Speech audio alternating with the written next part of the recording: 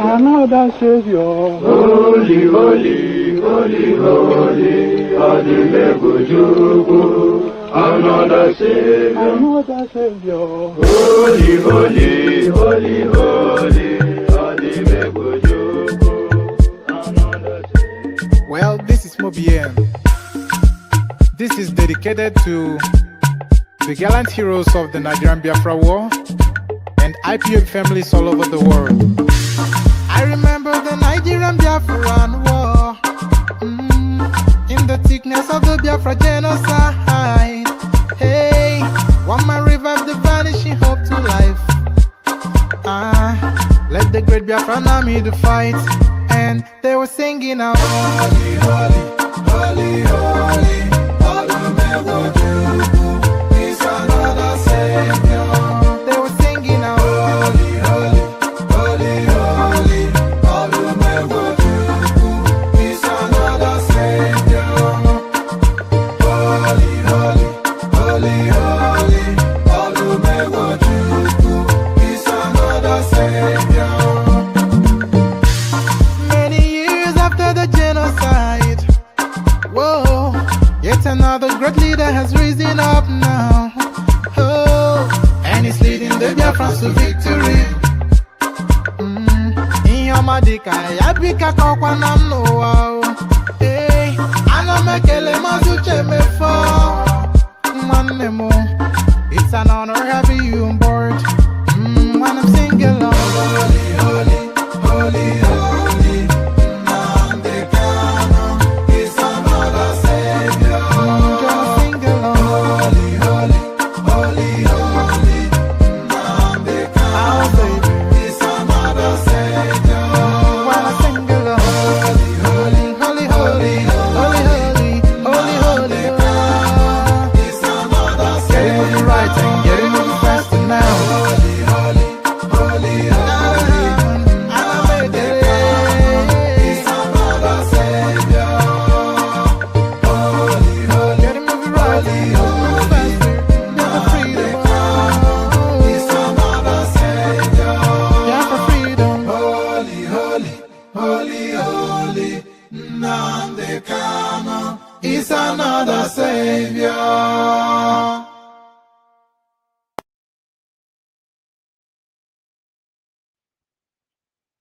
And there it is right there. You heard it here first. Holy, holy, holy, holy. Where am I? So there it is right there. You heard it here first. Holy, holy, holy, holy. NNAMDI Kanu is another savior. My ring light just decided to pack up just as soon as I started. So if it's a bit dark, then it's a bit dark. You know, I usually don't have the cameras on, but I'm thinking maybe that's something I should be doing.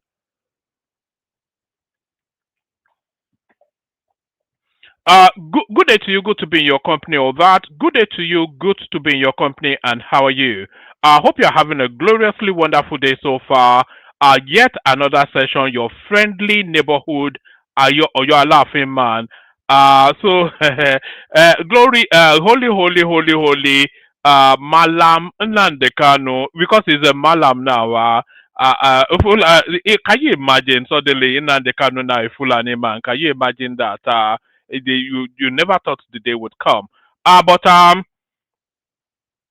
pardon me, all that, holy, holy, and all that. Good day to you. Good to be your company and all that. Hope you've had a gloriously wonderful day, and then you're in a more relaxed mode now. Spending the evening with your favorite woman. Oh, how am I coming across in this? Let me see. Let me see. Is my head chopped off?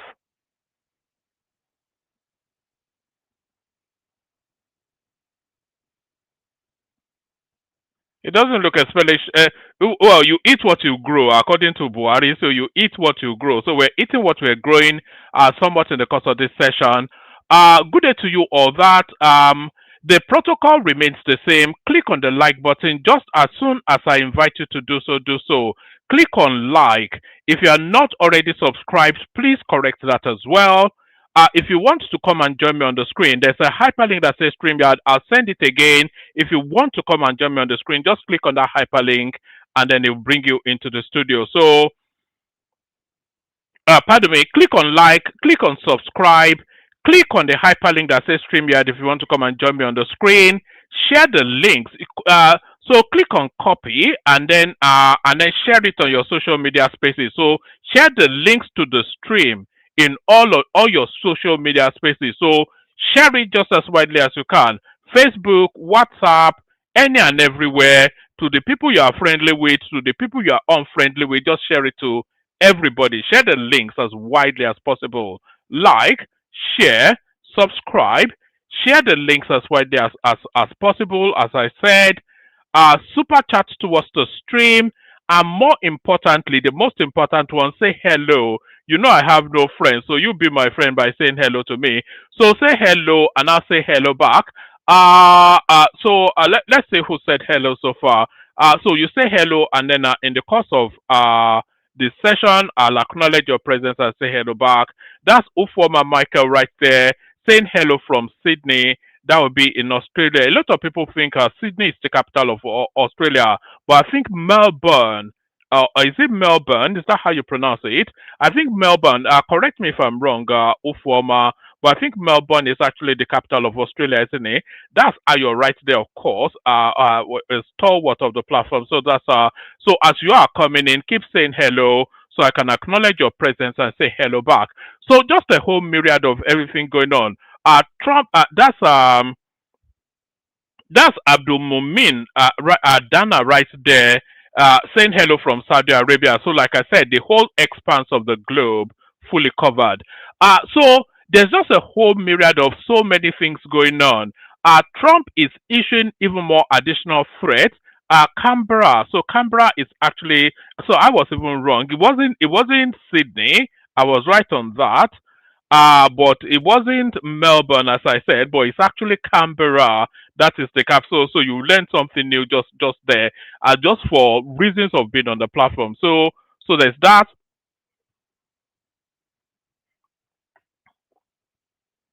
So as I was saying, there's just a whole myriad of so many going on now. So anybody that's followed this platform for more than 2 minutes, I've always said, and this platform as a platform has always said, that as we get into the final laps of the elections, there's going to be escalations in insecurity, because that has always been the political tactics of the North. So what is happening now? It comes as no surprise to anybody that is a student of Nigerian politics. We already know that they were going to play this hand. This is the political hand that the Northerners play, because their politics is a politics of violence. The Southeasterners, their politics is a politics of ethnic jingoism, and the Southwesterners, their politics is a politics of manipulation. So we all know the broad strokes of our politics.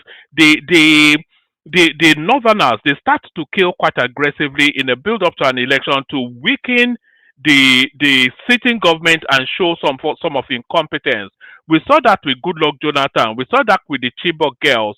So now they are trying to recreate the Chibok girls with the spate of kidnappings going on now. So we had the anticipation already that this was going to happen. So there's that. And in the southeast, of course, they continue their ethnic jingo politics, and the Southwesterners, they continue to try to manipulate everybody. So those are the broad strokes of Nigerian politics. But any and everything that is going on now is not new or news to anybody that is Nigerian, but to the outside world, it's a new phenomenon, especially as it is being highlighted by the American president at the moment. So we're going to all of those spaces. But before we go anywhere else, let's kick it off. We're going to actually kick it off by carrying on with the NNAMDI Kanu narrative. So, it shows that Nigeria, there's very little chance of Nigeria actually succeeding as a country. There's very little chance of Nigeria succeeding as a country, because everybody is so embedded within their ethnic stock, and they cannot see beyond the parochialism of ethnicity. So that is why Nigeria would never go forward as a country. So the NNAMDI Kanu situation is the case in point, is a case in point. So this is NNAMDI Kanu, who has done a whole raft of despicable things, pure evil things. Let me give you an example of let me give you an example of some of the things that I play this often, so you already know. But let me just give you an example of the sort of things that Nnamdi Kanu does. I am warning everybody tonight, if you come out on the 31st on Monday, you are going to die. If you come out on the 31st, I'm warning everybody you're going to die. That very day, allow me to, on the 31st, if you come outside, you will die. If you're a road transporter, if you're a transport worker or whatever, you know.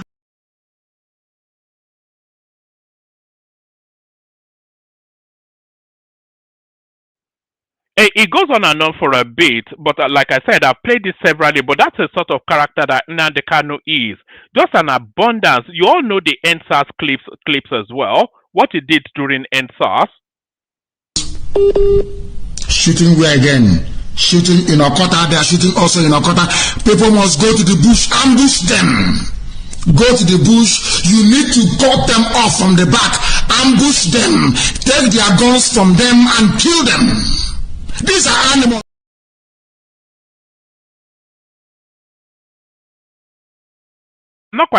I'm not quite sure why this thing keeps muting me. So that's the sort of character that Nnamdi Kanu is. But then if you go to the average Southeasterner, they will tell you that this guy is being persecuted for no other reason other than he is agitating for his own nation state. So that's not the reason now, and I think we all know that, and I think even they know that, but they've propelled that narrative so aggressively that when you tell a lie so often, it takes on a life of its own. They've propelled that narrative so aggressively that narrative is now taking on a life of its own. Nnamdi Kanu is no innocent person, and if you look at the antics of Nnamdi Kanu, there was nothing other than what came out of that court that could have come out. There was nothing, because the state arrested Nnamdi Kanu. They renditioned him from Kenya to Nigeria. You say they kidnapped him, whatever invectives you want to use. He was arrested, returned to Nigeria, and there's a whole raft of allegations leveled against him. The state presented its case that, look, we are alleging that we are accusing this guy of XYZ because he did ABC. So they listed everything they're accusing him of, and they tried to buttress that then with what they presented as evidence. So that's what the state did. So after the state did that, the court then invited Nnamdi Kanu to come and answer those charges being leveled against him. And what did Nnamdi Kanu do? We all saw it. He told the court to get lost. He told the court to get lost. So what then happens after that? What happens after that? Even setting aside his behavior in court, even if he had behaved in the most gentlemanly of manner, but he still took that position not to defend himself, what would have happened after that? Would the court then say, okay, since they've leveled this thing against you, but you said that you're not prepared to defend yourself, go home? On what planet? On what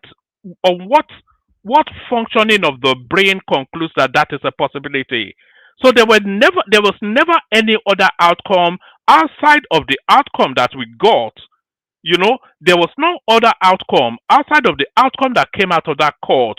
All as a result of that guy's belligerence, his arrogance and crass behavior, and his false posturing, acting up for his audience and all that. So there was no other way other than the justice would have returned as he returned.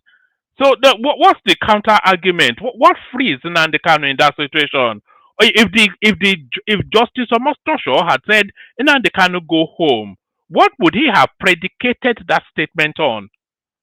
That they've accused you of all of these things, so you said they are not going to defend yourself, but go home. How is that a possibility? So about these guys now, they have tried to turn it into an ethnic jingle, and that is the currency that you see often instances coming out of the Southeast. But thankfully, it's not all the Southeast that is like that. So we pick it up from here. Justice Omotosho did a very thorough job. I have gone through the judgment. I read it. That judgment is airtight. Justice Omotosho.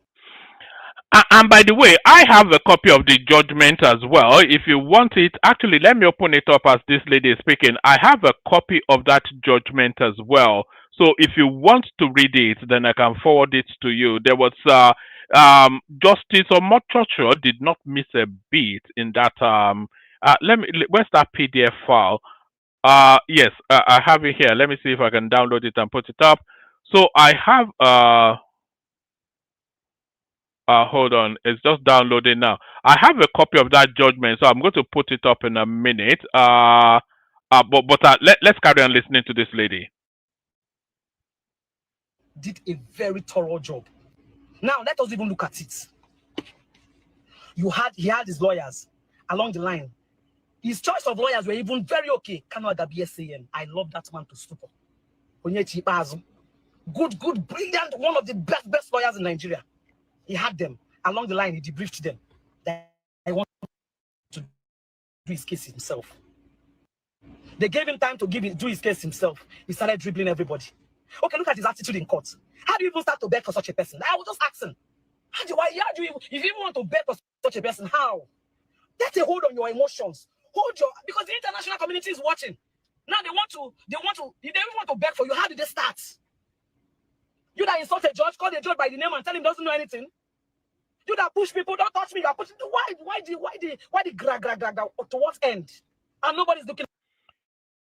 He went beyond actually pushing people. He actually slapped his lawyer. And by the way, this lady right here on your screen, she's a lawyer and she's from the Southeast. At that. Nobody's looking at that. He had his chances. Okay, defend yourself. Yes, anybody can defend. Anybody can represent themselves in court. Defend yourself. Time was running out. Defend yourself. Nothing. Let me tell you, when you rest your case on that of the prosecution, when you say, look, I have no case to answer, or I rest my case, it's suicidal. You are not giving the court the right to judge you by your opponent's testimony against you. That is what he did. Okay, my opponent has finished talking a bit. I don't have anything to answer him. You refuse to put a defense. No matter what the defense did, put up a defense. You did not put up a defense. You did not put up a defense. And you want the judge to give you what you don't ask for. You want the judge to perform magic. How? By the time you rest your case on that of the prosecution, it is a suicidal. Immediately he did that, and I knew it was suicidal. What were people expecting? That they would not free him? He couldn't even defend himself. Come and say, okay, at least live your legal, even though you know all the law. When it comes to representing yourself, you will lose it. I am a lawyer, a proud lawyer. But there are some cases that are personal. I will have to brief my colleague to come and represent me. Because if I represent myself, I will lose, I will make mistake. Dr. Adagwonweya, even if you are a born lawyer, Dr. Adagwonweya, when she come to shove, you call a lawyer, you brief a lawyer to please come and, you know the law. But when it comes to that, representing yourself, you must miss it. You'll be emotional. You had a very beautiful legal team. KANU'S, I know they joke with that man. You debriefed him. That guy, shit. How do you start to beg? How do you even start to defend such a person? Erratic, anger, everything. Everybody watched it. Yet people are saying it's injustice. How?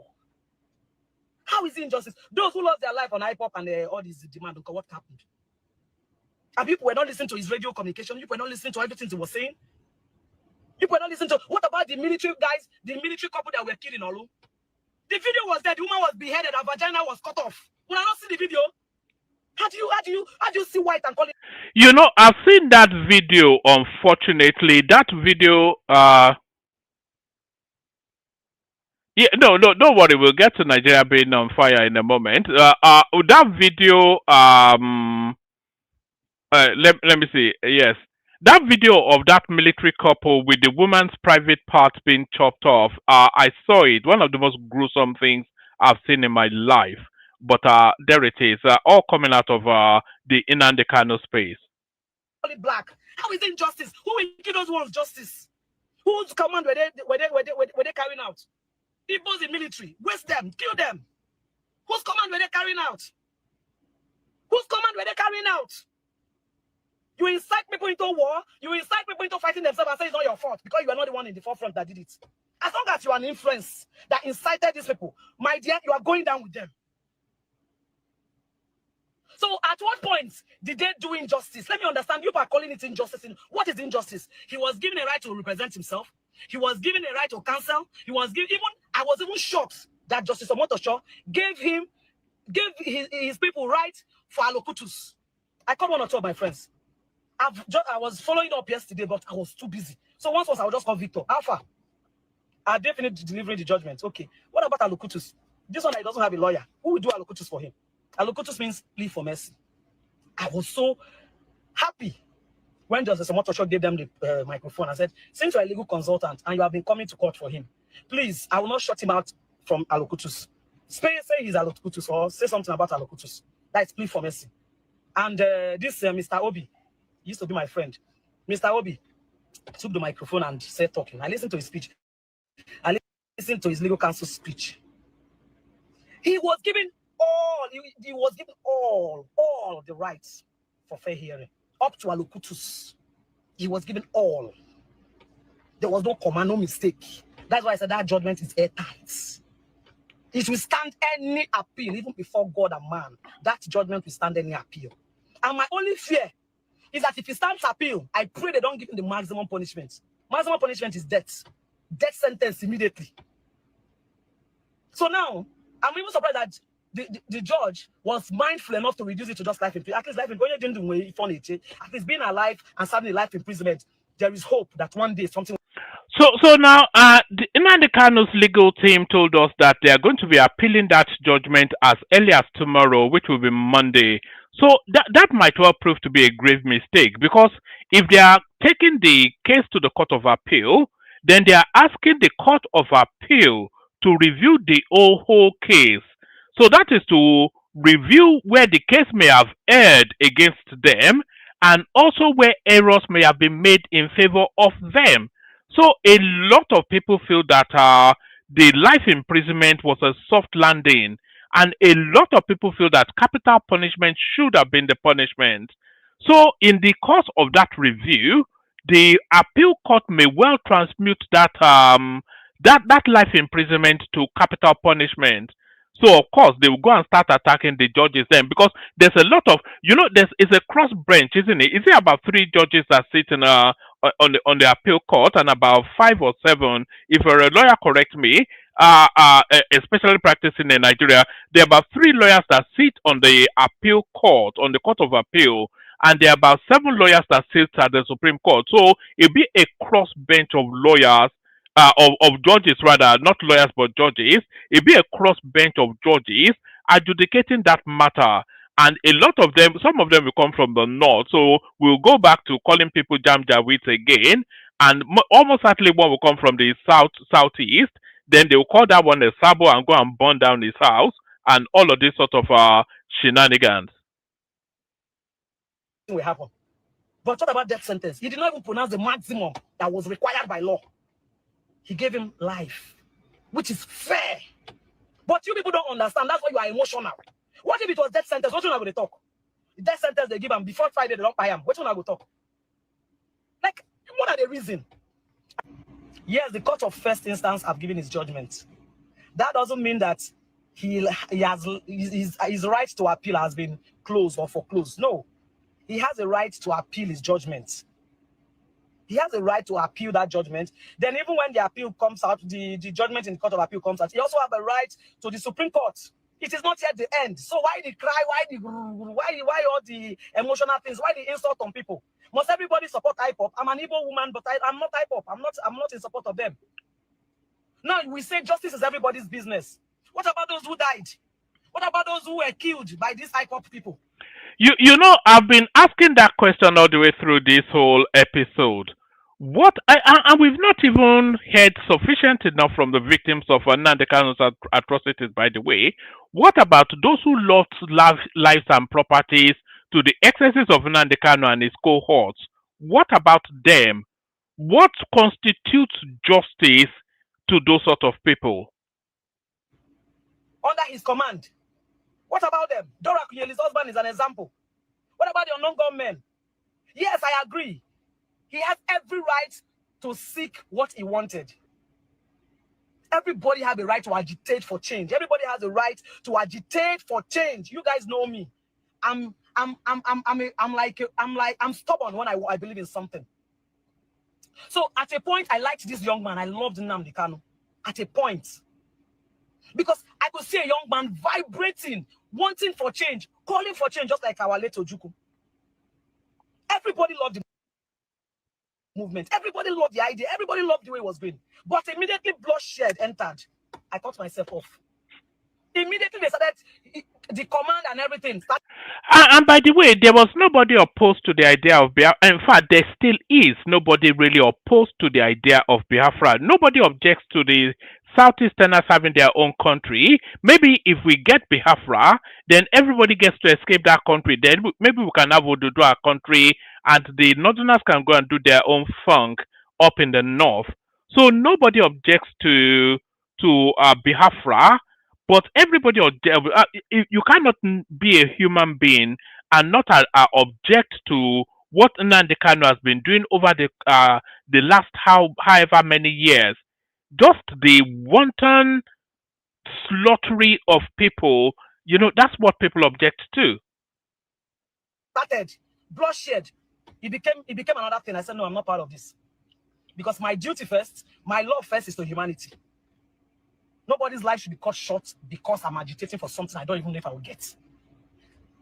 Now, what was the cause of the fight in Rwanda? Most of you don't know history. Most of you don't read. Everybody's saying, did he kill anybody? Did he do this? Did he do that? When you incite violence, when you talk to people in such a way that you ginger them, that's why influencers should be careful. I always tell, especially Facebook influencers, those that have the power to move people. Most people don't reason. Most people don't use their brain. Then there are some of us that have the brain. God has given us the brain. We can either use it for good or for evil. Then when you now use that brain that God has given you to incite violence in people, tell them that this person is your enemy, that person is your enemy, the person that wears good clothes is your enemy, the person that do this is your enemy. The person begin to, you have worked on them. They believe in you. They see you as a God. Once people start looking at you, looking up to you, seeing you as a role model, you have to be careful what you say. Because if what you say makes them commit a crime, you are in for it. That is the truth. Now, what is the cause of the war between the Hutu and the Tutsi in Rwanda? I visited Rwanda. I went to the genocide museum. I saw things for myself raw. Most of you don't travel. Most of you don't know history. Right now in Rwanda, there's no tribe.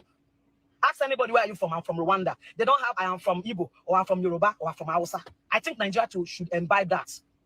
Nigeria should copy that thing from Rwanda. Rwandans are not friendly. Like, they are very, very skeptical. They don't trust outsiders. When I visited Rwanda and I saw all of them, they are not open to receiving guests because they don't know if you're coming to destroy them again. That genocide left their mental health scattered. So if you have seen war, you go run from war. What was the cause of Rwandan? This thing? Ordinary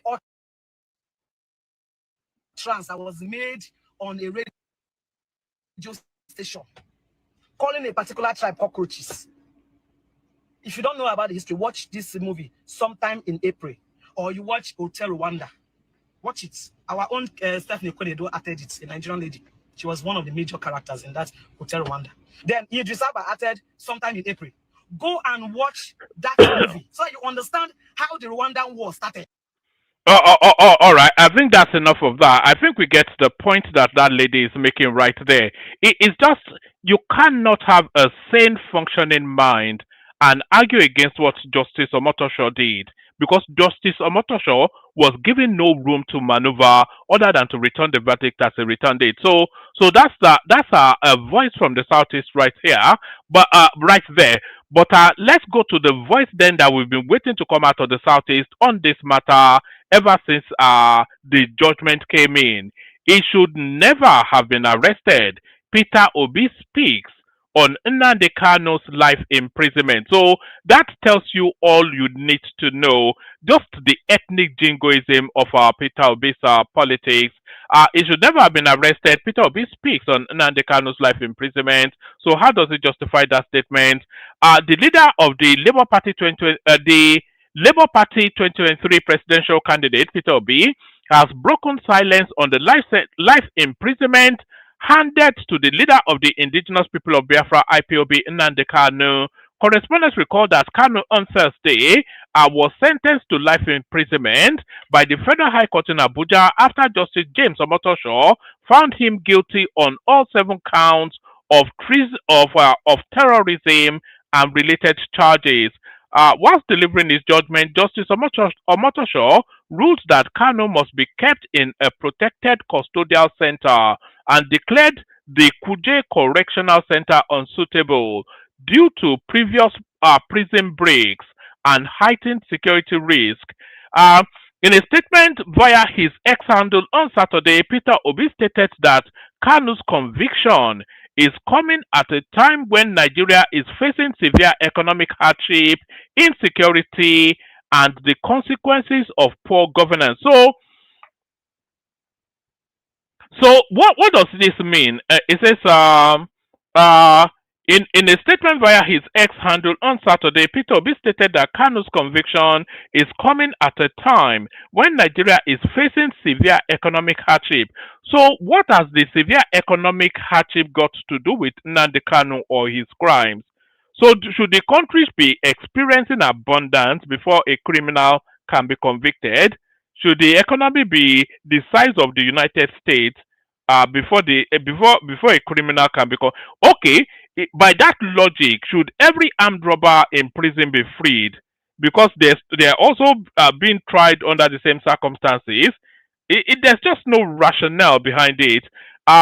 In a statement via his X handle on Saturday, Peter Obi stated that Kanu's conviction is coming at a time when Nigeria is facing severe economic hardship, insecurity, and the consequences of bad governance. The former governor of Anambra State said he had always maintained that Nnamdi Kanu should never have been arrested, stating that he consistently argued for dialogue, constructive engagement, and inclusive governance as a path to lasting peace.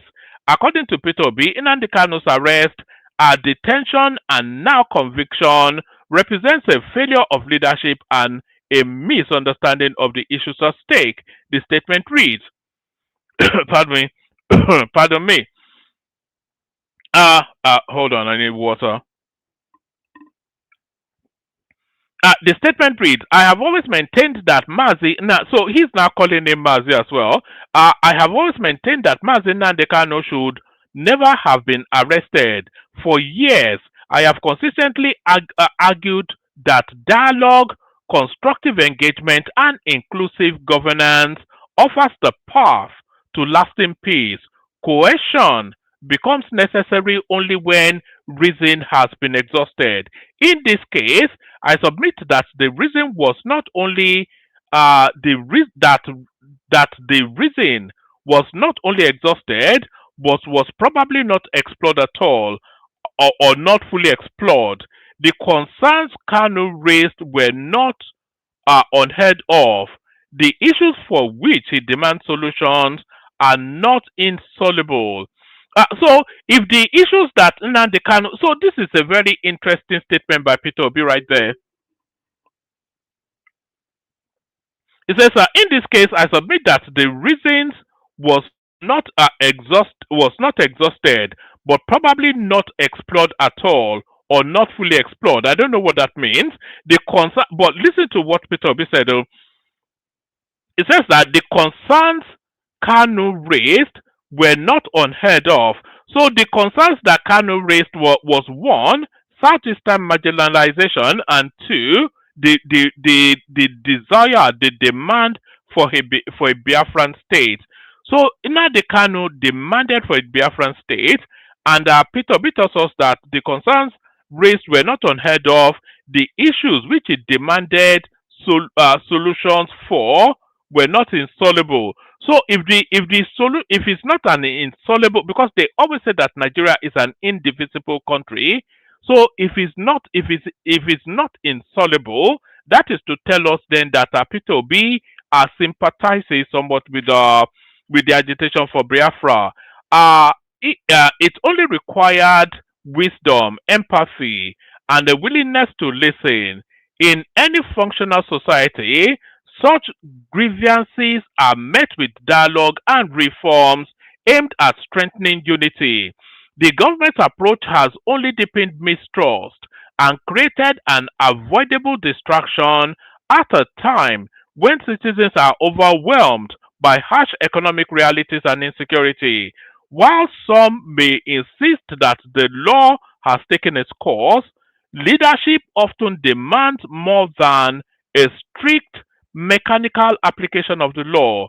Nations around the world resort to political solutions, negotiated settlements, and even amnesty when legal processes alone cannot serve the broader interest of peace and stability. Nigeria cannot be an exception. The handling of KANU'S case mirrors government as a man. The handling of KANU'S case mirrors the government as a man trapped in a hole, but who, instead of looking for a way out, keeps digging deeper. It wasn't not only the government's predicament, but also the nation's collective condition. If we truly desire a new Nigeria, a united, so it goes on to do his new Nigeria thing. So Nnamdi Kanu, so Peter will be right there calling the arrest and detention, and then subsequent imprisonment of Nnamdi Kanu a travesty of justice. So that's Peter will be right there, staying consistent to the tribe. So now we go to other matters. Northern insecurity troubling me most. This is Tinubu, what we already know, but it's not actually telling us how he intends to resolve it. So I don't think he has any concept of how to handle this thing. It's beyond him, essentially. President Bola Ahmed Tinubu has said insecurity in northern Nigeria remains his deepest concern, stressing that the crisis threatens national progress and stability. Apologies for my voice, by the way. I think I'm carrying a bit of a flu. Pardon me.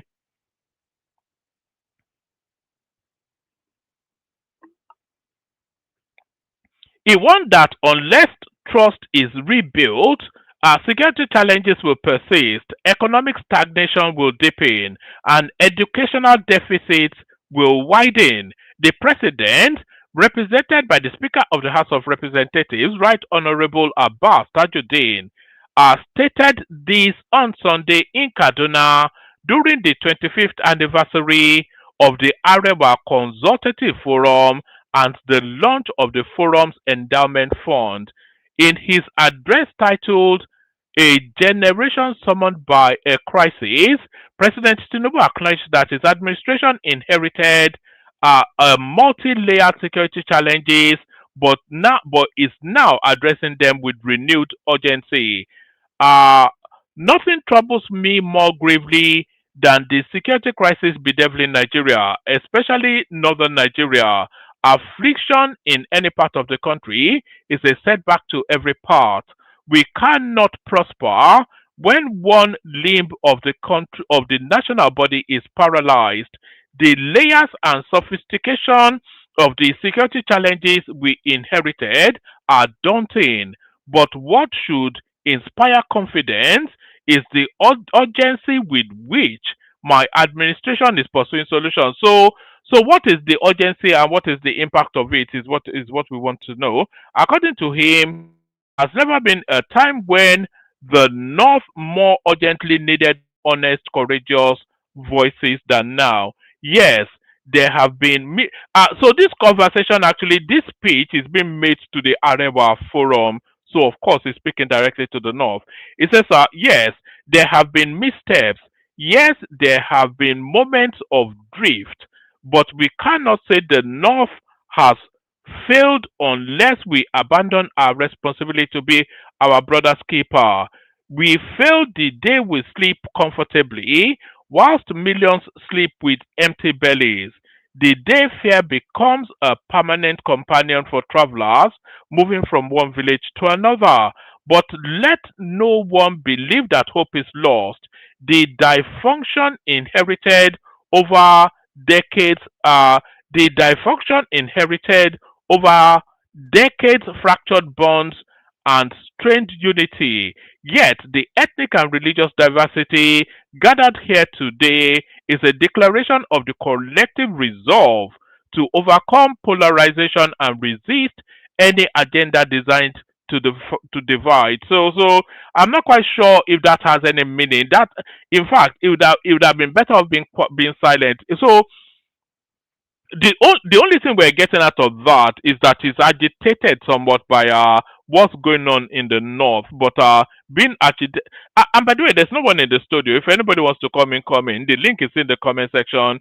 If you want to come in and discuss Tinubu's lack of response to the goings on in the north and indeed nationwide, if you want to respond to that, then come in. We go on from that to this insecurity and monitoring the situation nationwide. This is Tinubu. President Bola Ahmed Tinubu says he's closely monitoring the security situation across the country. The president said this whilst reacting to the release. And by the way, the Kwara 38, it looks as though they have been released. Those ones kidnapped from a church. So I think I have one of the victims speaking out. Yes, let's listen to this.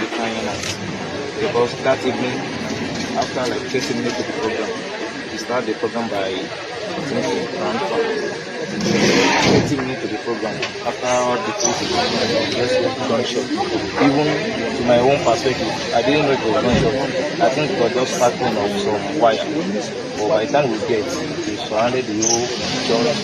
Even some people, they begin to know they are seeing drop of blood everywhere. Now, from that Tuesday to today, when you are released, what is the situation right there inside the prison? It was unimaginable because when we got here, we really know that it was a dominated area by big people. Even they have the courage to tell themselves that they are branded, and they make us know that there's no one that can just sleep without being caught. And with what we see, nobody can escape. From that place, they have dominated. They knew all the routes surrounding all those bushes within Kwara and other states. Thank you. What can you say about the feeling there? It's okay. Thank you.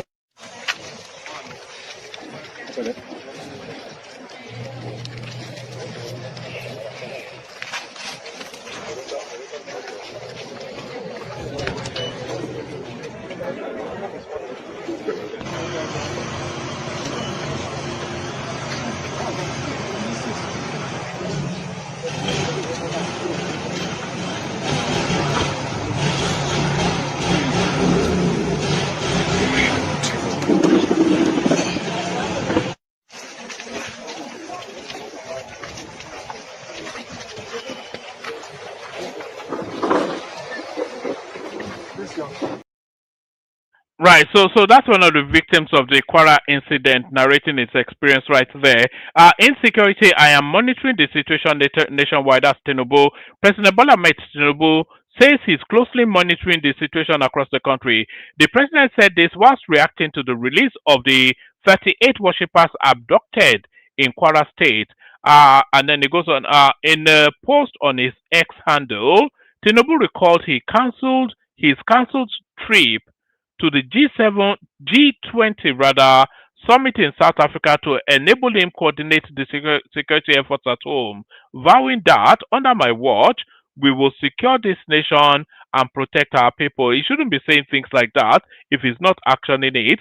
So they have actually paid ransom to those people. That's more what happened.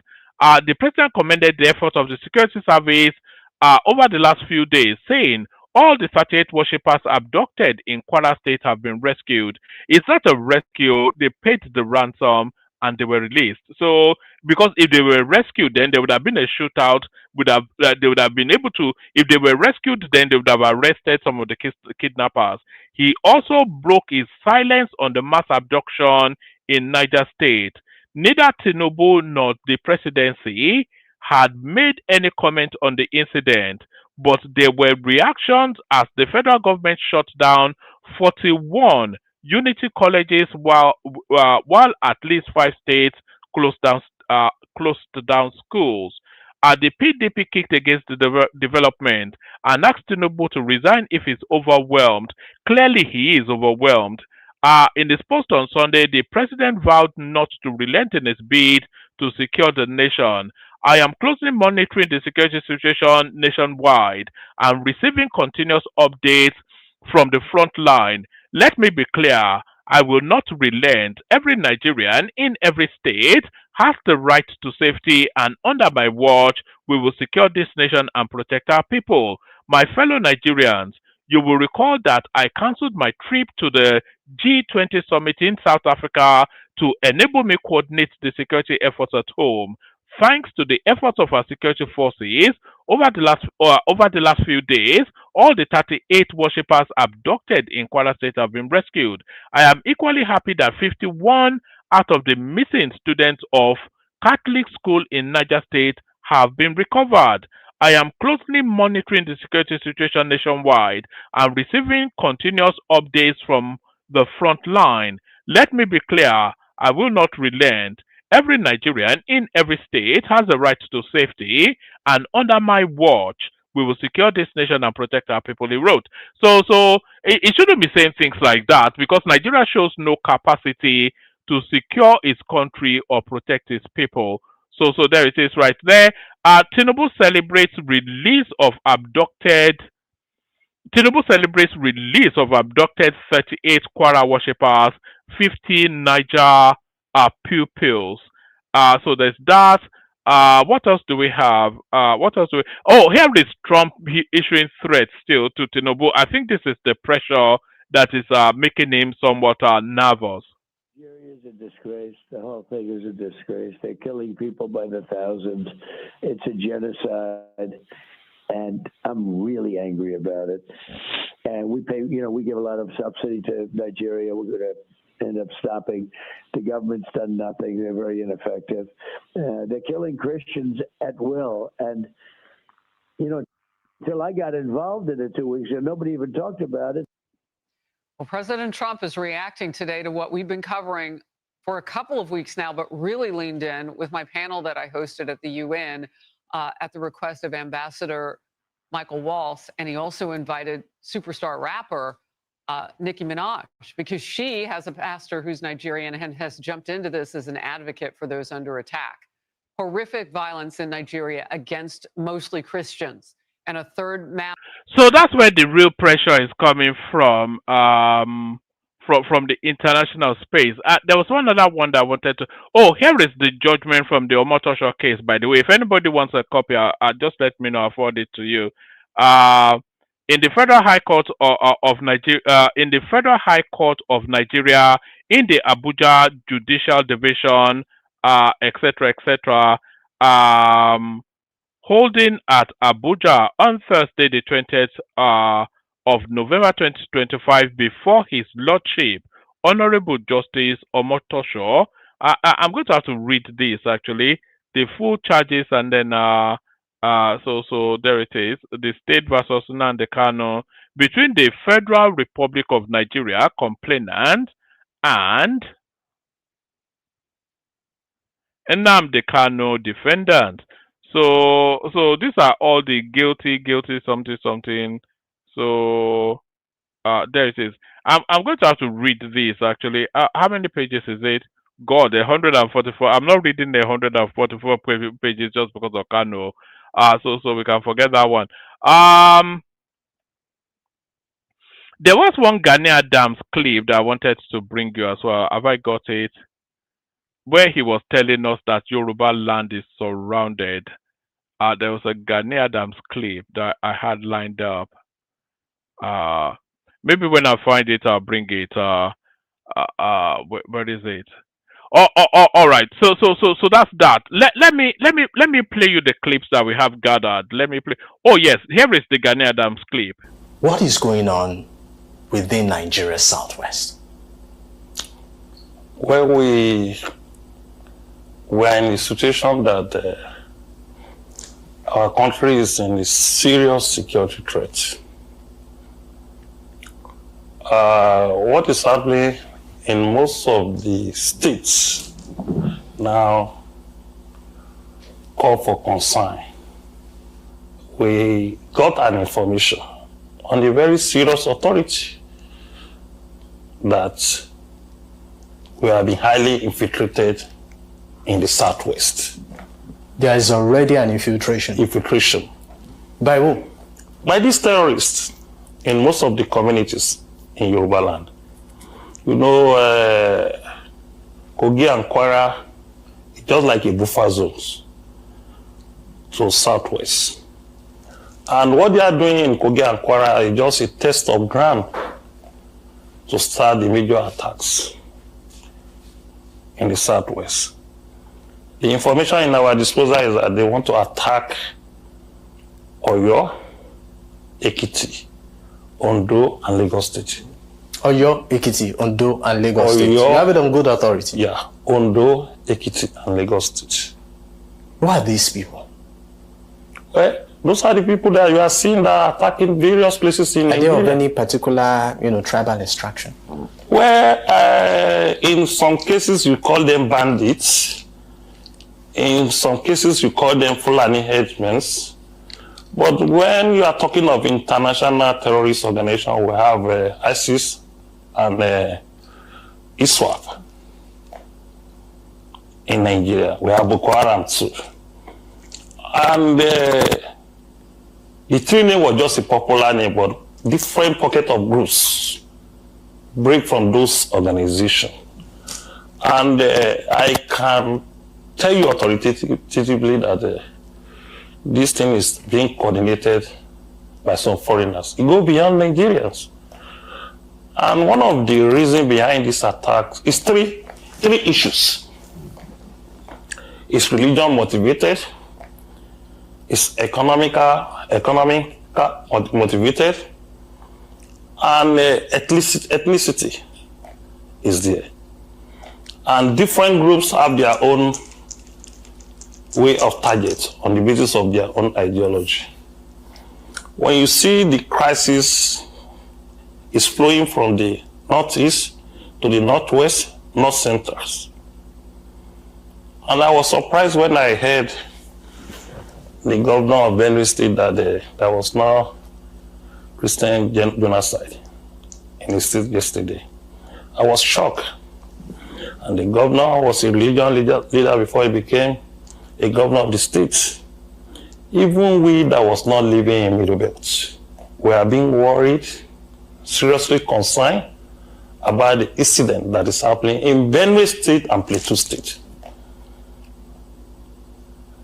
And on a daily basis, we got information of attack from different communities. And I don't know how this man wants to classify genocide. When a race is attacking another race and try to wipe them out of the system or from the state or community, there is no way you can classify it as genocide.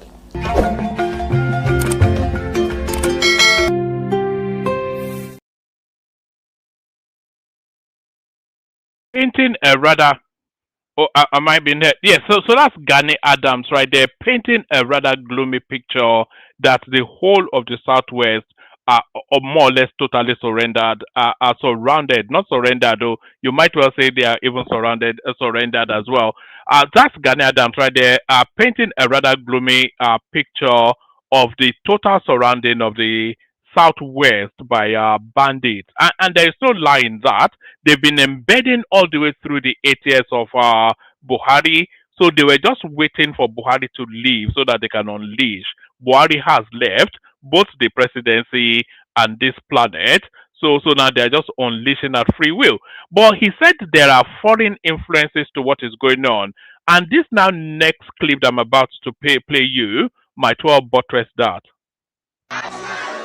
Allah ilaha illallah wa ashhadu anna Muhammadan Rasulullah. Allahu Akbar. So I'm not quite sure what community that was, but I am sure that that's nowhere in the north because you can tell from their physiology and their clothing pattern, they are not northerners. So that's either somewhere in the southwest or somewhere in the southeast. And the person asking them to shout Allah Akbar, it looks many things, in Nigeria, not one of them. So a non-Nigerian right there at the very heartland of the interlands of Nigeria, converting the gullible people to Allah Akbar. So that's part of the foreign influence right there. But as much as it is about religion, it is also about money. And as long as this next clip that I'm about to show you now, as long as what is going on in this next clip is going on, we will never solve insecurity. So that's a random janjaweed right there in some forest somewhere, counting more dollars than you will ever see in your lifetime. That's random janjaweed from the Sahel that you just saw right there. The dollars, because those are $100 bills, and there were bills and bills, bundles and bundles of them. So that the dollars that guy is counting there, a lot of you might well never see as much as that in all of your working life. But as much as people talk about Christian genocide, and Gani Adams also inviting the governor of Benue State to concede that the country is experiencing a Christian genocide, the Pope, no less a figure, has other thoughts. So let's stop. Let's do a pit stop with the Pope. See what he's making of situations. Father, I question about Nigeria. The government there has said that Christians are not endangered, but others say there are massacres and acts of persecution. Are Christians safe in Nigeria? And separately, what are you thinking ahead of your conversation with American youth for the National Catholic Youth Conference? I'll answer the first question. I think in Nigeria, in certain areas, there is certainly a danger for Christians, but for all people. Christians and Muslims have been slaughtered. There's a question of terrorism. There's a question of that has to do a lot with economics, if you will, and control of the lands that they have. Unfortunately, many Christians have died, and I think it's very important to seek a way with the government, with all peoples, to promote authentic religious freedom, respect for all people. Santo Padre. So there it is right there. So now, and by the way, the Pope is right. It's a multi-layered sort of a thing. There is Christian genocide going on, but that Christian genocide is embedded within a wider insecurity that is going on in Nigeria. So the Christian genocide thing is not the main headline of insecurity in Nigeria. There's Islamization, there's banditry, there's land grab, there's geopolitics coming in from even outside of the country. There's even a global perspective to it. All of it, condenses into that singularity of banditry in Nigeria. So it's more than just a Christian genocide. Is what the Pope is saying. But then you sometimes question rather the political will to actually tackle these things head on. So Tinubu makes all these vague statements about, I'm monitoring the situation. Are you a monitor? Are you a school prefect? Nobody is asking you to monitor anything. People are asking you to do something about it. But is there a political will to do something about it? That's the question. And after this next clip that I'm about to play you now, you may question or you may even query if there is a political will to do something about it. As said, we know where these guys are. We know where they live. We know their parents. You know them as a government? Of course we do. They live with the same community we live. So why is it difficult to get them? That is the $1 million question that I should ask you. We are trying to understand, for those of us who are now conversant with Zamfara, have never been there, and we hear you as a chief security officer speak tonight to say you know these people, but yet you can't get them. It's a head scratcher. It is something that we are trying to all put our heads together. That is why, from what I can do as a governor, to have this CPG as a first line of defense. Of course, military are there, police are there, as well as civil defense, but they are not under my control. They are under the control of federal government. And So there it is right there. They know where they are, but they are not willing to touch them. So it's all a matter of political will. So now I was speaking to somebody earlier on today, and we're discussing the Nigerian situation, and I was asking the person, I was saying to the person rather, that what really puzzles me the most is the logistics. Do you understand? What puzzles me the most is the logistics. So a bunch of bandits invade the school, so it will take the better part of what? At least 30, if not 50 bandits to successfully invade the school. So they've come in large numbers. And then they've carted away 200 to 250 students. And then they cut these people away out of a school. A school is not located in a forest, it's located within a community. So they've cutted away these 200 to 250 girls, teenage girls, screeching, screaming, shouting, traumatized, and they cut them away to their kidnappers' den. So how are they able to cut away that many students? That's one. Are they using bikes? And are the girls willingly sitting at the back of those bikes? Are they using buses? How many buses does it take to transport that many girls into from a school to a hideout? So how many buses? And where did those buses pass through? Were the girls not screaming and crying and traumatized in the course of that journey? Did it not alert the public to something unnatural going on? So a lot of these things, they are not being explained. What is the logistics? How does the logistics work that about 30 to 50 bandits, kidnappers, breach the perimeter fencing, breach the security of a school, and cut away 250 girls, teenage girls, traumatized, screaming, screeching, and squealing? And nobody saw anything, nobody interceded, nobody intercepted, nobody alerted anything. There was no caution all the way through. How does the logistics work? Makes no sense. It makes no sense. So it makes no sense. So I think that's sufficient enough. I'll play you one more clip. But now, this clip, I want you to do something before I play this clip. If you have a mirror, look into it. If you don't have a mirror, if you have your phone, switch on the videoing scene and look at your face. So if you look at your face, then make the determination if you're a human being or not. So look at my face. I may somewhat pass as a human being. Some people may query that I'm not. But look at me and make the determination if I am a human being. So now look at this clip now. No, I'm going to play you two more clips actually. Look at this clip now that I'm about to play you and make the determination if the person you are seeing in this clip is a human being.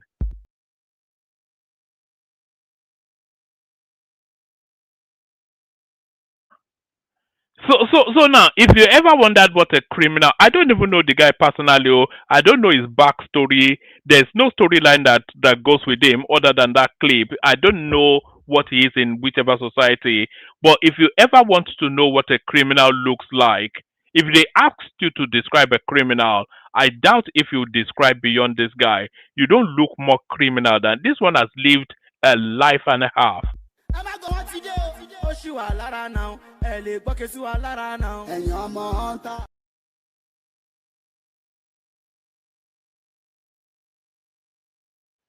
Look at that. Raping, looting, stealing, stabbing, everything and everything. That guy would have done it. So now this last clip, it goes back to where we started from. This chasm, this ethnic underbelly of the Nigerian space. I want you to listen to what this lady has to say. But there is something missing in what she's saying. So listen to what she's saying, but listen with the sense that there's something missing from what she's saying. If you are an Igbo and you are still going to Yoruba churches, by now, you are still a member of Mountain of Fire, Winners, Deeper Life, what name them? You are an Igbo and you are still a member of a Yoruba church. I lay generational curse on you and your generations. it shall not be well with you and your family. You are an Igbo, and you are still conjoining yourself to Yoruba churches upon what is happening in Nigeria. And Igbo all right. She goes on to curse some more. But it's not even that concerns me. But there was something missing in what she said. Because it's about a minute long, but the rest of it, most of it was just cursing. But I was waiting for her to say, if you are an Igbo and you are living in Yoruba land, and then they will rain curses on them. If you are Igbo, you are living in Ibadan or Lagos, then curses on you. So go back home. If it offends you that much, you don't, because I'm not sure that those churches are especially, they have any real footing in the southeast. So if it offends you that much, if you find these people so smelly, then just distance yourself from them. And by distancing yourself from them, that is not to say that they will remove themselves from their own land. So you then just remove yourself from their land, and that will be the end of that. So it doesn't make sense if you. So she's picking and choosing. Let me play you one last one. Actually, this one, your mouth will be agape by what you will hear in this now last clip. Your mouth will be agape. We are under pressure to fight government that has helicopters, is bombarding us. So you remove the pressure, the need for the money is there. When you go there, you don't see any luxurious life. You don't see any luxurious life at all. They are living in huts. They have nothing. They drink sometimes from the stream. So I don't think we can say that they are used to a luxurious life that they won't live it. Actually, they don't even know it with all the money they get. Sheikh, like you said, they are under pressure. Government is bombarding them, and according to what you say, they are saying that it looks like they are under attack. So maybe they're acquiring weapons to protect themselves. But then again, if the pressure is that much, why don't they renounce banditry? And are they also considering the lives of those that they are also taking, and the lives of people that they are also making, unlivable? Okay, you see, if they leave banditry, they won't have source of financing their war machine. The question you ask, why are they fighting them? You see, the herdsman has gone through a lot of hardship. No government has really actually sat down to see into their plight, to modernize them, to even spend anything. Not one kobo of our Nigerian budget goes to them. And now they feel they. Yes, you did actually hear what you just heard. That was the public face of banditry in Nigeria, Sheikh Gumi, telling us that the bandits live a very Spartan life. They don't live a life of luxury. They drink from dirty water in the forest, and they wash their hair with the piece of their cattle. They even use cattle dung as shampoo. That's what Sheikh Gumi was telling us. And if they leave banditry, then how would they earn their money? But more curiously, he said, how would they fund their war machine? If they give up banditry, how would they fund their war machine? So who are they at war against, and who is they advocating for? So, and they tell you that this guy is a negotiator, etc., etc. That's the public face of banditry in Nigeria right there. And if they are telling you that there's some Nigerians are more powerful than the state, the government know that this guy is a sponsor of terrorism, but can they touch him? No. He will stroll casually through the Muritala Mohammed International Airport. He will stroll casually in. They banned this guy, Sheikh Gumi, in Saudi Arabia. He's an Islamic sheikh, but he's so radical, he is so out there in his thoughts that even an extremist space like Saudi Arabia deemed it necessary to ban him. And this is the guy overloading Nigeria and his governance. If the bandits give up banditry, then how would they fund their war machine? He said exactly that. But he told us that these bandits, they are living a life of penury. So let's see what a life of penury looks like. mai san ka da shi kake yin biki gun samun karuwa shi ke sa kai da sanyi a yayin dangin damuwa dalilin nan ya sa daga mun zama hanta da jini da kuma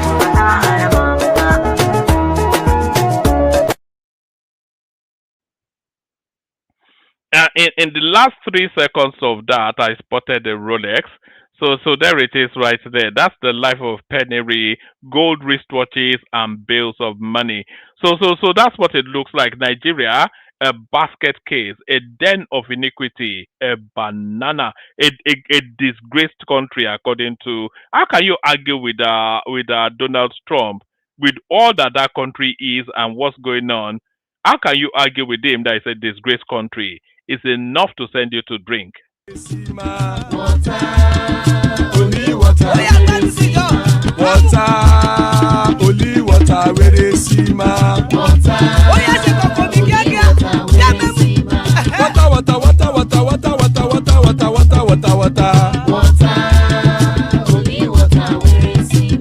Hapa o naido.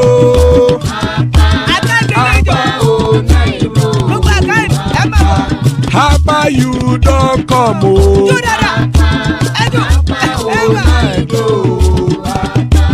Hapa o naido.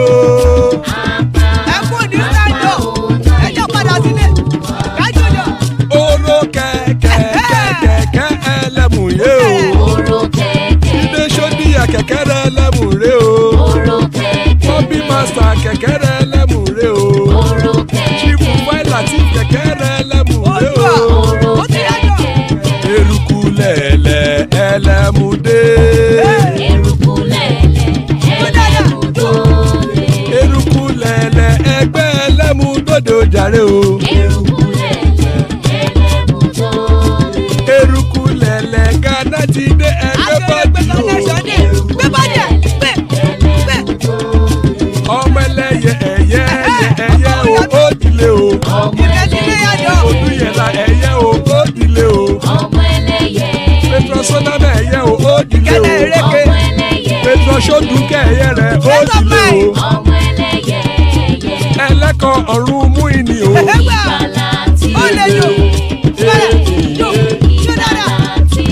Àkùkọ ọ̀run méjìkọ.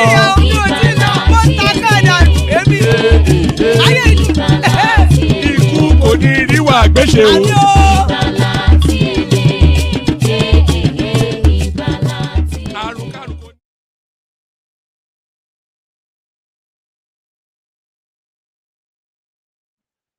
And there it is right there. Ikuko Neriwa may death have nothing to do with us. So joining us, Zita, always a delight when Zita is here, and even more delightful when Baba joins her. So those are the assembled so far. In fact, anybody else that wants to join can join, but I think the audience satisfies with Zita and Baba. But if you want to join, you can.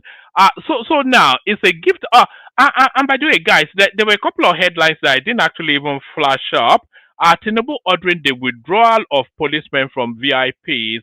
We see if that order is actually carried out.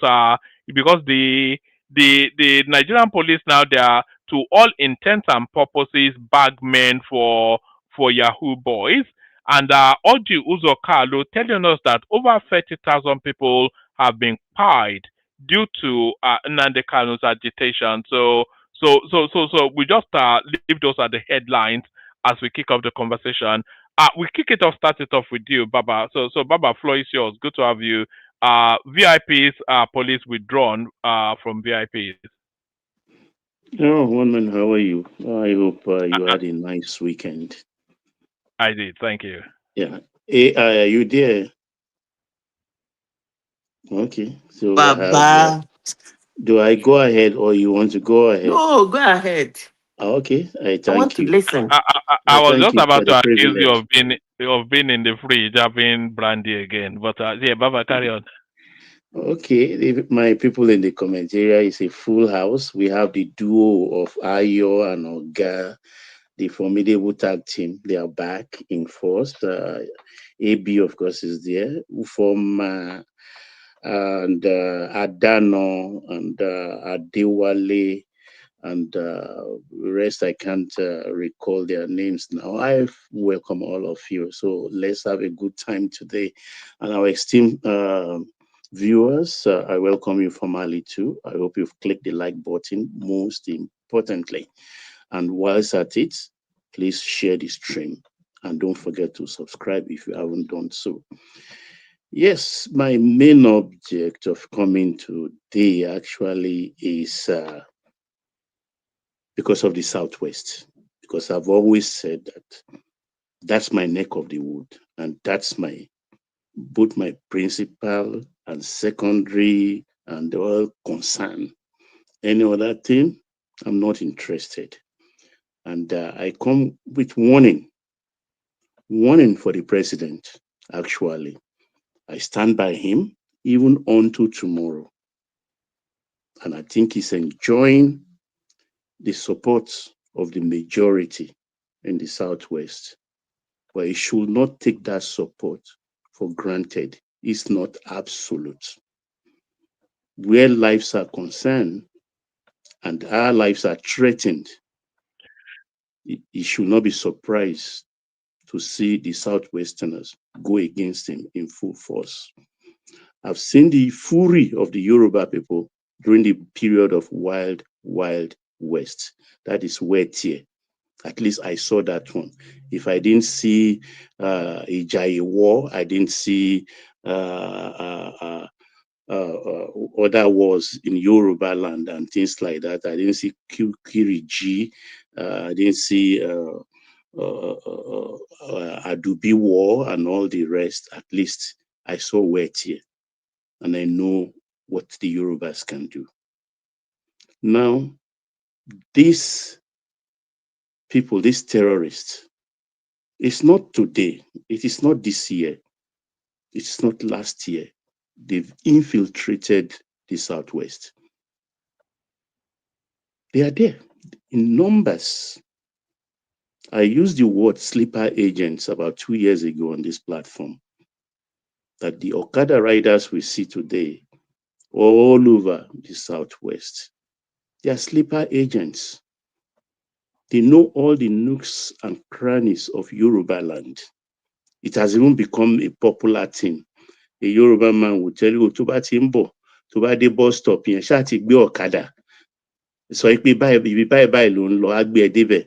And the likelihood is the Okada you will call is a northerner. Let me put it bluntly.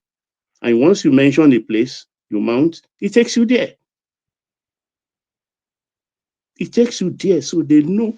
So when the other ones come in with their guns and everything, guns are blazing, these sleeper agents are the ones that will lead them. That is one risk we stand. Two, religion. The Islamists in Yoruba, they are fast. They have infiltrated them. If you look all over the social media, they are there competing with the Pentecostal pastors, going also in convoy. Where did the money come from? Of course, they have two axes. The Shiite axis in the Middle East and the Sunni axis. They are awash with money. And the notorious part of Yoruba heartland that's involved in this is Iwo, Shaki, Ibadan, Oyo, and Iseyin. All the affairs there, they've been compromised, and some of the Obas too. They give them big money, big money. Some of them have even, they claim that they will take their religion before the nation. Yes, quote me. They're on record. It's like we are first Muslim before I'm even a Yoruba person. And if the chips are down, I will follow my Islamism. So they are telling us they are all Islamists. But I have news for them. It reminds me of the 7-day Israeli war. Yes, they can overwhelm their land, their fatherland, with the foreigners that will come in. Maximum maybe 3 days. But after 3 days, when the gods of the Yoruba land start backing them like he backed the Jews against the Arabs in the 7-day war, all of them will be cleared. Maybe we need that cleansing. Because now when you go to Yoruba land, any of the 6 states in the Southwest, you see these people who they dress like the Talibans. I was told like 3 weeks ago of even some of my cousins from my mother's side already in that Taliban thing. And I was shocked because some of these people, I grew up with them together. We holiday together. That's how deep they've infiltrated us. So we may be shining our teeth smiling, and the president should not get too comfortable with that. If he sits there, because on secure, every other thing I score him high marks. But on security, I score him 0. 0 in the sense that he thinks these people are playing. They are not playing. There is nothing you can use in appeasing them. Jonathan spent billions trying to educate the Fulanis, buildings, mobile school, library. All those things are abandoned. It's only their people that can stop them, and they are not ready to stop them. They are not ready to stop them. They are all playing games. Look at the example, what is happening now. You think these school children, they are picking up and down from the whole place, this renewed kidnapping of children. What do you think it is? They want to use those children as human shield in case Trump come calling, gun are blazing. Those girls they pick up now, I think counting now maybe 300 and something. According to KAN, 315 in Niger State, 50 already escaped, and the 25 in Maga, I think 4 or 5 escaped. So we're still talking about 300 and something. They want to use them as human shield. And they may even pick more. That's why America said they're not sophisticated. It doesn't work that way. Yeah, these people are crude. Well, look at them. Look at them from head to toe. They don't care because, like they said initially when this whole thing started, they said they are not afraid of death. Death is nothing to them because they don't even have a life anyway. I mean, I have Muslims. I have Christians. I'm a Christian, I'm a Muslim, I'm a Isheshi. Because I've gone to Lesser Hajj on my mother's 13th pilgrimage. So, I mean, I don't get it. So the president had better sit up and deal with this thing. Let them do whatever they want to do with their life. But they should just leave my neck of the wood alone. If the president allow us to be attacked, then he is in trouble. He may not be welcome back in the Southwest. Whatever happened to the forest guard that they were talking about, 8 months ago now? Look, like I've always advocated here, look, it's a no-brainer. Anybody what is salt with even a small education, even non-educated, ask them who are the people troubling Nigeria today. Can you name 3, 4, 5 from the north? First on the list will be people like El Rufai. The Sultan of Sokoto could come on the list for some people. and so on and so forth. So what are you doing as a president? I've said, look, for me, in history, government, president, prime ministers have been known to use the Gestapo tactics. Goebbels, the propaganda chief of Hitler, mastered it. He can call these people, if you can't put their heads on spikes for us to applaud you, at least let us know that you are doing something. That is the only way we will have the understanding that something is being done. But when these people walk free and you are promising or you are joining with them, this is not the time to judge at all. It's time for action. Give us some people, even with the minimal standard of evidence. Let's see you action it. Postpone this politicking of 2027 and deal with the urgency of now, which is the safety of people. I don't care what happened in the East, what happened in the North. Because before you talk about anything, they will abuse you. So we've had too much abuses. So let everybody keep their territory. But in my own neck of the wood, this is for the president. He should deal with this thing. We don't want them in the Southwest.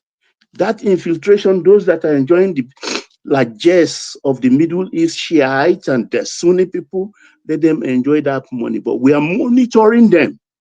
All of them, lists are being taken. Baba, I think the Southwest is gone. I think if the Fulanis want to take the Southwest, they can take it within 6 months. No. But it's going to be because the Southwest is not equipped to defend itself, and these people. Oh no! That's the mistake you're making. No, we keep on talking about. No, you're making a mistake. This is beyond voodoo. This is not some voodoo something or the other. No, we are not talking of voodoo here. Forget it. Like I told you, 3-4 days. It's going to be an overwhelming surprise attack. You understand? But from day 4-5. We will come back. It's not about voodoo anything. I know for a fact they cannot. But then those 3-4 days, a lot of people will go down. Our own people will go down. There will be rivers of blood in the Southwest. It will be tragic. There will be a lot of cries, howling. But after everything settled, we got everything back. We would start an inquest. An inquest that would deal a fatal blow to Islam in the Southwest. I tell you for a fact. We are not just sitting and folding our hands. That's why I'm coming out open to tell the president, whatever he's doing, it doesn't concern the Southwesterners. But don't allow them. They should not bring their craziness into the Southwest. What they've done in Kwara. Gani Adams told us that they'll be taking about Oyo, the whole of the Oyo axis soon. Ibadan, Oyo, Shaki, Iwo, he's saying those are the places really they are entrenched. Look, you won't believe the kind of money these people are pouring into the Yoruba space from Middle East. That ranting Oluwo of Iwo, didn't you see him in Saudi Arabia? Did he not even take a Fulani wife recently? No, not recently. That's been about five years now. He's taking a Fulani wife from the royal family of in the KANU courts of Emir. So this is the situation we are in. But good a thing, we are monitoring it too. The obas that matter in Yoruba land. It's a big loss that the Awujale is not alive today. But thank God for the Alaki of Egbaland, the Oshile of Okiono, the Oba of Lagos, and a host of others, Obas, not the party-going ones. We know our Obas. So the whole thing, let them come, no problem. Those who will go and pay the price for the first few days. But after that, we will overcome them. We will overwhelm. A lot of blood will flow. Of Yoruba blood will flow. Maybe the fatherlands in Yoruba land. Does Maybe that not next upset you placing. somewhat? I'm upset. That's why I'm talking. I'm very upset. What I'm actually suggesting is that in our own land, we'll have to shed blood to defend it from people coming from even probably outside the borders of what claims to be our country. You know, it's just it's not like very, we're very not sad. in Sokoto battling their land with them now. So Even I the mean, disgusting thing about this what's one man, I saw Baba OBJ, I think about 2 months ago, talking something not too dissimilar from what Gumi is saying. Playing politics. They asked him, he said he volunteered and went into the forest, where is that, Sambisa, to meet these people. And what they were complaining of is, they are talking of hunger, lack of opportunity. And I was looking at you, Baba, you this Baba. Terrorists telling you of hunger. Is that not the story? Opportunity. Is that not the story of everybody in Nigeria? Who has opportunity and who is not hungry in Nigeria? Is that not the story of everybody? But let things also he is in the sight when it happens. Thank God for him. He's crossed 90, so no problem. Because they play politics with everything.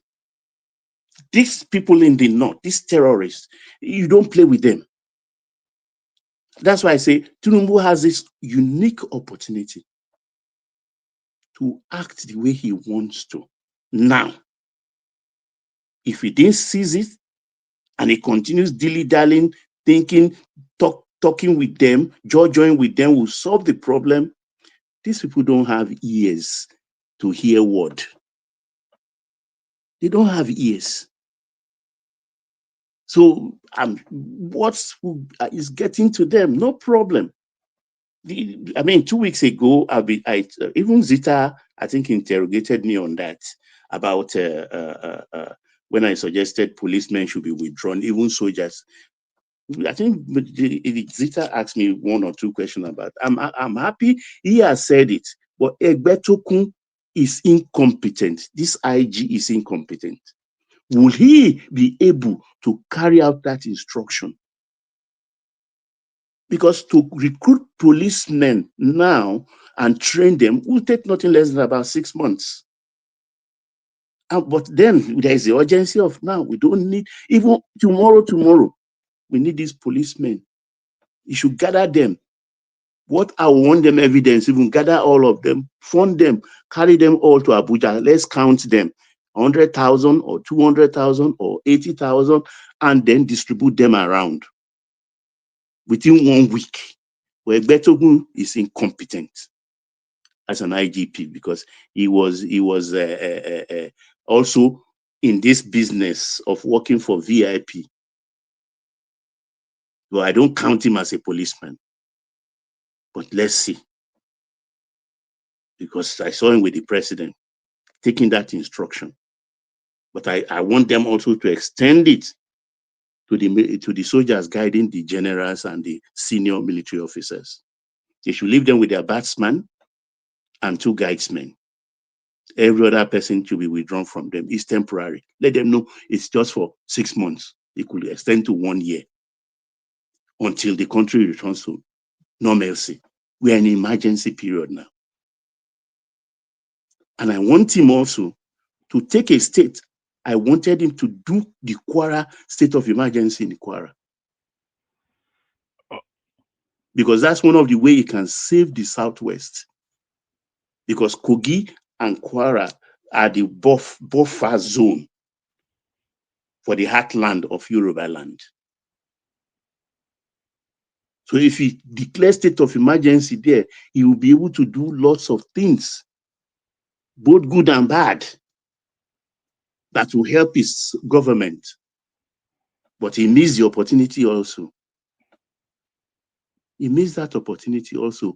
Immediately that church was invaded. That's within 24 hours. After all, he did it in Rivers State, didn't he? Did Nigeria fall? Was stopping him. Why is he slow? I think it should just declare that state of emergency nationwide. Because the country is actually in a war already, so the country itself should be on a war footing. Zamfara, is Zamfara safe? Is Borno safe? You know what's it called? Zulum. He actually made a state broadcast to his people that the Boko Harams, they've resurfaced and they're even more potent than before. I had the clip. I'm not quite sure where I put it. It was one of the ones I was going to play today. You know, so the whole, it should just declare state of emergency in the whole country now. You know. You see, what I think, look, it failed. You understand? The thing that what happened with the militants in the creeks, that was why they brought Jonathan in to Yaradua. And Jonathan went to the creek to talk to them. And keep them calm. That system too was used when Buhari came in and they want to start their katakata again. It was even the vice president, Osinbajo, that went to talk to them and sort them out. I think that's what advised the president to choose Shettima. Believing, I'm just saying this, just a theory, kind of. That's what advised the president to choose Shettima, since he is one of the initiators of this Boko Haram thing. That, okay, if he's in my government, at least he can hold that people steady for me. But has Shettima delivered? No. After all, Shettima left Zulum in Borno State. So between the two of them, they can handle Boko Haram, which they helped, into ascendancy. All right, bring it on, Baba, and then we'll move it around a bit. Yeah, I can see Prof is here, so let's ramble. Let's go. I yield in the meantime. Thank you. All right, brilliant, excellent. So that's the delightful Baba. Thank you, Baba. Stay with us, Baba. We do the 5 minutes monologue just because the room starts to populate, and then we open up the conversation to a more expansive debate, should we say. Zita kicks it off. So Zita, floor is yours. It's just take your pick.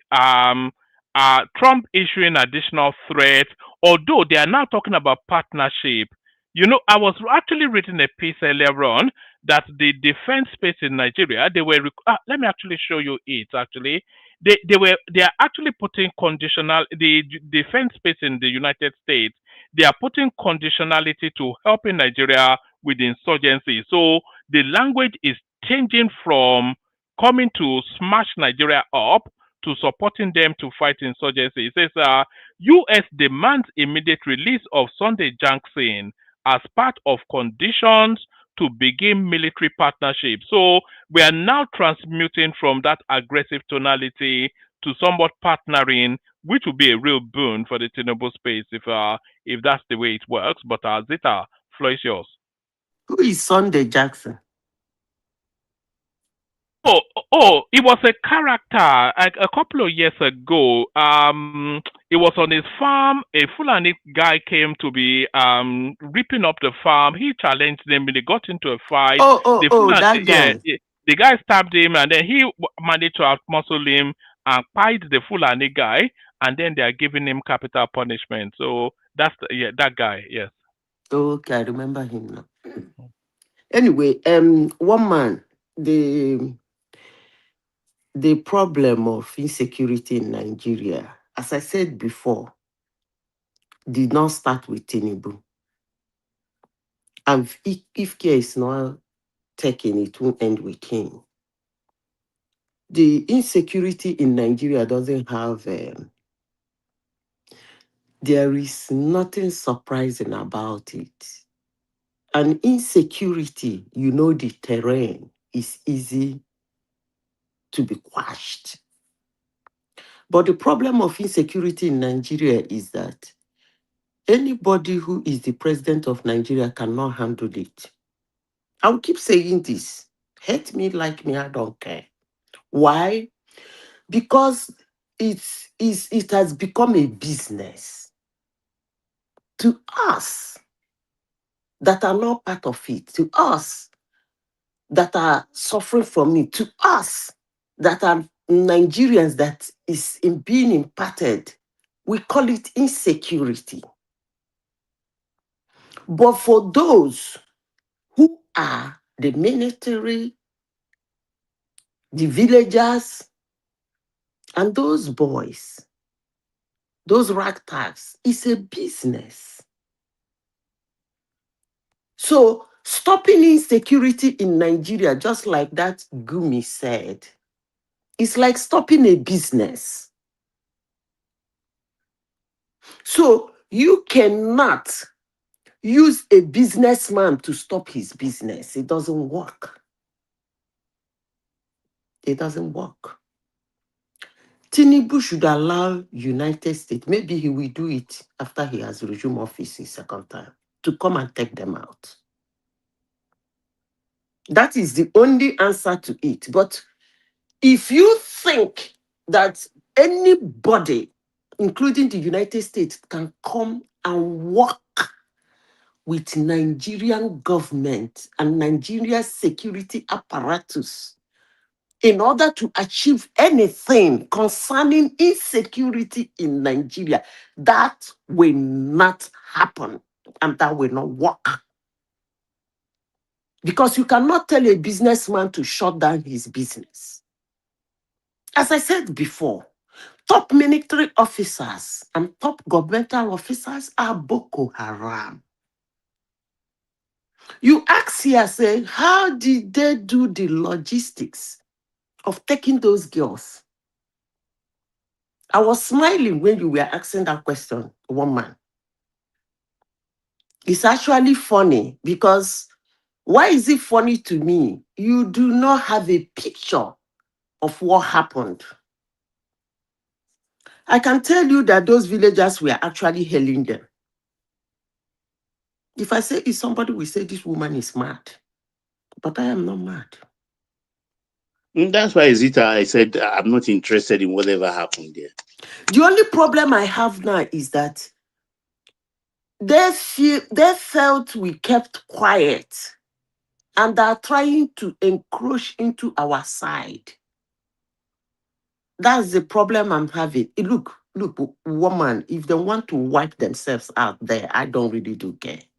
Exactly. I'm not blinking an eye for it. Honestly, because if you see videos and stories and things that happen in that north, you wouldn't want to bring their topic on this platform. Honestly, sincerely speaking, you wouldn't. Hate me, like me. If I have advice to give to you, if we want to talk about insecurity, can we concentrate on what is happening from Middle Belt down to the south?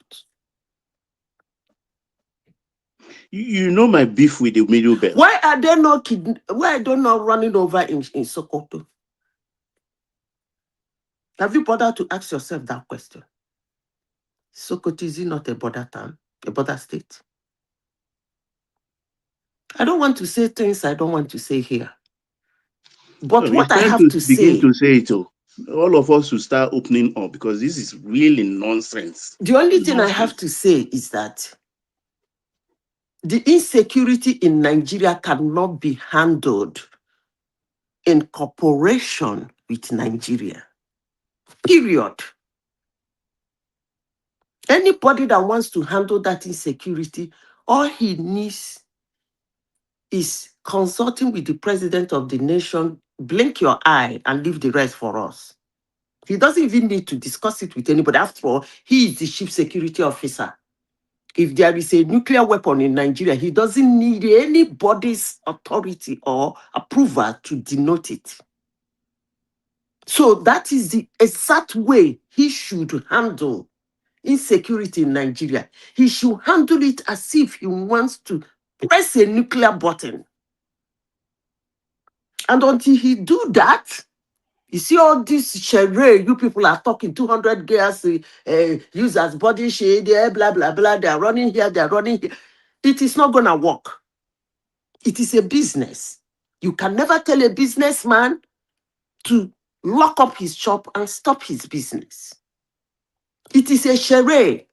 But the only thing is that I pity our innocent law enforcement agents, the young military men and women that have to take orders from this Boko Haram. Zita, let me show you something. When I saw this, I was shocked. I think I sent it to Baba, but I didn't send it to you. Let me show you it.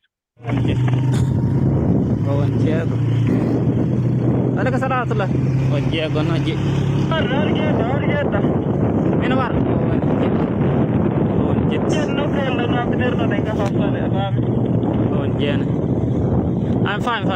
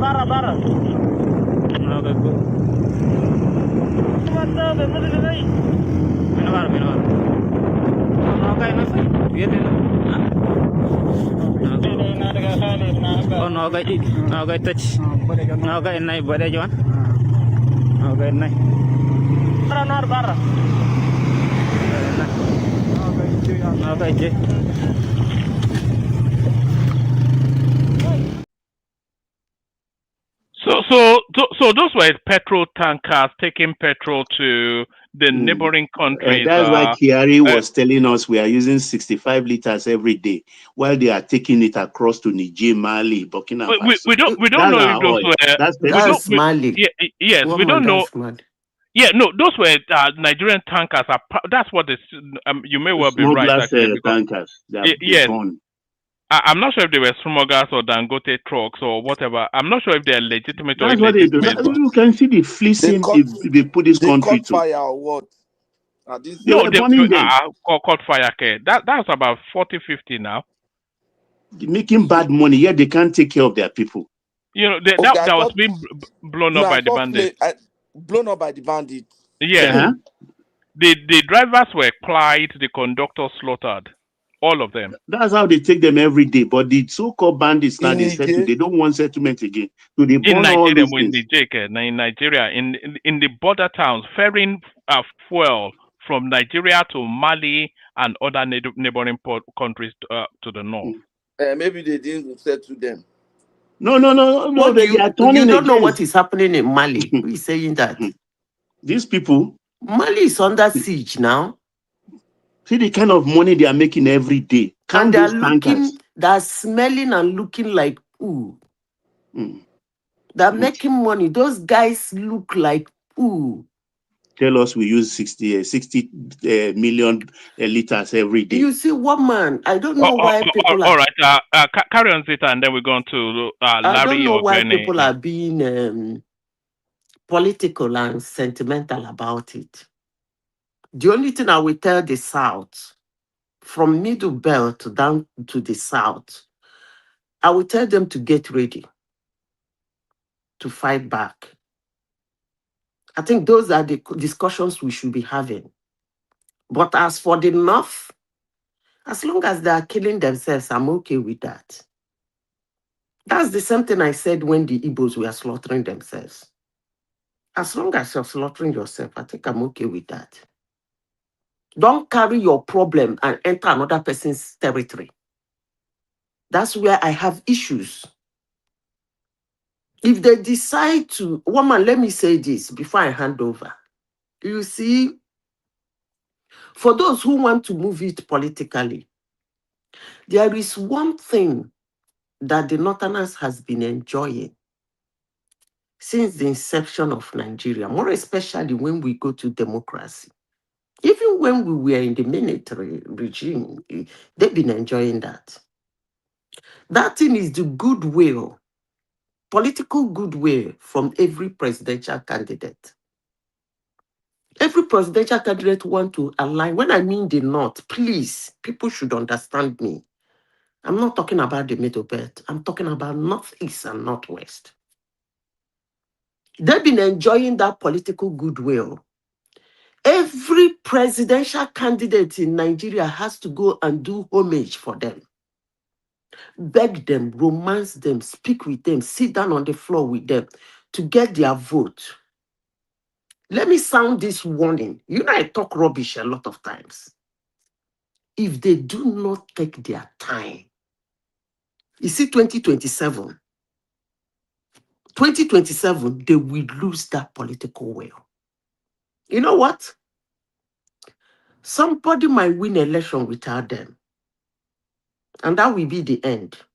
You see this madness they are doing, they will end up having 5 or 6 polling units that only 3 or 4 people will be able to come and vote. At the end of the day, the kind of vote that will come out from there will actually not make any meaning. Let them continue running around their town, smelling like poo, carrying guns that they don't even know how to handle. The only way they know how to handle it is to use it on a human being. They can go ahead. One man, when we want to do free for all, I will talk on Obi and then NNAMDI and on Donald Trump. I leave the stage now. Thank you.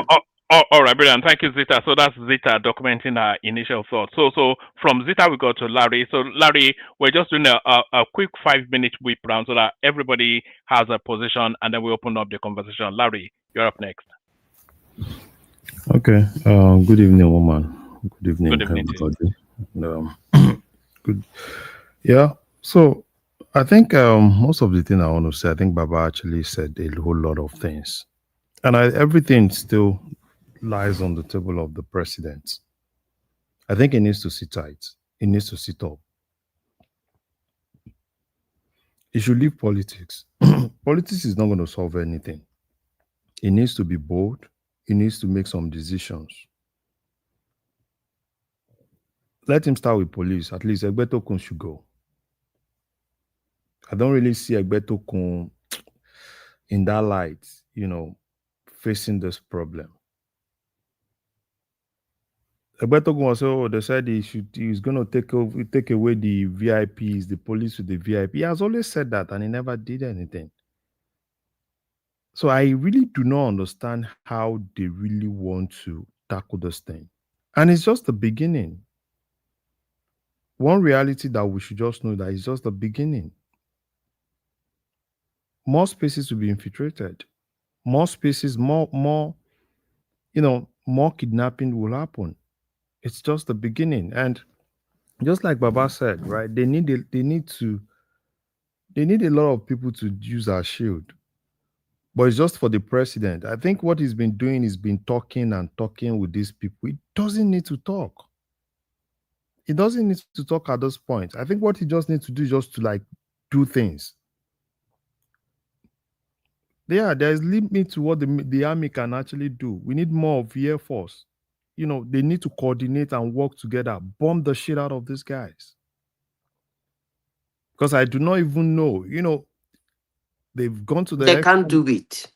They've gone to the extent that they go everywhere, even on the internet. You see them on the internet, right? TikTok, you see them on TikTok, and I ask myself, what exactly is happening? Is it that I don't know the intelligence agencies in They've even Nigeria? stopped covering their faces on social media. Yeah, the intelligence agencies in Nigeria. What exactly are they doing? I do not even understand. I do not even understand. And it's not like people do not know where they are.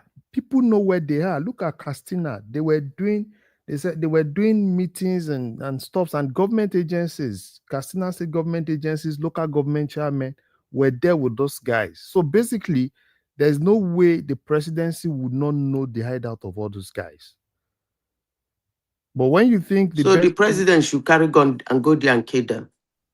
Madam Zita, nobody is saying president should go there and kill them. Please let me have my time, please. Let me talk. So if the president wants to do something, he can do something.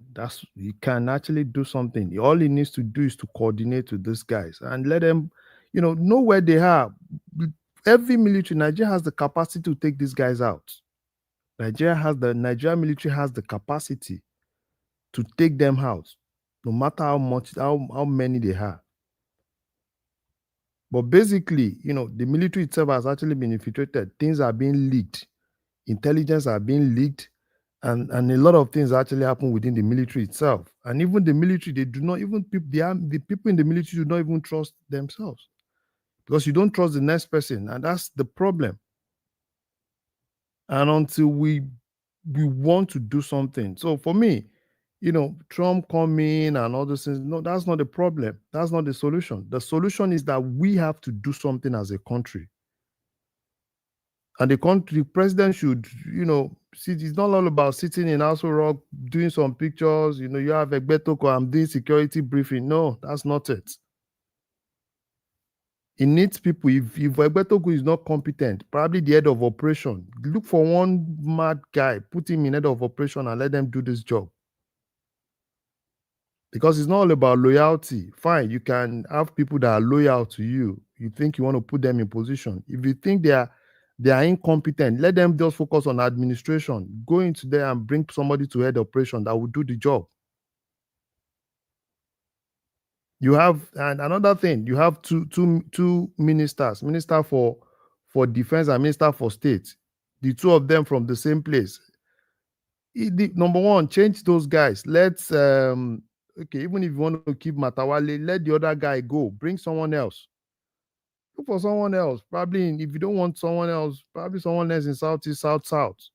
After all, who saved him from that coup? Calabar man, the Major General. So I don't see any point keeping all those two guys there because he's keeping them because he's not really working with them. He work more with the NSA, with RIBADU. Those ones are just kind of like figurehead, but still, they can still leak intelligence. They can still leak one or two things. Take them out. Take it more as a war. If they want war, give them war. Forget about Sultan of Sokoto, Emir of. No, it's not about give them. They want war. Give them war. If you need to close down schools. At least it's not a problem. We did it during COVID. Close everywhere. Lock everywhere down. Nigeria will lose money. Yes, let Nigeria lose money. At the end of the day, you save people.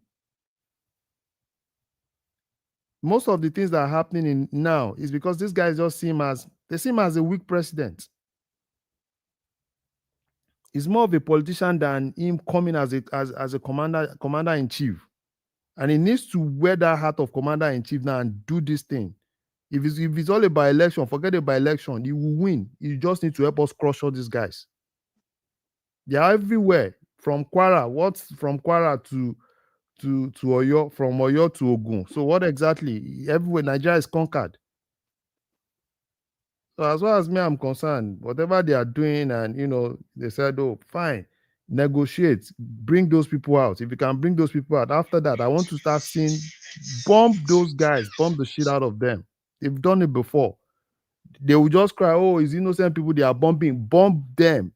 Take the innocent people out. If they don't want to go, finish all of them with them. That's what I just say. One man, I'm okay. Sorry. Sorry, one man. Is Patoski there? Patoski, are you there? He is there. You will hear the quaking sound of his mic in a moment. I put a link to your point earlier where you say we're in trouble. I put a link in that private chat comment section. That is Italshi, Abeokuta, of all places. That they shut down the whole city, Oh, the with whole the cows. town, because With the cows, Abi. oh my, I saw it earlier on that is today. woman. That is rush hour. Abeokuta shut down because of these guys, and nobody could do anything. We are done for. Sorry. Talufeku. You shut the whole city down now. Traffic, nobody could move because somebody was moving. Okay. No, Doc, in Ijebu-Ode recently, less than a week ago, some hunters discovered a Fulani settlement in the jungle. They calling the police. They went there, they saw some huts around with Fulani women and their children, but not a single man. And they were asking them questions and they said they are there for farming. What kind of people stay in the jungle? Inside whose bush? land? On whose land? What's going on? Well, to your point, sir, I know it was a radical take, but I have to agree with you. Unfortunately, sadly, that is just the reality of this point. We don't have a choice. Yeah. All right, brilliant. Good to see you, by the way, BT. We've not heard from you in a while, but we take it in the direction of, it's gone, and there it is. We take it in the direction of Ogbeni, who's also with us. So, Ogbeni, our Nigerian situation, your take. Where do you want to go from Kano to Fulani bandits, etc.? Oma. Alpha. Oga. Ojú ogun lawa. Prof, ó tójọ́ mẹ́ta o. Ẹ ṣé gan, bàbá. Ẹ kálẹ́ sà. Kálẹ̀ ilé ńkọ́ àlàáfíà o. Adúpẹ́, Madam Sister, greet everyone. Okay, let me greet everyone and all our viewers and listeners. Please try to still like and subscribe. I think Woma is not really emphasizing on that any longer. I don't know why. Because I usually watch do a playback after when I have time on those programs that have not been here. But it's like Woma is not really emphasizing on liking and subscribing again. Okay, Woma. After a while, it sounds like begging. After a while, so but you are right. Carry on. You see, I'm a bit caught in the middle. I have my wife is from the minority tribe in the north. I'm a Dakpada lady. I'm a Dakpada lady. I want more give for Lekiti. You know, they are the most frustrated. Sometimes it pains me when I see Nigerians talking about whatever they want to do in the north, they should do to themselves. It's just like somebody maybe in a place like Yoruba land telling whatever they do in Yoruba land, they should do it. Why? You see the Yorubas frustrating maybe the Jos in Ondo State or the Bokodas or the Akokos, and then the other part of the country feel we don't really care. That's the way I see it. There are a large group of minorities in the north who are suffering this. So it's not about when we pick north, sometimes we are so not to our level of awareness of what that demography. Sometimes we try to shut down that part of our knowledge in order to just paint north as north. North is not just north. That's the point I'm trying to make here. North is just north. Plateau is not just north. The experience those guys are having is not the same experience in Sokoto. Benue is not just north. Taraba is not just north. Nasarawa is not just north. Kogi is not just north. Niger, Kaduna, they are not just north. There are big population, large population of minority there, and they are the one at the extreme end. Now is getting closer home now, and I can see everybody coming out to talk. But these guys have been facing this thing over a very long time of period. And I keep saying it. I still said it in my church today. I said, the Southern Christians failed the one in the north. We failed them. So it's costing home now, and we are complaining. But we failed them. We're building big churches and cathedrals everywhere in the south. What did we do? Now you took somebody from afar in the US to be speaking for them and to be doing whatever they want to do. But did we in the south, when we were building churches in every 30 miles or every 30 meters in our street, did we speak for these people? No, we didn't speak for them. So we saw them, we put all of them together. When you're a Christian from the north, they see you as all those Malo. We don't even care really much about them. So it's costing them now. So it's becoming a national problem now. Let it become, one of the things I've been praying for about this EU is that let it become a national problem so that we can all feel it and start finding a solution to it. But because it was happening in a place before, we feel, and there's another thing I see about this EU. We feel one man is actually the problem of the whole country. And I laugh. I've heard somebody say, oh, Kayode Egbetogun should go. You think it's your problem? Yeah, remove him and give another person there. The problem remains the same. Thank God we're all alive when Diko Abubakar was there. Suleiman Abba took over. Solomon Arase, Ibrahim Idris, Mohammed Adamu, Usman Kali. All those guys were IGP. We thought they were our problems. I remember Showore and others protesting against the same Showore that's protesting against Kayode Egbetogun. Nice. They were protesting against Suleiman Abba and Solomon Arase. Now, where are those guys? Some of them are even no more. So, where am I going? Where I'm going is, our problem is not about one man. There's a particular part of Nigeria now who thinks Tinubu is the problem of Nigeria. Tinubu will spend his time and go. The problem remains. So we better sit up and be more strategic and think about our problem, rather than us thinking one man is the problem of the whole world. No, one man is not the problem of the whole world. We need to deal with our problem. And what am I talking about now? I had somebody saying, no, they come and bomb them and everything. What do you want to bomb? It's an ideological issue. And unfortunately, again, this thing is now multifaceted. It has blown into so many pieces because it's a long infested cancerous cell that we have refused to deal with. And because we have refused to deal with now, we need to be very surgical, we need to be very strategic in order to scrap and nip it. Without that, that thing will infest into the entire country and will have you with it. Do I have any solution? What do I think?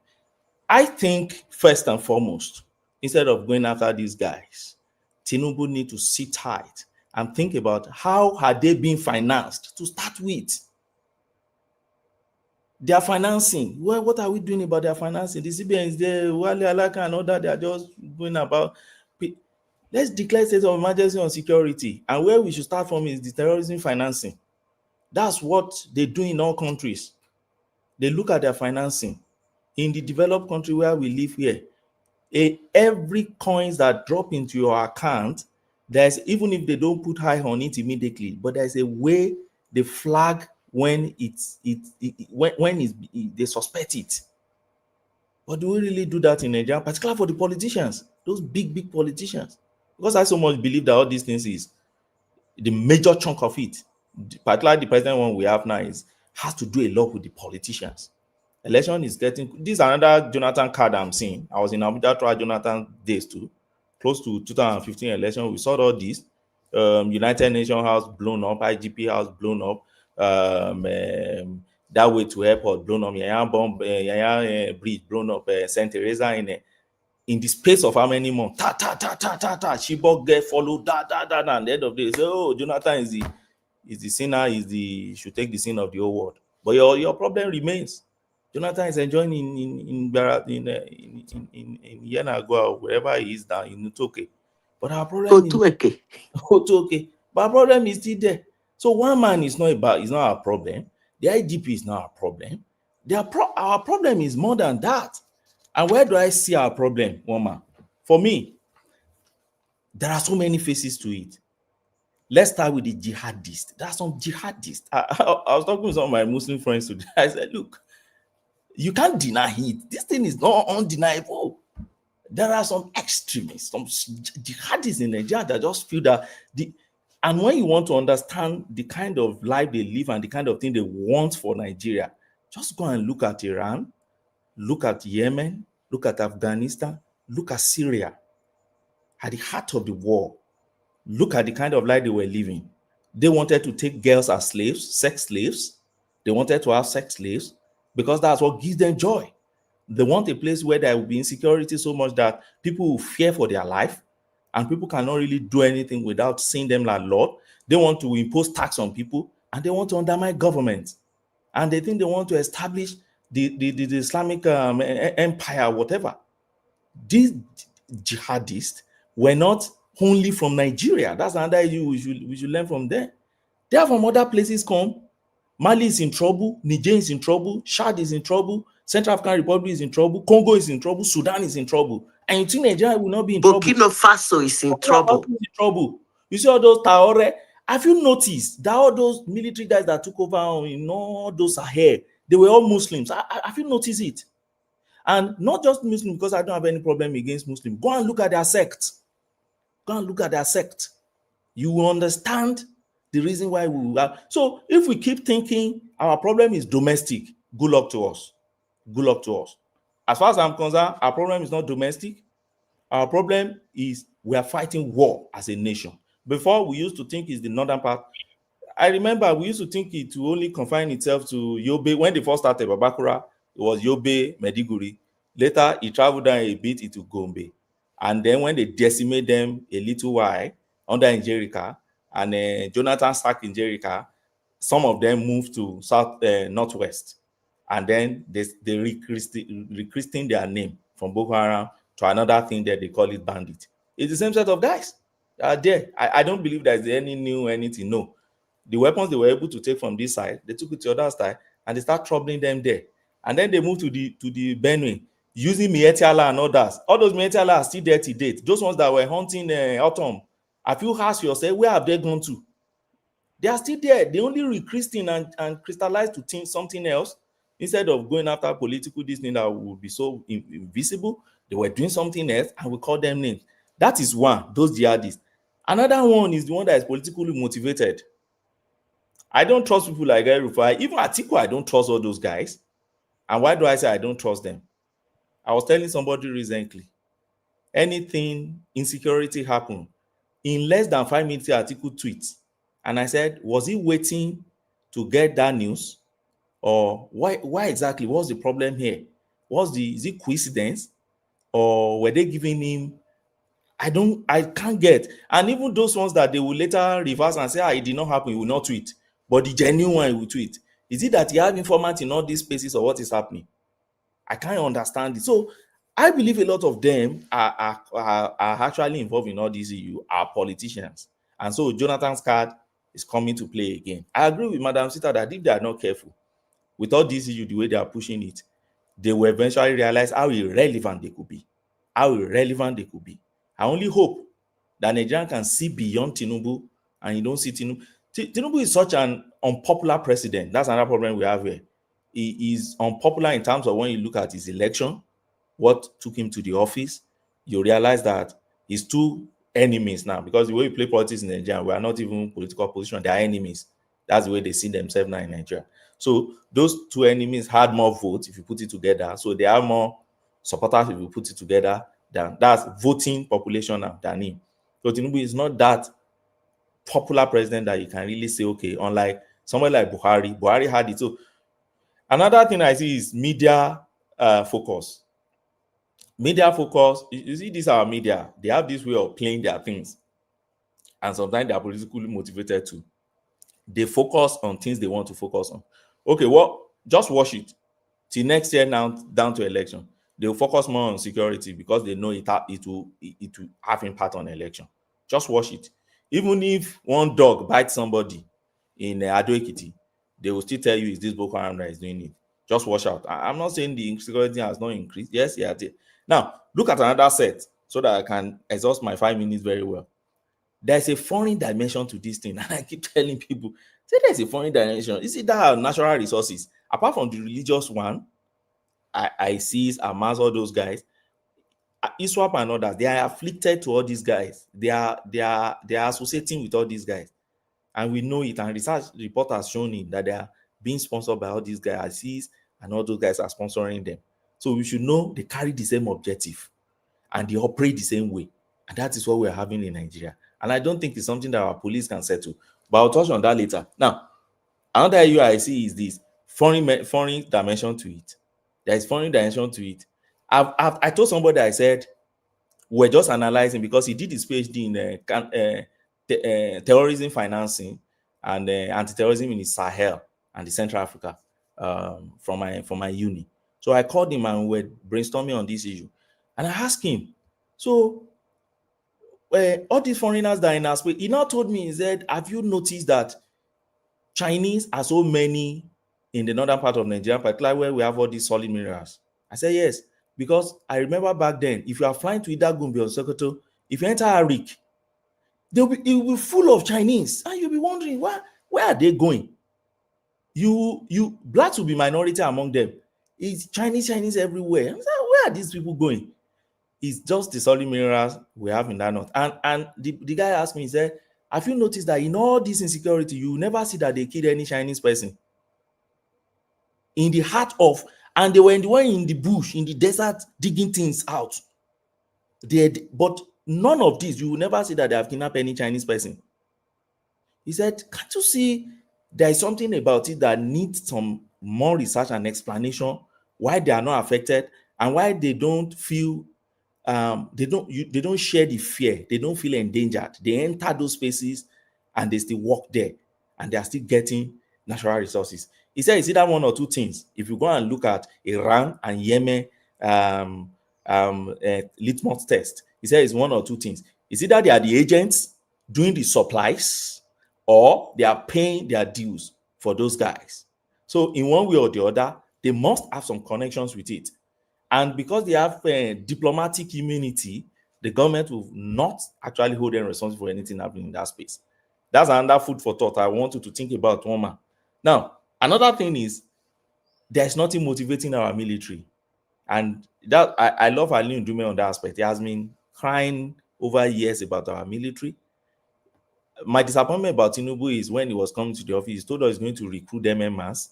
I've not seen the recruitment. I'm still waiting for it. You said you will recruit this guy.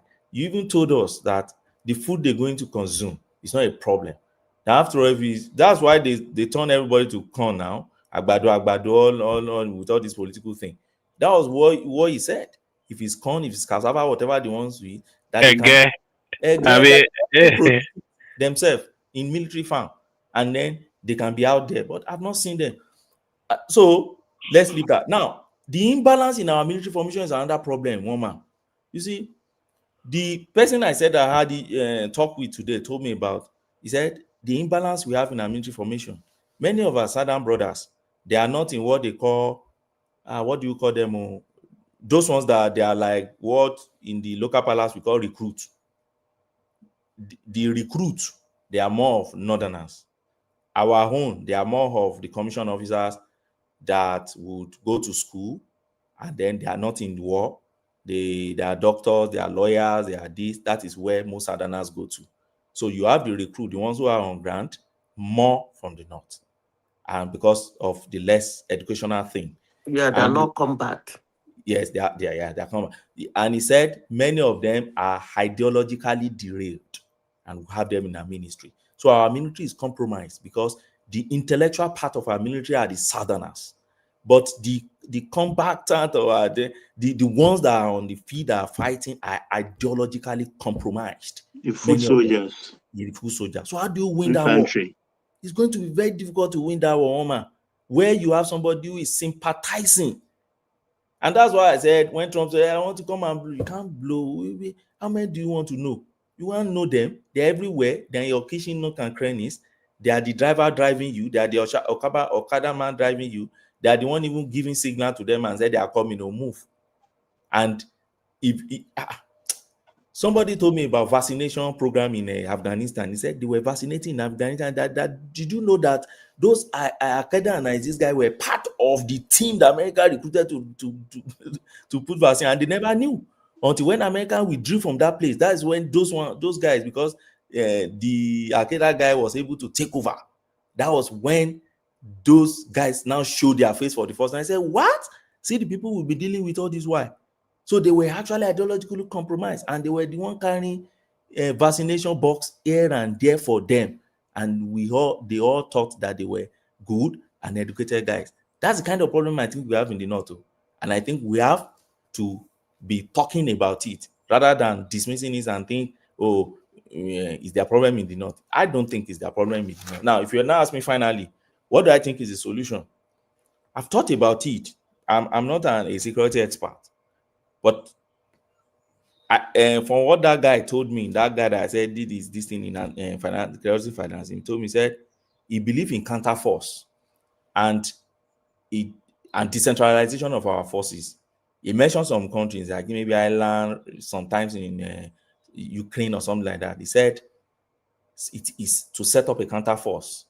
And we now question why our state policing is not, why are they not accelerating the state policing thing if they had actually started it? Because one of the things we think is this: it will be able to have a what they call counter force within, meaning you have a police that is not regulated under your IGP, it's regulated at the state level, and they are armed.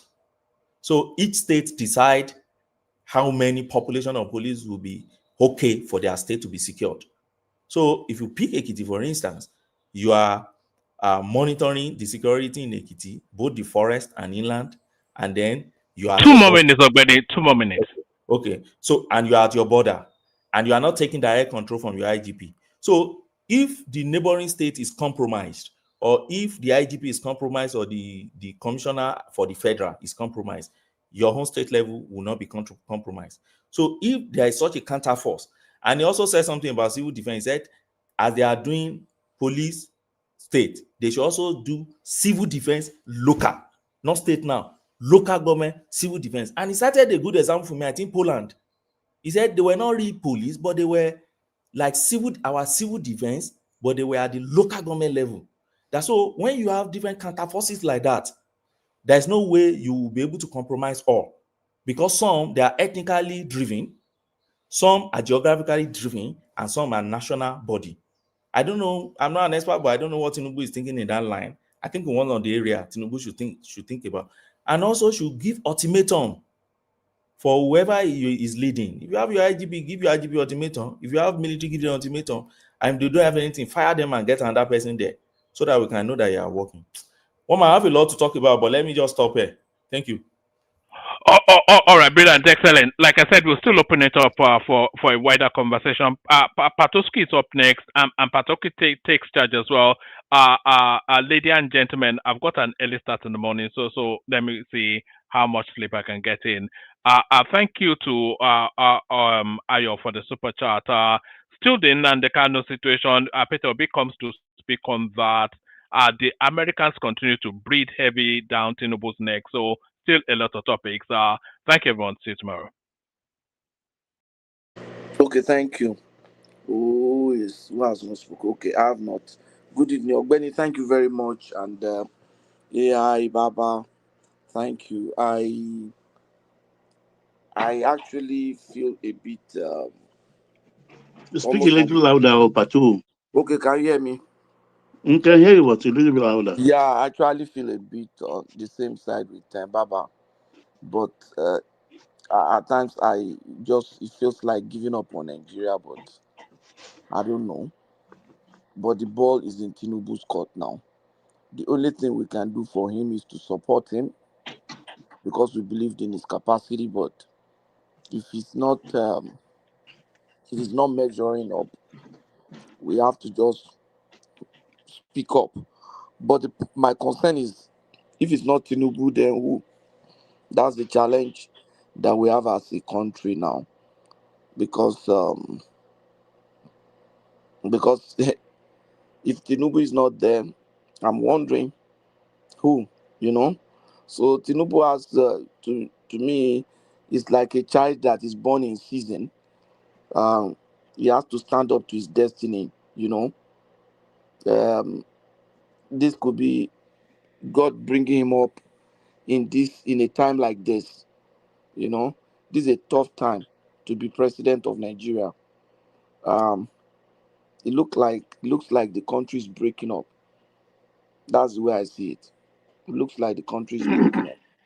It's not something good. But if they want it that way, let it be. Because I'm just looking at every effort that government is trying to make things right. Everybody's just on his own side. Nnamdi Kanu was sentenced. They are saying, oh, it is unfair, it is this, it is that. I was watching a video of a very big church in Imo State where the man said, oh, God gave him a revelation. That was before the judgment. That Nnamdi Kanu came out of, just walked out of the prison. You need to see the shout in the church. We're talking about a congregation of over maybe 30,000 people. Everybody was dancing, which means they want him.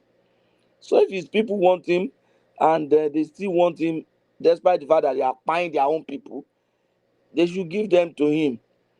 And if they continue to buy themselves, then they should not blame anybody. You understand what I'm saying? Because I was just wondering, are these people all right? You know, with all the buying and everything that is happening in their place, and then somebody say, oh, well, they are releasing him to you free, and everybody is so happy, dancing and jumping up, hey. And all the family of their people that they have bought, they have forgotten them.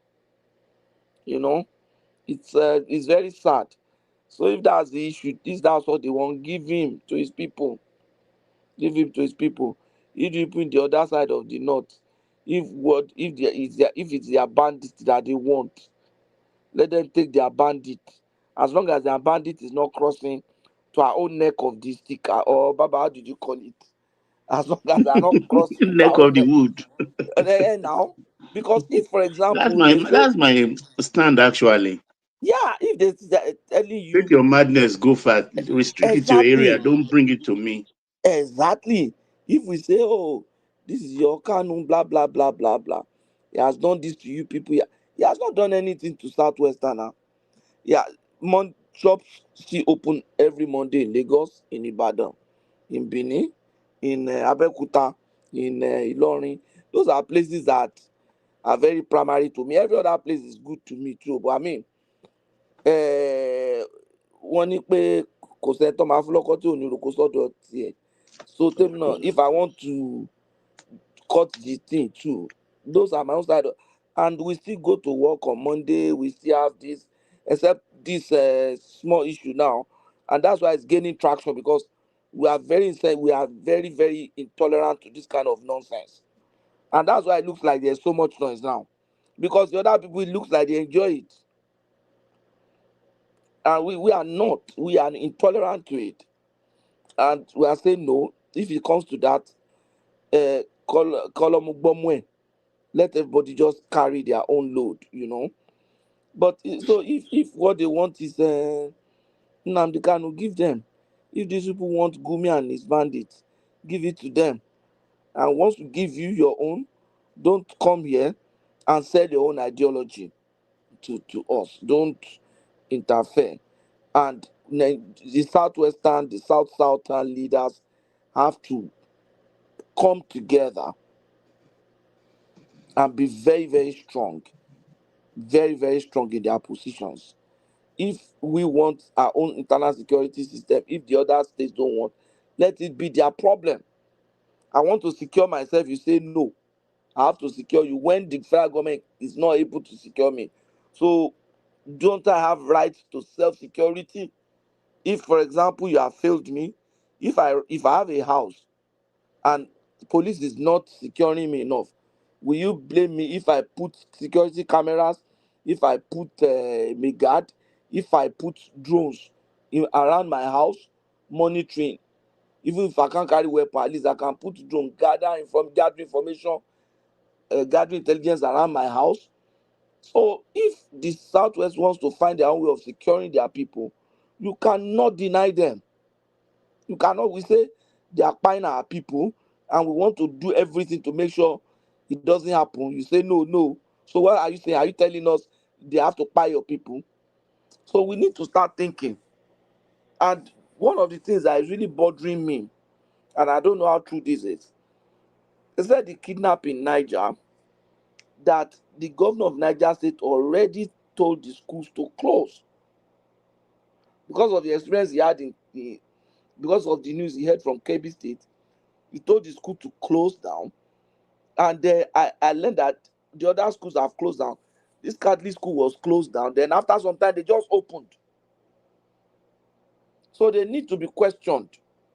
Why would they do that? If the governor has said the schools should close, in short, as far as I'm concerned now, after that Boko Haram and all those experiences, I don't even think any school in the north should have a boarding house. After that Chibok girls experience with the insecurity, I don't think any school in the north should even have a boarding house, because having a boarding house makes them vulnerable. That means students will be there at night. So if what they do is day school and everybody goes in the morning and afternoon, in the open time, in the daytime, when there's light, at least you have cut security risk by almost 40%. No, Pato, you see the funny thing there. I think there was an extra budgetary allocation from the National Assembly right from the time of Buhari to special states in Northeast and Northwest to secure these schools. So where is the money? What is happening? Exactly. What did they do with the money? Exactly. So we begin to, these are questions that they need to ask the states. They need to be asking the states. And they need to be asking the respective ministries and agencies. And besides that, even you, all of us here went to school. Did we have security? Why should even school be secured? What kind of society is even that? They say Igbara Lambura. That's the challenge that we have in this time. Unfortunately, that's where we have come. That's where we have come to. And this is just a, if you look at the socio-cultural structure of the North, this is just child's play. This is just Why do you think I'm taking an extreme position? Yeah, I know worse is coming. Patoski, let me tell you something. I know you know the North, and Baba also understand the North. See, there are so many wide spaces in the North that are highly ungovernable, unpoliced space. Let me say Nigeria, not even North alone. You know the way in Southwest, for instance, Ekiti, for instance, that you move from town to town, and you can actually identify. Yes, that you can actually identify who owns this land, who owns this land. This is this family land. It's not like that in the North. So they have a very large. I remember when I was practicing around Northeast, you will travel from Gombe to enter Yola. My God.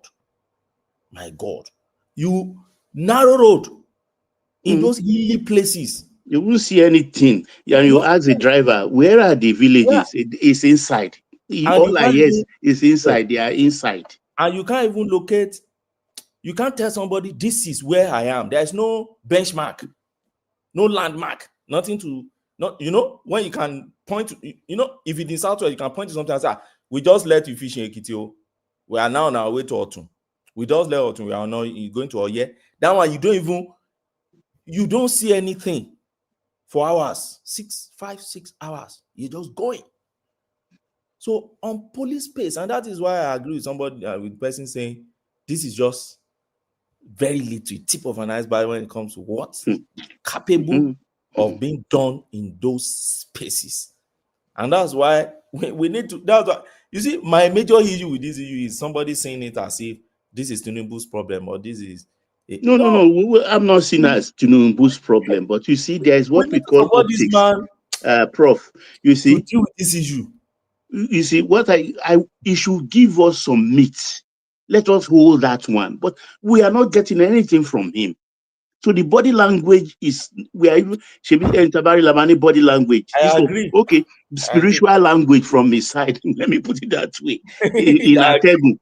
I'm not hearing anything. Like you talk about finance, terrorism finance. He cannot convince, nobody can convince me that he doesn't have the intelligence, because UAE gave it to Buhari. They gave it to Buhari, and Tinubu has an inclination. He can't tell me otherwise. So do something. Give us some example. Use some people as example. So let's be chewing that one in our mouths while he arranges himself. Well, he's not giving us anything, and things are getting worse. Baba, sorry. Do you know that terrorist financing might be out of the formal financing cycle? I'll give you a reason. Now, because with the Bitcoin, I know it's difficult. But then look, wait, Prof. Patu, let me give you an example where this thing started, and we are not interrogating it. Look at the Binance guy. locked up. Somebody or group of people took one of them to go and do Jumat prayer outside, and the guy escaped. Until today, we've not heard anything about that. You see, that's how it started, and we are not observing until it got to this point. Because from little KTB, Shanoki, Esogun, from little incidents like that, you will know definitely that there is no security in this country. Particularly anything the Northern brothers are in charge. You took two people who caused this country billions of dollars of losses, and you took one of them to out of the cell to go and pray in Jumat. Baba, you know that spaces like those Binance and others, they could also be complicit in all this. And that guy escaping may not be untraceable to this insecurity issue in Nigeria. Yes, exactly.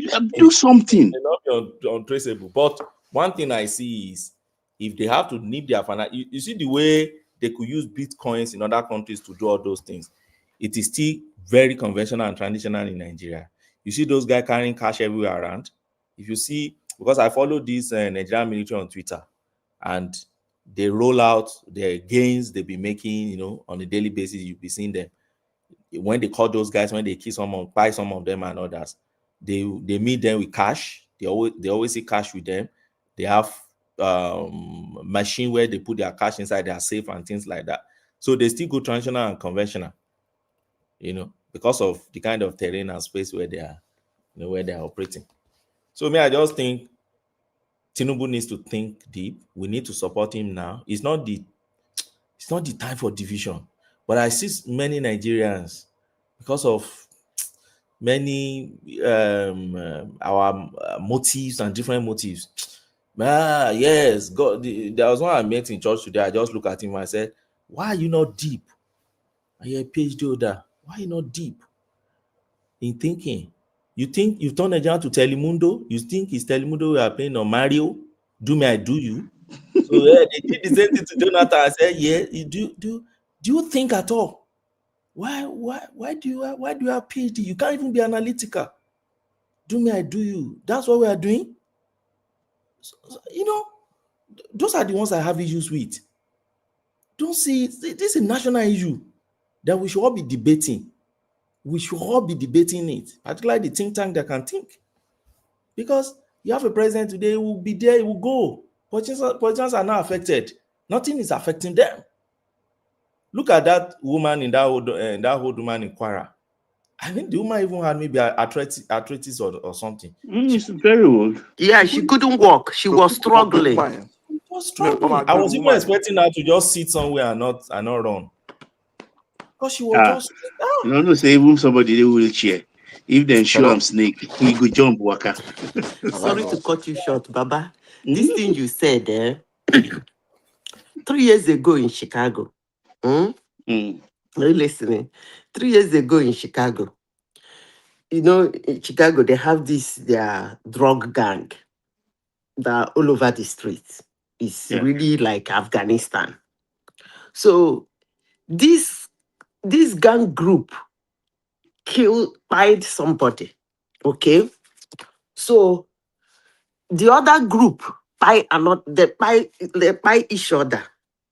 I think the people that was last spied were not satisfied with the buying. So do you know what they did? On the day of the burial, then when you started laughing, I've not finished. I have never seen a thing like that before in my life. Burial was filled to the brim. These boys came. A woman in wheelchair walked that day. I tell you. If you see the way. It was you. Didn't happen. Life sweet, oh. Baba, if you see the way this woman jumped from the wheelchair, the other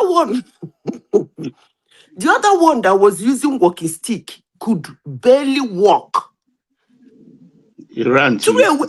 She threw the walking stick and ran. That's you don't know what fear No, can do when to a that thing man. happened, some of my friends that are from Africa, they were saying, don't mind them. That most of them are not really sick. They go to collect all those things to claim this. I said, you don't understand. Go and You don't read Ben understand Kazi's human nature. book. I said, go and read Ben If Kazi's you book. see fear, the height you The will big jump, you will not picture even know. and what's the other one? Gifted arms. Gifted Arms. I said, go and read that book. You will know what something can make you survive in a moment. It's human nature. I said there. The other guy run like this, a car, all because everybody, even the cars on the highway, they were running scatter. These boys ran bullet everywhere. They were just Apologies. spraying it. You know how we used to spray chetos in those days in Nigeria? That was how these boys were doing. Pa, pa, pa, pa, pa, pa, ka, ka, ka, ka, ka, pa, pa, pa, pa, pa, pa, pa. Do you know what they ended up doing? They carried the casket. They never killed the boy, finish. It's a jungle out there. And saying the woman should have sat somewhere. For waiting now. You know, Don't be such for things your life. after that woman ran. It's No, when she was struggling to run. The Mhm. old woman in that church. Mm. You could, and that No, I'm was talking what about the one on wheelchair in Chicago. I said. She ran. I say it's only she will not know. It's when she stopped. I'm telling In you, safety, she didn't she will not know. realize that I can run. Miracle. That's what that kind of thing does to Miracle, one. don't they tire Jesus. A miracle. Instant miracle. That's sorry. Yeah, apologies. I need to take my leave. I have early lecture tomorrow. Patoski, maybe you have to shut down too. Maybe you have to shut down. It's almost 11 because here now. Patoski, I don't think Patoski is still there. I'm there. Patoski, your this thing is not very good. I will change my airport tomorrow. Maybe. Patoski, I Madam don't want to be Zita, have using a very airport. good weekend. Okay, and you too. He Thank said you, you will change everybody. what? Maybe it's my airport. Anytime I use airport, it's okay, but when I don't use the airport, I don't know why it's like that. Airport. I use airport, and when I use the airport, it's okay. But anytime I think because I did an update on my phone recently, maybe that's why. Maybe we just be pray. Let's just be praying for the country. Now There is nothing to pray about. All these things you people are talking is jargon. You cannot stop what is you are insinuating. I don't know how that works. Tinubu cannot do anything. Doing now, what all these Islamic jihadists? Patoski, Tinubu cannot do anything because he cannot go to that place to kill those people. He They are still making need to NNAMDI send KANU look like somebody a to go prophet and do now. it. Huh? He They are still need making to send NNAMDI somebody KANU. to. Huh? They are making NNAMDI look like a prophet. They are making who? NNAMDI KANU. They are making him to look like a prophet now. How? All the things people say, can you imagine all these things? NNAMDI KANU have said this before. NNAMDI KANU have said that. What did he say? What did he say before? Initially he was always out on this Fulani agenda stuff, and nobody can actually take that away from him. He was really very strong against it. That look at what they are doing and stuff like that. And so he And decided now, to kill his people. That's where he got it wrong. That's why You see, Patoski, I don't want to. You see, Nnamdi Kanu. Nnamdi Kanu is actually an irritating case for me. It's an irritating case for. What's going on? I can hear you. So, case as in. you see, you can't be going to the length of taking people's life without a genuine, active reason. The guy didn't have an active reason. You know what I mean by active? You said you are doing a secession. What steps have you taken on the secession? Did you go to United Nations? Which your countrymen and women are you consulting? Are you forming a meeting? Have you getting some of your legislatures to take it to the House of Assembly? Your local House of Assembly, have they been able to move it? Have you ever used it as even a campaign in Southeast? Like, if you don't pass it as a bill in your local council, in your local House of Assembly, don't vote for him. These are actions you should be taking if you really think, you really mean that you want to secede. So he was just racketeering. And his pompo. I don't know whether I would call that guy a demon. Honestly. Because anytime I try to Patosti, do you know that those boys, Allah, if you want to speak, oh, I'm not stopping you. They're those boys. I'm just enjoying your story. Don't worry. You see those boys, Patoski, do you know that they did juju? I told you people on this platform, there was a reverend father who did his seminarian in our house.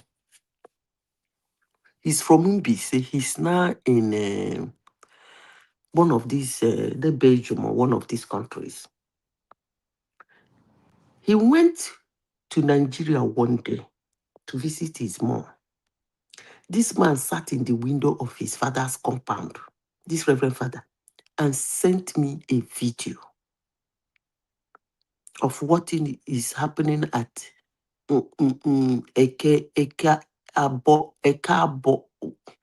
one market square in Mbise.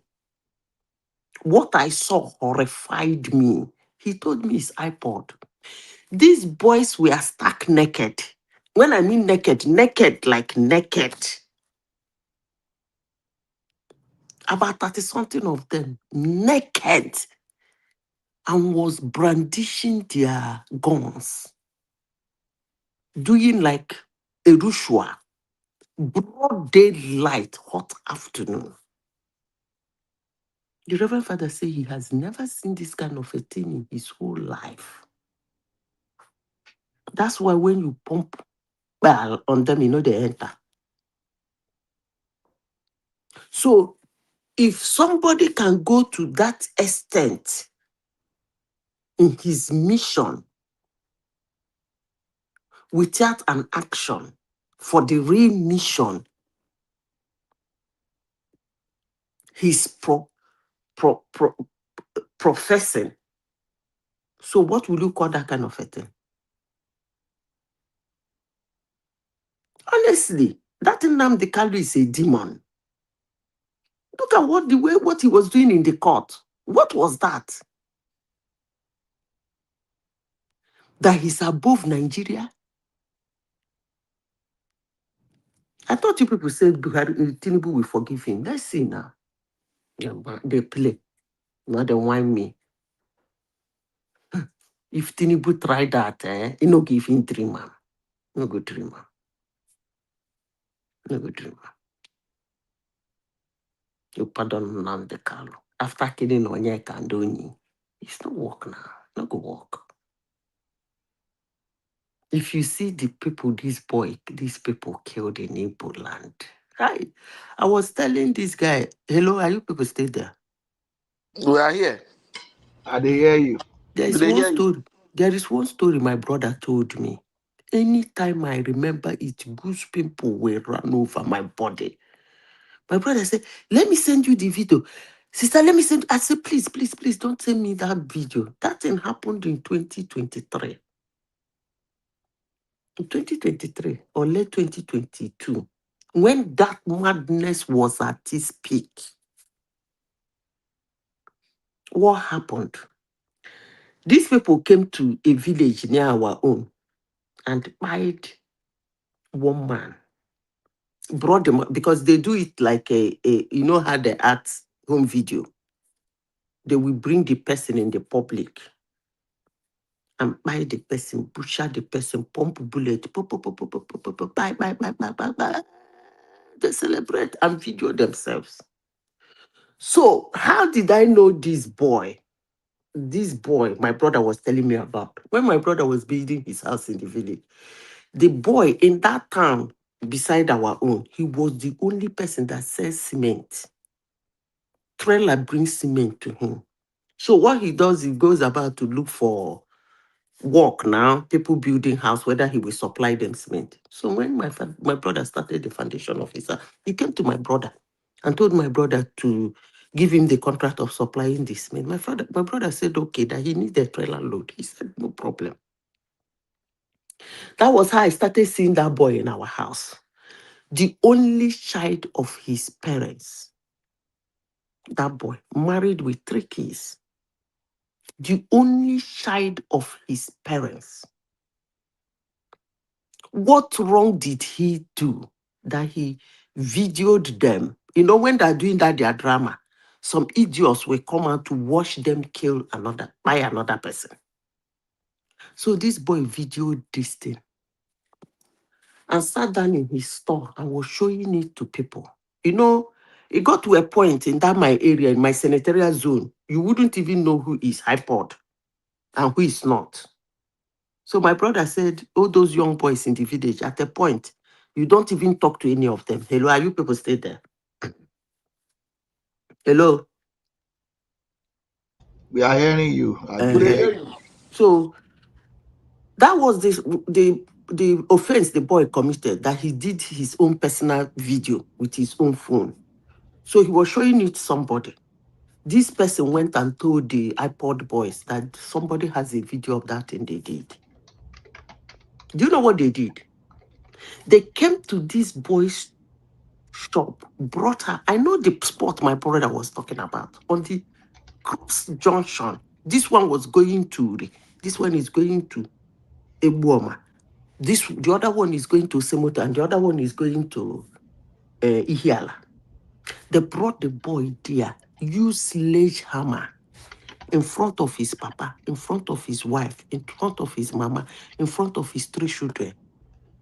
Use sledgehammer, hammer this boy's brain on the 3rd road, pieces his body. The father had a heart attack right there and died. And some people want NNAMDI Kanu to be free. No. Wait now. Some people, one boy, according to my brother, now made a video. It was after he finished making that video that after they finished buying that boy, they now announced why they came. Because the boy was begging them. The boy was asking them, what did he do? That he has never disturbed them. And anytime they come for him to pay them his dues, he usually paid them. So they should at least tell him what he did. For where? After piecing his body, they took his body away.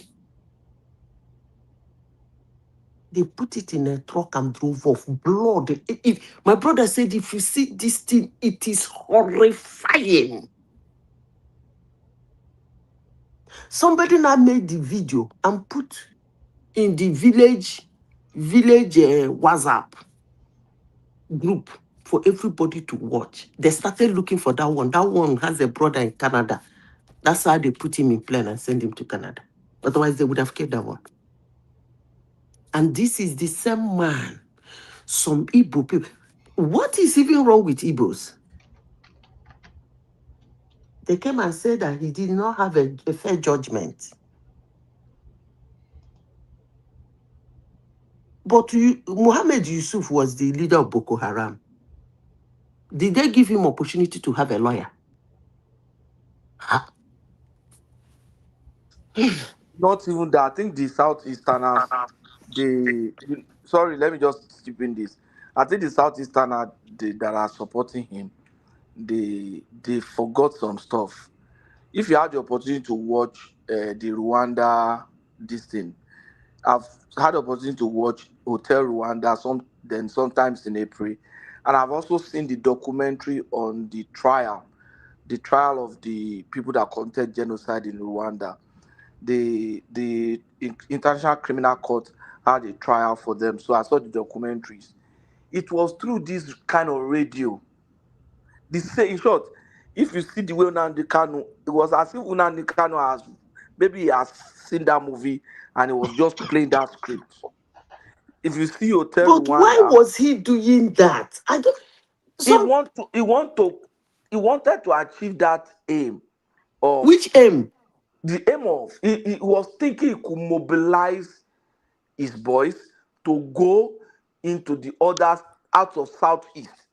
Because I've seen some of his videos where he said in Benin, in Kiniko, just if you see the police, he was mobilizing them to go to Benin, and then progressively felt he could mobilize them to go outside. But because they could not go outside, then those boys have to be doing that thing in Southeast.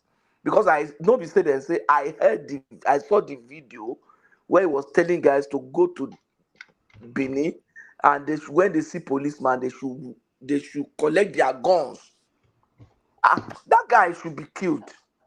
I don't know why they gave him. When you see a policeman collect his gun and shoot him. And that man, let me tell you, I think if I say this now, some people will think I am mad. That guy has some kind of connection with Jonathan. Because I think it was since Jonathan lost that election. Forget about Jonathan losing the election, because when he started that thing early, when he started that his Radio Biafra, because we are always told that anything that happened to us in Africa is the West. The moment our leaders, our government tell us West is coming, no, we forget everything, we keep quiet. Even this insecurity now, they've chased France, they've chased everybody away. That's still thinking, they're still telling you that it's them, it's them. Do nothing humans. So when this guy started that mentality of the West, that was the first thing that, as much as I try as much as possible not to go through that line. But that was what come to my mind. I said, which Western countries backrolling this idiot to be saying this? Because I have never listened to his Radio Biafra, but my cousins used to tell me, I'll be like, come on now, somebody is saying this. They say, Auntie, no be small thing, no. Don't you listen? I said, how would I sit down to be listening to? It's all these clips here and there people will send, and then they will say, look at what he said. Or sometimes I will see or hear from a news outlet what he said. I thought it was a Western country that is bankroling him until when they caught him. 1 year, 2 years, I was like, come on now. So this thing, they didn't speak for him. Two people are laughing. That was when I knew that this shit is not from anywhere, it's in-house. Because if it was from outside, they would have spoken for him. It was even United Nations, even nobody. Even when Njoku was jumping up and down, commanding his own, no foreign country was not. In fact, he even took Finland, Nigerian government, to push Finland for them to start going back to start checking his activities. I was like, then who is the one sponsoring this? I started rewinding. I think that guy has something with Jonathan. I hope it's not Jonathan that set that fire in Ibolando. I hope not. Because the way you people see Jonathan is not the way I see him. It's not the way I see him. Because when Jonathan lost that election, that guy went bonkers. That Jonathan's election loss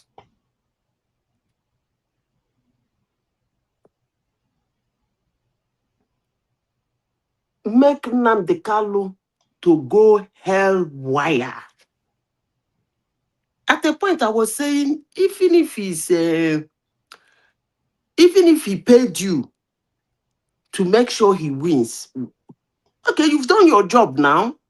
He lost. Is he asking you back his money? So why don't you end it? Hey. I think Jonathan has something to do with that. But people will say, Zita, leave Jonathan alone. I don't talk my own. No. I'm not leaving you alone. You have to say what you know. What you do know. Let's talk about that. Because why would he go that mad? Jonathan is not his brother. Jonathan is not an Igbo man. Jonathan was not a friend of the Igbos. Jonathan was not an Igbo visitor. Igbo was more than 60% of his cabinet now, so he was not the friend. No. You don't understand what I'm saying. This is an aftermath. Jonathan was not a regular in Igbo land. Like, Jonathan was not relating with the Igbos. It was not a face to reckon in Igbo land. Even after he became president, it was not a face to reckon in Igbo land. It wasn't somebody you will call a friend of the Igbos. So why wouldn't NNAMDI Kanu go so bankers that he lost an election? That's the question everybody refused to answer.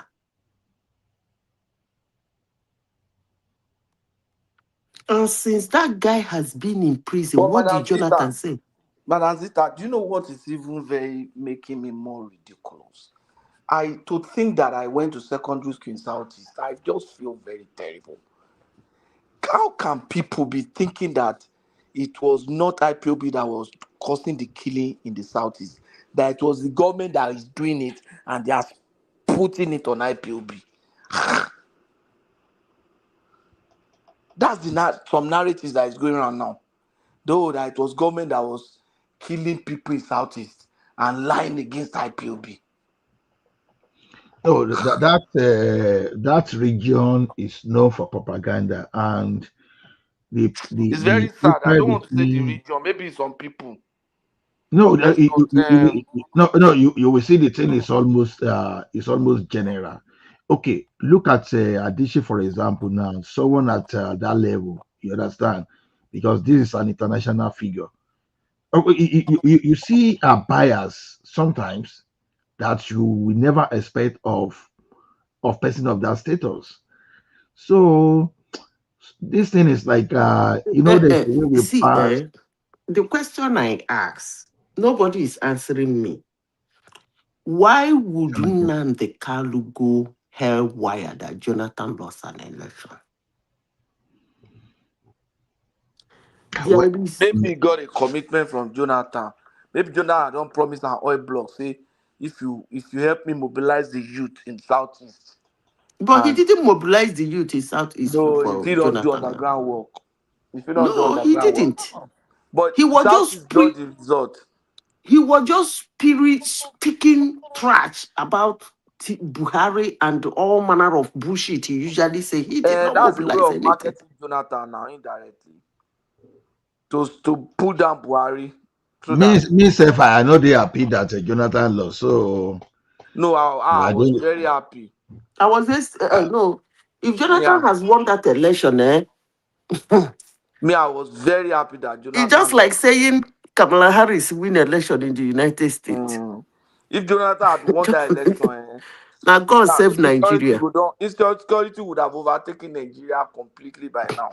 There would have been a coup, probably, Seth. They would not enter. Okay. Well, when Jonathan didn't win, now what difference does it make?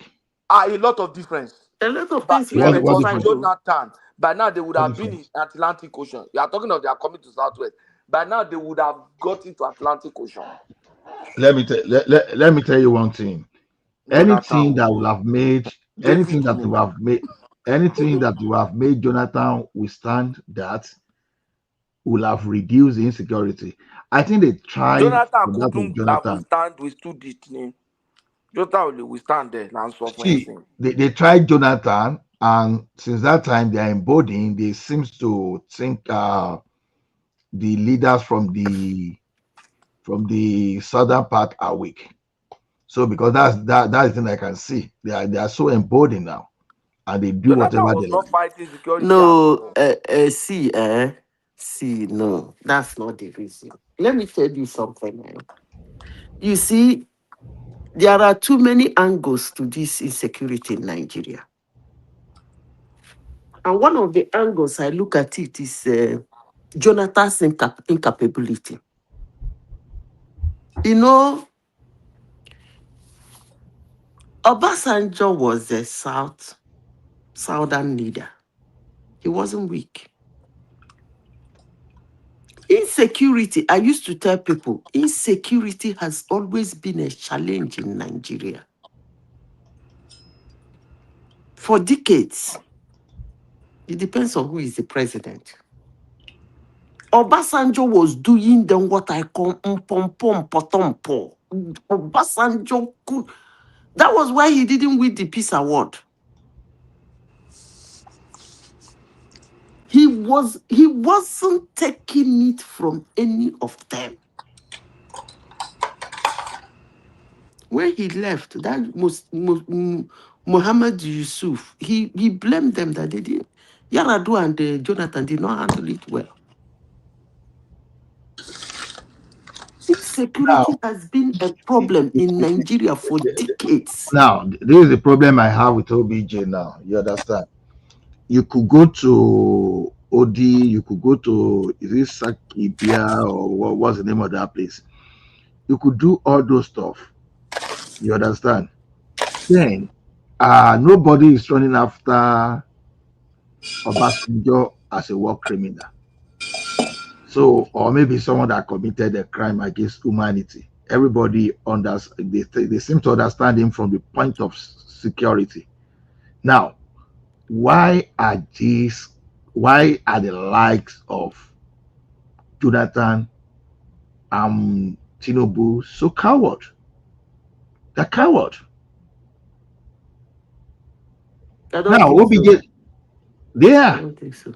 No, they are Democrats. They are Democrats. That's the point. No, Democrats. see, let me tell you Actually, one thing. When you say they are what Democrats, Obasanjo did was Do you bad. know why Obasanjo was able to do what he did? why was he able to do it? Because he was in the military. Jonathan and Tinubu was not in the military. Obasanjo knows the terrain. The same thing with Buhari. That was I say why that. Buhari could I make say a that. headway in the insecurity because he was in the military. No, it has nothing to do with being He in the has a lot in Nigeria, yes. In Africa, yes. He has a lot. Look at what yeah, happened. You see, yeah. Tuareg. Tuareg was the head of whatever. He watched that insecurity in Burkina Faso. He was the head of that insecurity in Burkina Faso. That insecurity was one of the reasons he did an overthrow. And what is happening in Burkina Faso today? The same insecurity. No, you see, I am not accepting that. To be honest, I am not accepting that. And I have my reason for not accepting it. Okay, Why do you think the federal government today is denying that there's no genocide against Christians? Now, to me, people see as genocide against Christians, but I think by saying that they are downplaying the entire thing because this thing is bigger than genocide against Christians. This is all about ethnic cleansing. And in ethnic cleansing, it doesn't matter whether you're a Christian, whether you're a Muslim, or whether you are a traditional worshiper. There are different types of insecurity or lack in Nigeria. I know. I'm just making additional. Don't mix them together. Hold on. That is the problem I have with anybody who That's wants not to even where discuss I'm that. going to. Don't mix them together. That is not even where I'm going to. Where I'm going to is this. If they have agreed that, okay, there's a genocide against Christians, now, why are you not acting? If you are not able to say why are you not acting, then they may refer you to ICC. because ICC has become the weapon in the hands of the Western nation to deal with whoever they want to deal with. So for them to continue to deny, they know exactly what they are doing. Of course, it is easier for them to say yes, there's a genocide against Christians. But when you say that, okay, the question is, what do you do next? The only thing I like is that I like the way, but it has been his nature. Tinubu is not a talking type, and it's working for him. Because if there is anything United States don't like, it's for you to poke hand on their face. You see, this thing we are still sitting here and talking is because he's not poking hand on their face. He's as they're boiling, he's pressing the calm down, calm down, calm down. And he's not running his mouth. That's the only good thing about the whole of this situation. Because we're not going to know how it will be when he started to say, and so what? Are we not a sovereign nation? You cannot come here and tell us what to do. That is when you will know how terrible United States can be. Not be to jump up, go and ask South Africa. No easy. Are you saying, I'm not aware of that story. Are you saying they deployed troops to South Africa without the knowledge of South Africa? Did they do that? No. They don't even, South Africa wasn't, it wasn't a genocide case that much. Against farmer, white farmer. They can cripple you. They don't cripple South Africa now. They can Okay, cripple let me tell you what one of the Congress members said. I hope I got, I know the guy was a Congress member. He simply said that placing sanctions against Nigeria will not work, that they will easily move to China. So that guy was probably saying, he said that sanction, the economic sanction, will not work for Nigeria. It's not going to work. Because immediately you do that, my brother, leave that thing. Leave that thing. Okay, let them do it first. He was an American politician. Don't worry for those idiots that speak. Listen, okay. Let them do it first. Now let's see whether it will not work. Okay, may I ask let's pray. Let them do sanction. Let's see whether wait, it will not work. Those sanctions will not have the usual effect. It will have some effect. Okay, hold on. The important thing is let them do it first. Let me finish. It will not have the usual effect that he used to have before. You understand? Because our economy dependence on America is your economy don't need to depend on them. For them to do what they want to now, do. Make I give my reason. Go ahead. The economy dependence on America is not as before, and it's not Nigeria making that we are less dependent on America now. It's partly Americans making. That's the truth. With all these sanctions and everything, America has proven that the world can do without them. Okay. Now, the way they have sanctioned China, we all thought that by now China will be going to beg. China has gradually shifted. They've shifted their focus to other countries. And even though those other countries are not major buyers, but fragments of several buyers has given them the critical mass that they need to be able to get their economy running. And then they have reserves, a lot of reserves, unlike America, that they can. So somebody was saying that China has so much that they can sustain their economy for the next 10 years if they are not trading with anybody. So this sanction, I thought that by good now, for them. I thought that by now, with all the tariff that America has put on China, I thought by now we will be seeing hungry people, we'll be seeing protests on the street of Beijing and Shanghai, and I thought that's what's going to happen. I don't even know when you start seeing videos from China. No, I'm just asking. Hold on. Now, I'm just asking. I don't even know when you start getting videos of riots and mishap and news from China. The point is that we have people in China who are there, living there. I have friends who are professors in China. Okay, so they can make video and send to you. No, but if they can't make videos, they can tell us. With which phone? At the same phone. You people don't know what is But going on then they in sleep. China. No, now some of us don't go China before now. Where now? Me, I never go China before. No, so where are you getting all this information? Where are you getting this information? You will make phone call and tell the Yes. whole world that something is happening in China. Of what is happening. Be like say you don't know what thing that happen for China. Oh, okay. That's the way No America wahala. they talk about Russia, talk about the West, talk about Africa. Oh, Africa is like this, so they are living on trees. That the West can lie. That's the truth. As if China Actually, is you are the one that this one. is believing their lie. It's the West that is lying.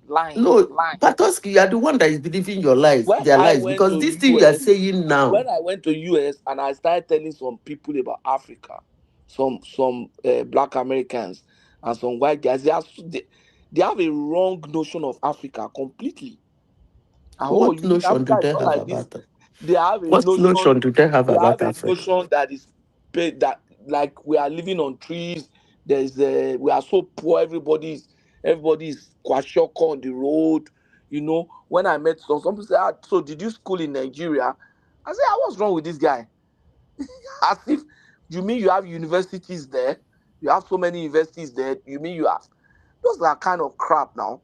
All these lies about Africa that they have. You understand? Some of them even thought Africa is just one country. So that's Let me tell you something. When I came here, Western I'm in the propaganda. US now. I'm in the US now. When I went to Norway, the first 2 years, one day, my boss then is a Norwegian. He brought his son. I'm just trying to buttress on this thing you said. It is not that they lie about Africa, except for CNN. It's just that they don't teach them about Africa. There are two different things. They don't have anything on. They don't care. They don't tell them things about Africa. It's not in their history. Neither is it in their literature. That's the thing. Period. So this man brought his son to the office. What was the problem? Months before that time, the man got to know that I'm from Africa. Because my name, they always think I am American. But I keep telling them that I am from Africa. So when that one was settled, one day he came into my office with his son. The son had an iPad in his house. And I told the son, that's the lady he's telling him that came from Africa. The boy said, wow. And I asked me, what part of Africa am I from? I said, I'm from Nigeria. The boy now said, do people come from Africa? I said, of course, people come from Africa. He said that if not that the father, because what is happening is that he had a debate with the father that humans don't live in Africa. So the father actually bring him to show him a woman from Africa in this day and age. The boy was telling me in my office that the counter they told them about Africa is about showing them animals in Africa, the types of animals that are in Africa. And the voice of the commentator was a white person. Mm. And they never saw any human being. So what do you expect that person to think of you if you say you are from Africa? It's not about, most of them don't even watch their local news anyway. The main thing, I want to be fair to them, is that they don't teach them anything about Africa. They don't have anything on Africa. For reasons I don't know. They don't teach them anything about China. They don't teach them anything about India. The only thing they teach them is them and maybe Britain. And so that means they are ignorant. That is, they are ignorant. They are ignorant. Not that somebody called them and telling them that, look, here in New York, my friend's cousin was gisting us, a boy. He said one day that one boy, a black boy, an African American boy, walked to him in the class and said, "How do you people have bosses in Africa?" The guy said yes. The guy was looking at him. The guy told him no. He said, "You have things like road, buses, plane, airports." The young 12-year-old boy looked at him and said, "No, we don't have things like that." That actually he hopped from tree to tree till he got to New York.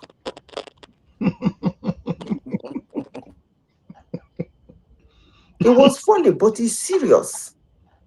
He said actually that he hopped from tree to tree till he got to New York. Why? Because they don't tell them anything about Africa. The only thing they know about Africa is they will bring this animal. They say this kind of animal, you cannot find it in this part of the world. You can only find it in Africa. So they think I Africa say is just a my wild, colleague's son is a told me wild that it's a forest. wild animal kingdom. That's what he knew Africa from about. That's the issue. So that's how they tell us. They think China, they think in America or in Russia, anywhere you go, they are just following you in Russia. They're just telling you, and that Russia is so obsessed about So America. Patoski, Nnamdi Kanu is in Sokoto now. I better forget about those people. Let's talk about Nnamdi Kanu. So Nnamdi Kanu is in Sokoto now. They know they bring his picture. He's going to walk out of prison now. One of the prophets in your state, that young man. You know that thing that walk out of prison. you know that thing that annoys me is this. I have one guy now that in my school group. You see some people that you feel that they are so sophisticated, that they're educated, but by the time they engage you, sometimes you now start looking at it. Where did they get this thing wrong? This guy is telling me now that they are just trying to crush Nnamdi Kanu voice. I start like seriously. I have to tell the guy that you say, look, I say for your information for record, let me put it there. I don't associate anybody that sympathizes with a terrorist. Let me just tell you like that. Just a warning for you. Good. The guy. So, and I told the guy, I said, I just encourage you, if you are asked somewhere to fill a form that do you support Kanu, I say, don't ever put it down, because once the embassy starts seeing someone candidate to you, start wondering why they are refusing your visa. Stop doing that. What Kanu did is terrorism. I was so happy when the judge convicted him as a convicted terrorist. That word there, it make me happy.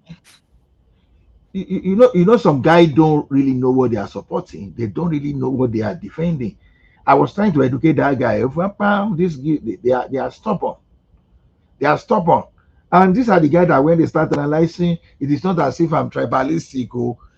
The guy's name sound like data. It sounds like a South guy. I was first one day I say, you and I we went to the same school. But from your name, everything, I think you are from South. Please be sincere to me. Where exactly are you from? The guy did not answer. Because you are saying you are not tribalistic, you are not used to. I say, look, every human being is tribalistic. It depends on the way you deploy it. You say you are not tribalistic, Abi, but if another country want to wage war against you, if you can join the military and fight off. Why didn't you say, okay, you are okay, well, let those people enter and come and do whatever they like with you? When you say you are not tribalistic, there's a limitation. Maybe with your fellow country person, you are not using that thing to discriminate. Nnamdi Kanu will not survive that thing he did, though. I'm telling you, he will not survive this thing, no. Some people still believe that he's a messiah. I don't know. I can't just get it. Are you harassing George like that? So to me, I think we need to be now. When people are now saying, "Hey, they should have sort this thing out," the political, I say, look, now so that thing. Some people they say maybe they give a terrorist amnesty. Say maybe they even allow them to join the military, that they are going to show them the way. And you know what funny thing on Facebook that time, there are some people I never expected when they blow their grammar finish. These people are exposed to. They will tell you, hey, but they will be showing the military the way. All those guys say, oh my goodness, for goodness sake, you are bringing a terrorist, someone that is fighting against the state. You are even advocating. I think social media sometimes there's advantage and disadvantage, and that's one of the those disadvantages because some guys they will be assimilating the type of advice these guys are giving. So I don't just understand. Alex Onyema, you say, can I ask you this? How many Western countries supporting Nigeria in that regard? What regard? I don't understand. I don't understand what you mean in that regard. Are you talking of? Let him come in and tell us now. Why is he? But Mr. Ola, there's a lot I've of just sent the enlightened. link. Good morning. Sorry, I've sent the link. If Good anybody evening. still want to join, please. But Sorry, please, let me quickly say this. Please, if you want to join the link, as just share the link. Please, just click the link and join, and let's have your opinion. Vivian, you can come on. I've seen you making comments. Alex, you're also free to come on. H G77788. All of you can come in. Vivian V, we would like to hear your opinion. Thanks. You know when the like of Vivian are saying a terrorist on TikTok having free day. Good. See, good because they are doing that. Because they are doing that, it does not mean that the terrorists in the south that we should encourage them. Yeah, we should all be on the government to make sure that the one on TikTok we get them. It doesn't mean the one we can get now that because of those of the north and they are justified. You should understand. Because someone is an armed robber in the north and nobody has apprehended him, so the one in the south you should allow him but terrorizing the south. Ola, It makes sense. Ola, the leader, I keep saying it, the last time I checked, NNAMDI Kanu was the leader of Federal Republic of Biafra. And the last time I checked, for those who is saying, what about those in the north? The last time I checked, Muhammad Yusuf was the leader of Boko Haram. They never gave him the luxury of hiring a lawyer. NNAMDI Kanu is having luxury for what he did. Yusuf was spied by the police. Yeah. Shakarau, the last time I checked, he was we are talking about leaders now because NNAMDI Kanu is a leader. The last time I checked, Shakarau, they didn't give him the talk about the leader of ISIS, the leader of Isawap. Their own is spy at sight. They spy military. The moment the military sight them, identify them, they just spy them. They don't even do all this arrest and all this court drama and all this shouting and slapping lawyers and talking all manner of rubbish. Those people didn't have that luxury. So who is saying that the ones in the north are having fun? Madam Zita, just this week, apparently almost 100 terrorists were convicted. This same week that NNAMDI Kanu was convicted. No, I'm not talking about the foot soldiers. No, I'm not talking about the foot soldiers. I'm talking about leaders. The last time I checked, NNAMDI Kanu was the leader of Federal Republic of Biafra.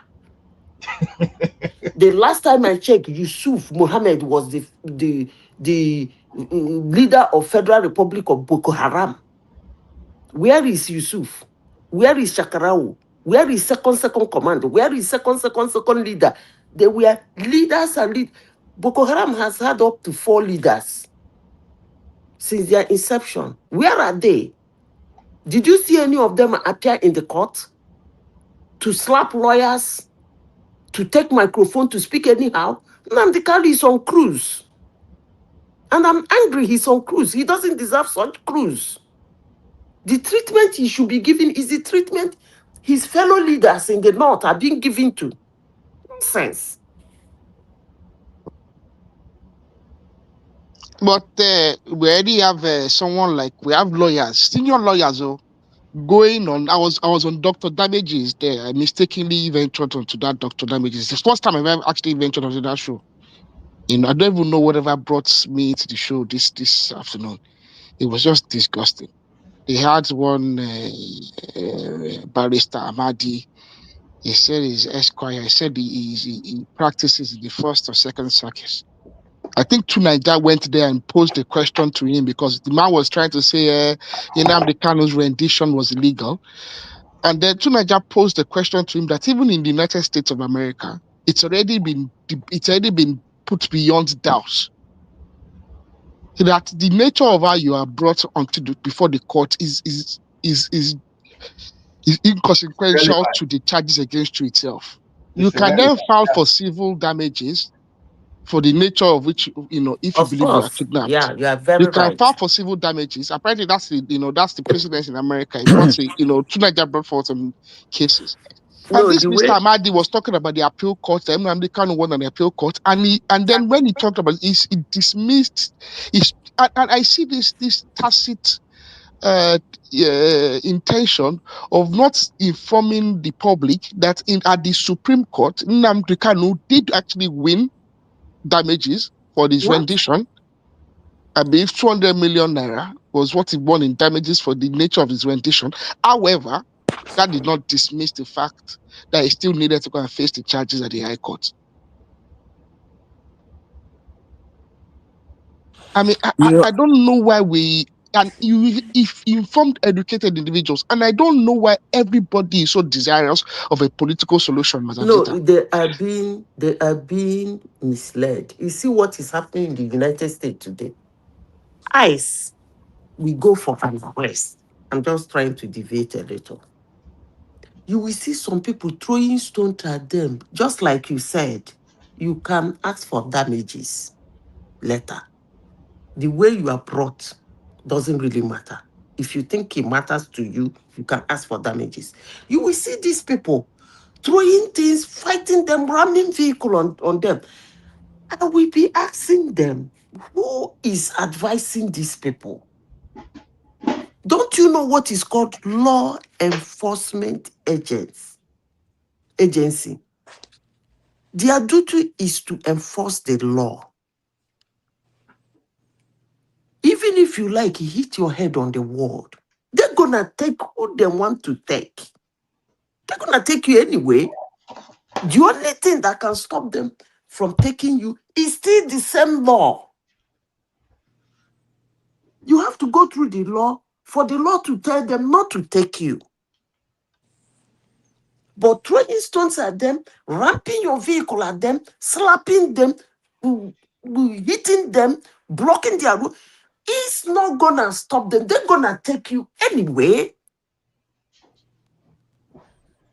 I don't know who is advising these people. Honestly, sincerely speaking, I don't know. Madam Zita, there's a commenter there, Chi788, that says that NNAMDI KANU'S original sin is that he insulted Buhari and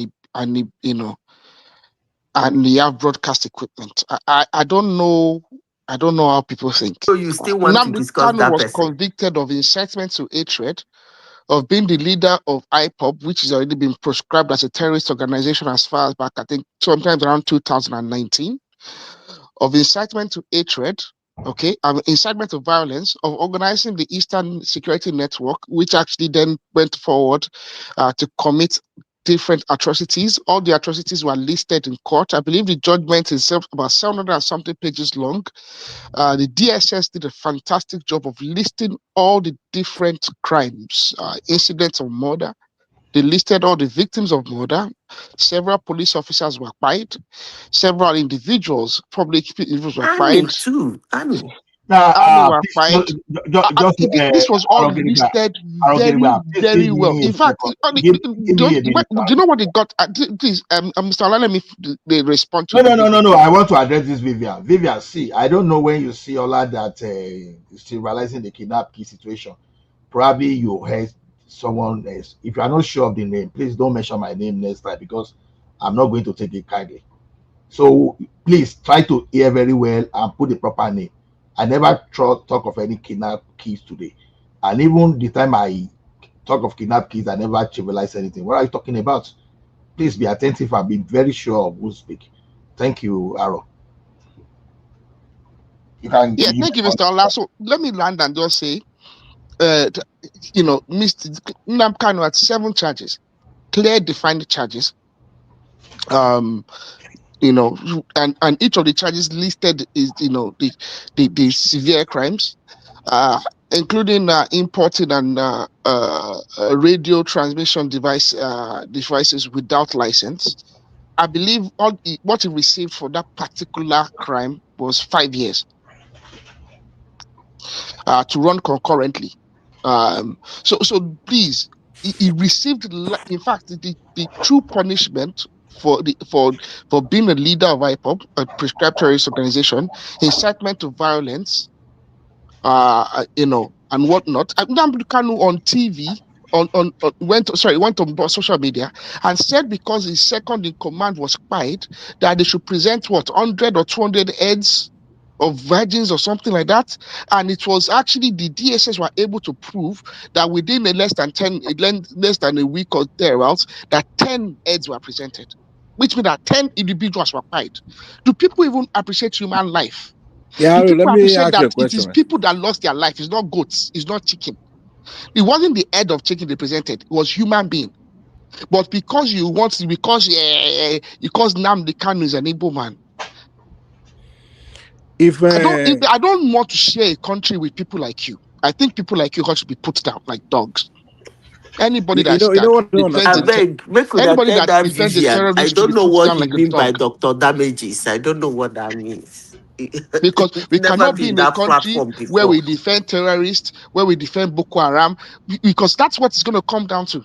If we defend Nnamdi Kanu now and we excuse his crimes, one day someone will come out and they will defend Boko Haram and they will speak their crime and they will ask for amnesty, absolute amnesty, without any considerations for Boko Haram members, for kidnappers, for all sorts of people.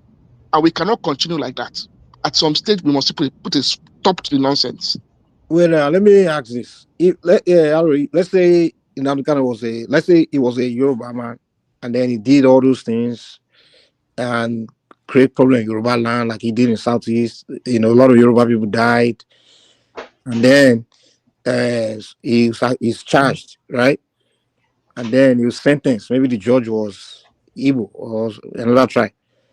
Would you see it as Yoruba as being Now, Mike, being prosecuted? far too well that the Yoruba are far too sophisticated to find themselves cornered the thing into is, such. Never. Yeah, I like wouldn't. I'm wondering, like the thing is, the first question I always ask myself, the way people take the guy as if like their tribe is being attacked or Yoruba are whatever is far happening too to the guy. sophisticated for that kind of So nonsense. the question I always ask is, okay, let's even say, okay, that's the key, but what does this guy have to offer his people? Like, apart from the Biafra that he say promised them, like we all can see that it's not even possible for him to give them Biafra. He doesn't have the means. What else does he have to offer his people? He offers them the fool's paradise they desire. That's what he offers them.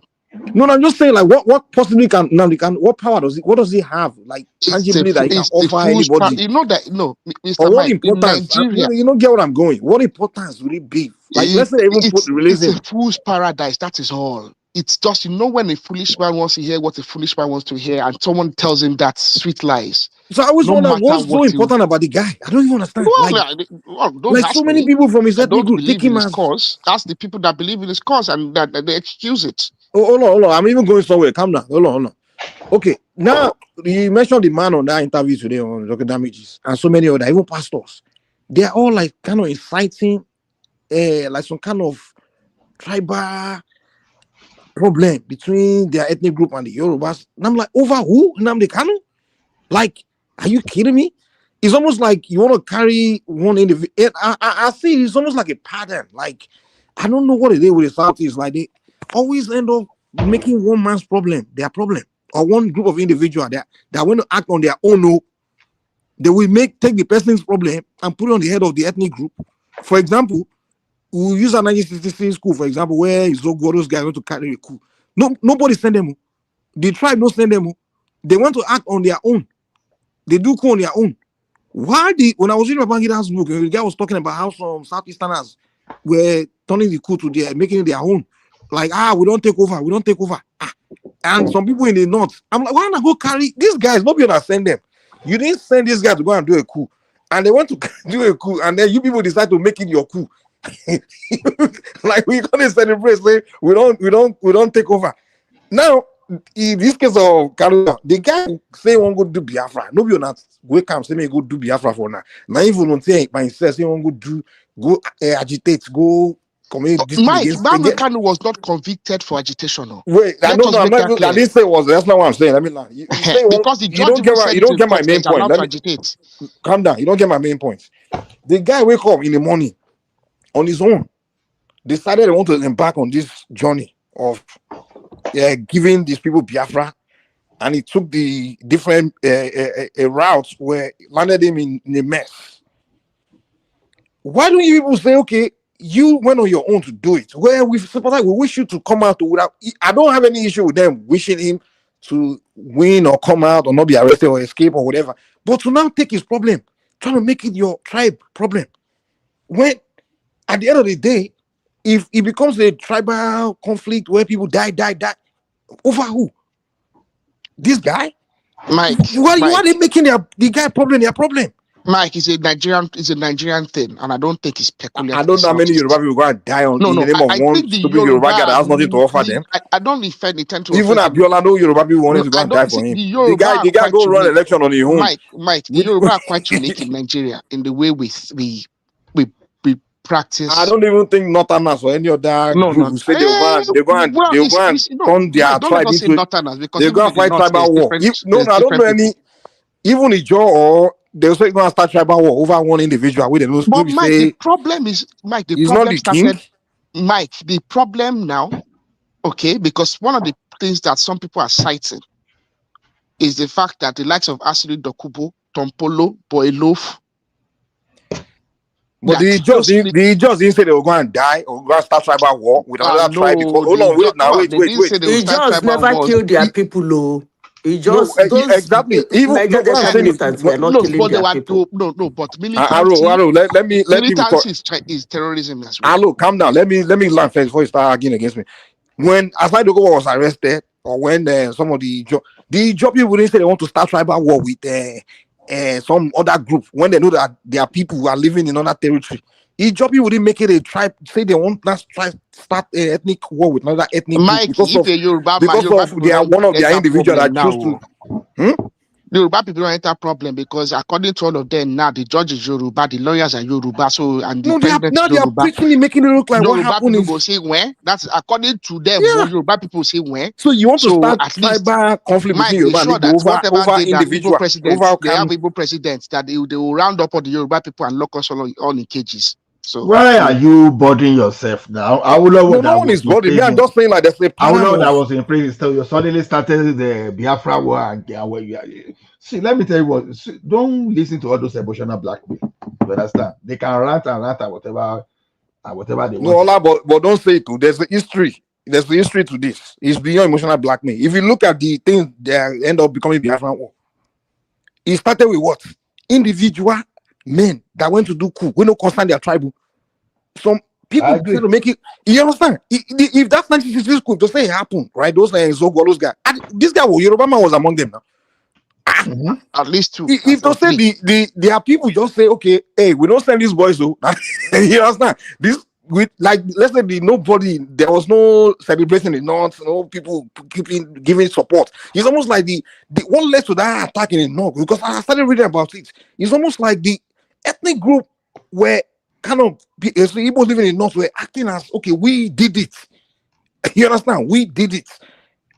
Because he could have just been ownership of someone else's problem. Exactly, someone else's problem. That's the point I'm trying to make here. Like you take ownership of someone else's problem. If the guy decides to go embark on something and he fail, now he fail.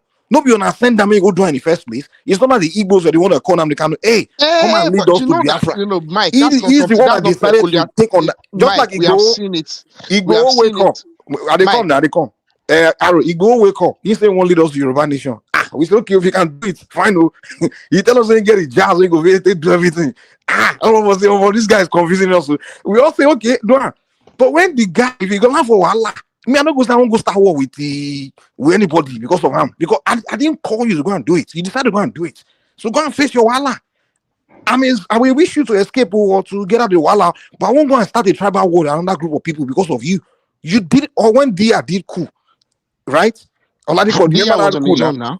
He's on his own. Yoruba people didn't say, oh, they don't hire our people. Now, even Abiola said was on his own. Abiola was on his own. No one is saying you. Now you go run, go sign off for election.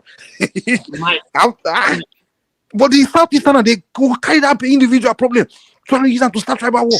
Because look at the civil war now. It shouldn't have got to that point where millions of people die. They're in contestation with Nigeria. All of you people have denied them of presidency. That is the biggest problem that they say that. But they have to learn that mistake. They keep repeating it. So maybe 2027, you should just dash them presidency. Maybe all this while go end. Because they need to stop making their problem.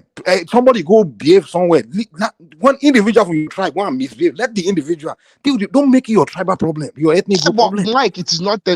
See, one thing I've noticed in Nigeria, and which I believe has been forced. This is something that is a consequence of the federal government, the consequence of the attitude of federal character, and the attitude of let us share the cake. Okay, and it's because we practice such a centralized government. It is not only them. Who else in Nigeria does that? Let me look at the incidents of banditry and kidnapping. One of the things that actually caused the rise and this attitude with kidnappers and bandits in the Northwest, and has caused them to become so brazen, is the fact that when the primary victims of kidnapping in the early days, which were people that owned cattle, when their cattle were being rustled, when the federal government started going after the main perpetrators, who just happened to be Fulani, the likes of the Miyetti Allah cattle hurry, because there's two Miyetti Allah groups. But Miyetti Allah is the organization. Miyetti Allah took ownership of a problem that was not theirs. No, Miyetti is okay. Miyetti Allah, that one. And in that, they co-opted a lot of the Fulanis into taking ownership of a problem that was not theirs. I don't see the Fulani tribe coming out saying we. All of they're not taking ownership. No, that's why I'm using the Miyetti Allah as hold on, calm down. Miyetti Allah is a cattle rearing organization, so they are speaking for their business organization. But you don't hold on, wait now. Problem that wasn't theirs. Calm down. No. You can't say that. You can't say that. In the early days, because it was their cattle that was being rustled. Bros, let me talk now. But by taking over ownership of a problem that was not theirs, I don't hear you. Let me talk. The issue complex. Calm down. In the end, all of us are suffering now. Calm down. No. You can't say that. Miyetti Allah is a cattle rearing organization. So they are the one their organization was being accused of cattle wrestling because they are in a business. That it makes sense. But if you don't have the Fulani tribe that don't have business with cattle business, Fulani they are doing other things, or the Fulani tribe or the Fulani king, all of them saying, oh, we the Fulanis is our problem. They are not saying that. Even the Fulani that we talk will say, oh, it's the elders. Even the rest of the Northern are saying, oh, we are different from these ones. At the time, Miyetti Allah took ownership of the problem of the bandits. How did they take ownership? They were the number one victims, because the main thing those people were doing, all these bandits and kidnappers you see now, the first thing they were doing before they eventually took kidnapping humans was rustling cattle. Someone else's cattle. I don't even get your point. What is your point? I don't get your point. I'm saying that the Miyetti Allah took ownership of someone else's problem. How did they even take it? Is their problem? Are they not the cattle rearing organization? Yes. But so who's someone else probably are they taking? I thought it wasn't them. The early days of banditry and kidnapping started with cattle rustling. Mm-hmm. The people whose cattle was being rustled also tended to be members of Miyetti Allah, because Miyetti Allah was so that's their problem, huh? So they were the victims, but suddenly the victims took ownership they took ownership. You say Miyetti Allah are the victim? They were the primary victims at the start. In what sense? Are they not are they not the one being accused of? Yes. That is what I mean. They took ownership of a problem that was not theirs. Whose problem was it? Now they have been co-opted as part of. They've been co-opted, and now they've become part of the kidnappers and bandits. You should go and look at the history of banditry and kidnapping in Nigeria. Okay, so I think I get your point. You're saying when they were being accused, They accepted that it's them. Is that what you're saying? Exactly. Don't take ownership of a problem where, number one, you are the victim, and because you are and just because some people are, because by association you want to defend your ethnic tribe, you now by association now become you go from the victim, you now get co-opted. I somewhat agree, but I disagree. I don't think Mieti Allah came and say we. I'm just using that as an example. You said their ethnic group, now, so they came to defend their ethnic group. It is not unique to the Southeast. It is unique. It is unique. I don't know. No, it is unique. I don't know any other tribe where there's a problem. It happened with Boko Haram. I don't know. Even you don't see wait, have you ever heard the Kanu'S come out to say, oh, we are the Boko Haram? No. Even though we know Boko Haram start with the Kanu'S group of people. In the Northeast, one of the problems, in the Northeast is at some stage, some leaders, because of the excesses of the army as well. Because there was a time the army they were just loose in Borno and Maiduguri especially. They were just taking any young man. They were. But you are shifting the goalposts, man. You are shifting the goalposts. What I'm trying to say, it is not a Southeast problem. It is. Okay. I keep asking you to give me an example of someone else. It happened in Borno where some leaders actually started saying that, they are buying our sons, even though some of those individuals were complicit. Which ethnic group? Which ethnic group? Members of the Kanuri at the time. When did the Kanu'S mention that? Oh, you are killing we Kanu'S. Oh, you are Kanuri. They never mentioned that. It was what at least one or two people once said. Public. There's no one. I've never seen any ethnic group in Nigeria where a member of the ethnic group starts something and they jump behind him to say it's we that we are doing it. Well, not to the same extent. Bro, maybe you can see. It will be making sense if the Kanu'S say we are the Boko Haram. No, even though we know that Abubakar Shekau, the Yusuf, that guy that killed, they are both Kanu'S. But till today, Kanuri people never tell you that we are the Boko Haram. Now we go even talk. Of course not. Of course exactly. Not. They won't even come out to publicly tell you that we are supporting Boko Haram. There was a sentiment at some stage because of how the Boko Haram was handled by some generals. And the flippant way in which the army abused the human rights of everybody in the area generally. So when there was an attack, the army would just go into that local community, round up all the young men, accuse them of being Boko Haram. They were abused, tortured, and whatnot. Did they accuse themselves? No. And then not winning this argument. I don't know what you're arguing against. But what I'm saying, it is not a peculiar thing to the Southeast. Although the Southeast have taken it to a new level. You keep saying it's not a peculiar, then prove to me that it's not. Who help? I keep asking the same question. We saw it, we've seen it. Which other group of people have said? Can we arrogate you? Sorry. Which other group of people have say is we? This is our thing. The Southeast are saying we are they say NNAMDI IPOB now that you are prosecuting them. That is them. This is us. They make it IPOB their thing. Mike, go ahead. I think you are just seeing the reaction of some of the supporters of NNAMDI Kanu because of the judgment. With time, it will fizzle out. I think that's what is going to happen. And the people over there, which majority of the silent majority. It's almost like I don't know history. No. I know. Let me say. Well, I'm just talking. Yeah, so go ahead. He said it will fizzle out. But go ahead. It will fizzle out. Maybe in the nearest future, they can also have another person that also want to say this take up the agitation again. But for this kind of personality, that is the end. And to me, I do not see whatever they are going to do. The politicians in the Southeast are just playing lip service. We'll find a way to make them release a lie. The guy will not be released.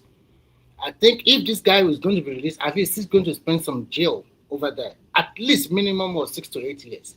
Maybe after 2031. 6, I think that's 6 years. Well, you're not listening to what we are saying. You see people. I listen to what you guys are saying, but calm down. The main point we are making is we have people now all over the place now preaching, including pastors in the middle of thousands of congregation, preaching that the Yorubas have declared war against Igbos. Let them to declare war against Yorubas now. I'm coming. Hold on. Let me Nisuru. And when you mention official, I'm using history to look at the situation. But you are just using your own thinking that okay, official. And I use history saying in the past they're doing the same thing where individuals went to do something like those guys, 1960s boy that did a coup. You guys made it. your tribe versus the North. You went in front of the Northerners, making it, oh, this about us, so we don't take your leaders out. We they do this thing in the middle of markets in the North. Now people look at you like, okay, so those soldiers, we thought they are just soldiers that kill their head out leaders. So now tribe ain't doing. So you're making your tribal problem when it's supposed to have been group of soldiers. They are stupid. They just no one care. All the other coup in Nigeria, no one even know their tribe. Bamangida did coup. Why did coup? Everybody did coup. Even when what's his name? Dia did his coup. It was Yoruba people that did that coup. They are all Yoruba soldiers. But nobody ever saw that Dia coup as a Yoruba coup because Yoruba people didn't come and start saying, our coup is our coup. And You it understand? was all this Dia, the sound coup. They are Yoruba guys now. Dia, the sound. What is? Yeah. So that's what I'm saying. So it's the same thing I'm saying today. NNAMDI Kanu, definitely, we all can look at it. Come, this is a case. This is not like one innocent man sitting down. They go arrest now, come prosecute now. It's a case. That's a pure case. He went through. There's a statement, Mike, that I've seen. So why are you trying to make the guy's case? What happened to NNAMDI can happen to anybody. No, it can't happen to anybody because me, I won't go on the internet to incite hatred.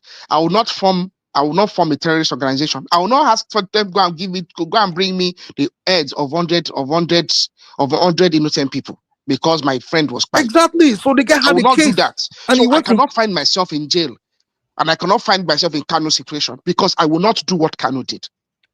So the guy did something. He did a act, and the government of the country charge you, and it's between you and the government. And if the tribe want to make it between their tribe and the government, that's fine. But why are you trying to make it like your tribe versus another tribe and trying to create a tribal war over who? So now if something now explode, now people, thousands, it leads to some kind of civil war, millions die. So at the end of the day, we ask ourselves, over what? One individual that what? Just like the 1966. When you look at the 1966 situation, it led to the problem continue and it led to a civil war where 3 million people die over the action of just 5 guys. Mike, I think we are in 5 guys where nobody send message. They go down on their own. Mike, I think we are in 2025, and I think what happened in 1966 during the Civil War, we can, although you have a very good point, but now I don't think any section, or especially in the South, if you want to fight your war and you say, okay, then the Southeast should bring it on the Southwest. No. Before they can bring it on the Southwest, they have to pass it South-South. I mean, if they want to fight this guy, I don't know, you always think something happened the same way. You are thinking they've already declared a war on the Southwest. They've already declared a war. Once they get the opportunity to do it, let them do it. If they are declaring a war, if they are declaring a war on the Southwest, then they are declaring a war on the South too. So they should I don't know about that one. I don't care about that one. All I can hear is that it's a Yoruba man that sent NNAMDI Kanu to judge. The judge is Yoruba, the lawyers are Yoruba, and the president is Yoruba. So you Yoruba people have declared the war on them. So by that's exactly what many of them are preaching on social media. The propaganda. And then you have their I can understand if one of the entities doing it, but their leaders, even politicians, pastors. How can you be doing this? And Mikey, be careful. If you venture to the South system, I chop your head off. So exactly. They are leaders. This is not just some low IQ individual that's irrelevant, inconsequential, just talking your own propaganda. But these are leaders. Even look at the man that came on. Even Rudolph is promoting that kind of rubbish. Rudolph, that one doesn't even know that. I don't even know what some Southeastern they go school when they go. The kind of misrepresentation, the lies. The guy brought that man. Adults were the adults. These are adults. Old Rudolph. Hold on, Mike. Hold on, Mike. Are you saying Rudolph is actually angry that? Yes, I was on his show. Mr. I don't know. He is kind of. But Rudolph is still a bit emotionally intelligent. No, he brought that man to the show. Hold on now. If you are creating platform for the promotion of what we are talking about, then you have been complicit. He brought the man to come and push it. Okay. He invited the man to, and he didn't even push the man or question the man to come. So Allah is like you inviting one Yoruba man to come and do. Yeah, Rudolph is very careful not to. I have a question. Yeah, I have a question. Mike, Bawani, baby. I love you. I don't sorrow. Who is this AI speaking? Who is this? I have a question to what you guys are saying, Remy Bao. the terrorist, the Fulani terrorist that got sentenced to prison for 20 years, you know, the judge was an Igbo judge, right? And the guy did you hear anybody? Nobody claimed victim now. Nobody said because he was Igbo, then that's the reason why. Nobody brought it up. Really? It's not about being your tribe. The judge was Igbo. So wait, but nobody said because the an Igbo individuals are judge. sentenced to 20 years. What organization did they belong to? And They what crime belong exactly? No, what explicit it crime? was What was their charge? ISWAP. No, And it was no. terrorism. It was ISWAP, Remy. The point I'm making is that it is wrong for anybody to say because Justice is Yoruba, so therefore the Yorubas are the one that sent Nnamdi Kanu to prison. That's a low But that's IQ. what they are saying now. Their leaders, I'm talking, their intellectuals are saying this, man. That is exactly what everybody is saying. No, don't be confused though. If BT, I just warning you now. Pastors, they are saying these things, man. BT, if they are you leading venture people to Southeast, I'm warning you just because I love you as a brother. If you venture to Southeast, I cannot guarantee your safety. Now, just no. See, you see, maybe it's just me. There's this big hive mind in me. Like they all connect to the same CPU and they reason the same way. Like from I don't know. No matter how educated they become, they still do it. It's the same way they reason. Babati, let me tell you something. You know, when you are growing up, what your father puts in you, unfortunately, I think majority, this is what I see, just my own personal analysis. Because majority of the people from the Southeast, they like businesses. And then most of the people you doing this trading, I'm sorry to say that it will probably not sit well with some people here. Majority of these people are not literate enough and is half-baked. And then they have what I call educated illiterates, as those professors and doctors and the rest. And those who now continue to sell the idea that we have been mistreated in this country, Nigeria, from day one. So that thing has been in their head. And now that you don't have a clear-cut leadership in the Southeast, you cannot go to Southeast and say, who is your leader? They don't have. But if you go to Yoruba land... So we don't have a leader either. Come on, everybody have leaders, man. Don't give me, they don't have leaders. We don't have the We are. Who's our leader? Who? Show me. I will tell you how we have one. For example, look at this platform. Sometimes when people like Ajanle Koko wanted to talk, people will keep quiet for him. You are giving him that respect. And I think if we are going to become an association, then Ajanle Koko have a very good chance to be the leader of the group. They ask you, our leader, you are giving us Ajanle Koko. What I'm trying to say, in community setup, no matter how big or how rich or how powerful you are, we still have some people that are not rich, but people still listen to them.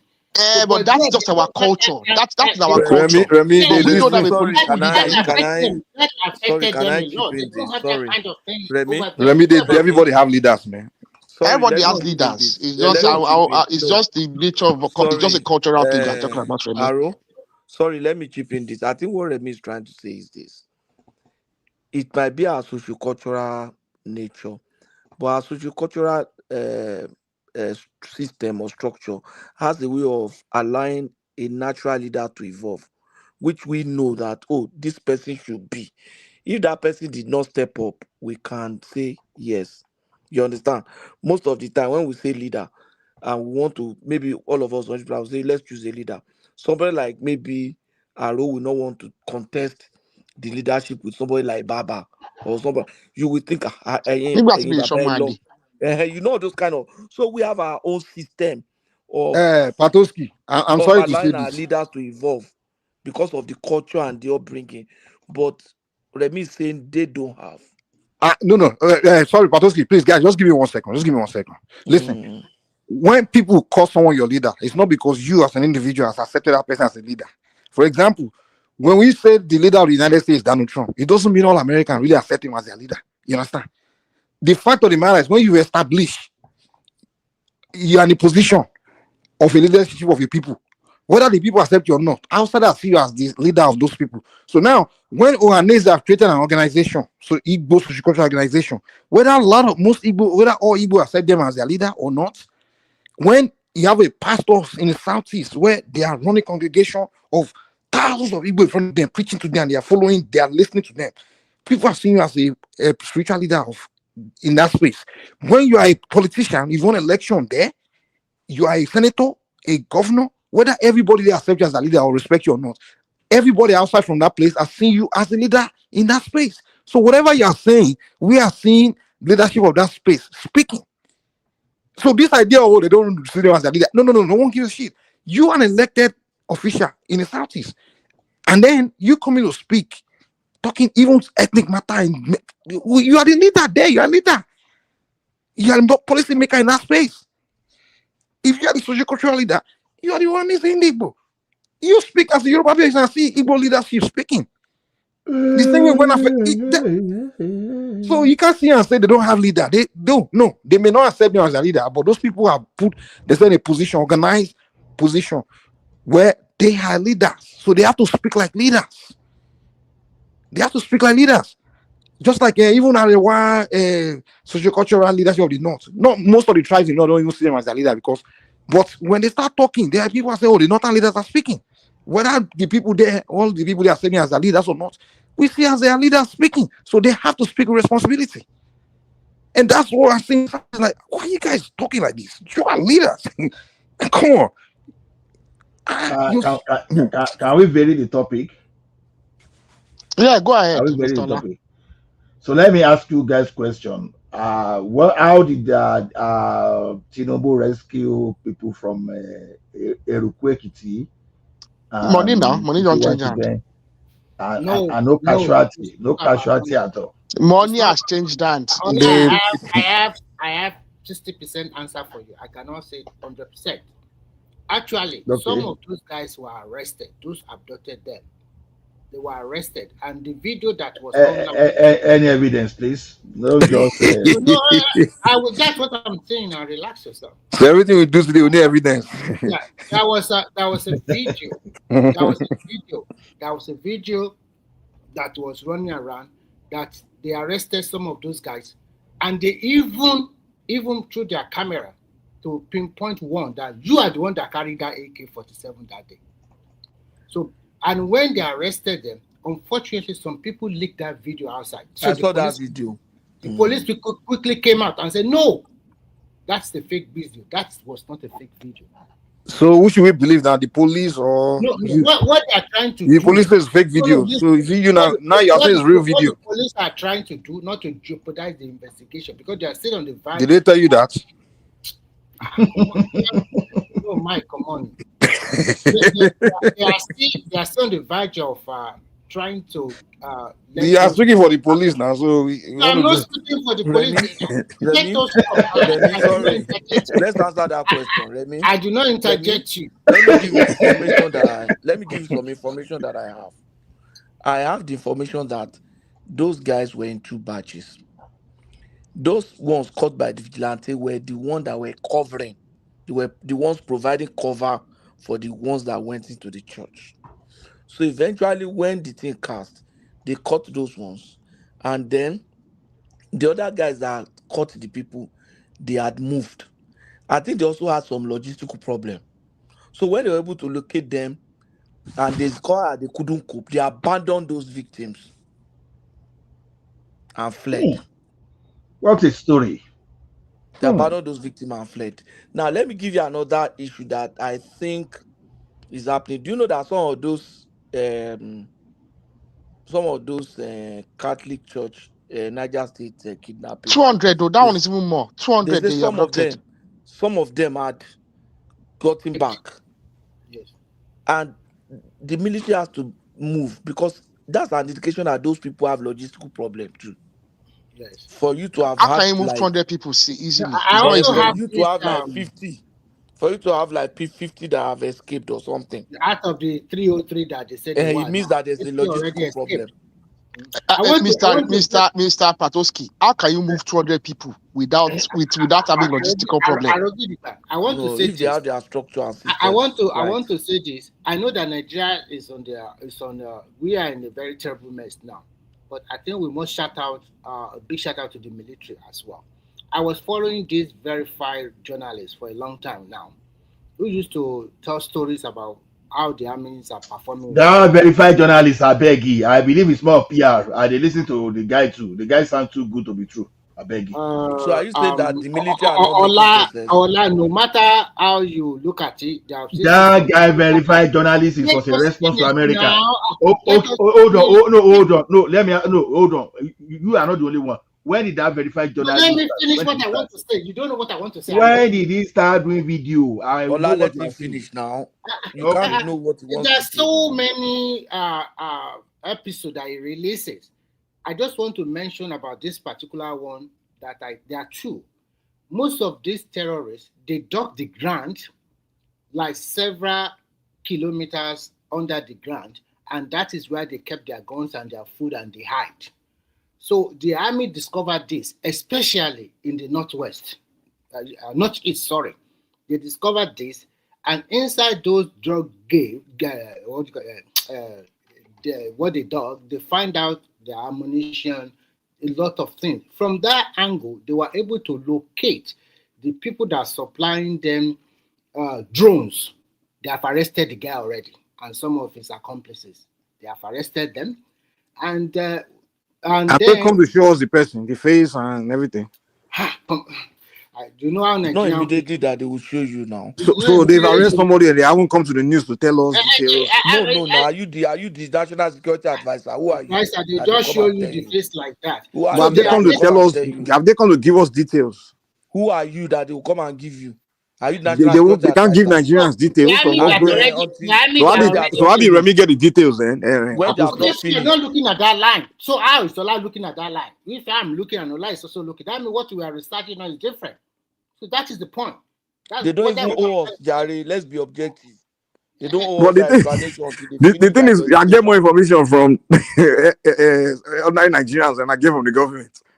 Like I get 100 times more information from Remy than I get from the government. Talk about this verified journalist that Remy is talking. See, verified journalist is just a recent YouTube podcast media.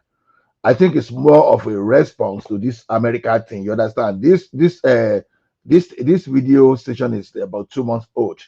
You understand that they already gained about 12,000 subscribers. So the thing is this: where is he getting those information? You understand? That's why I believe that it's more of PR.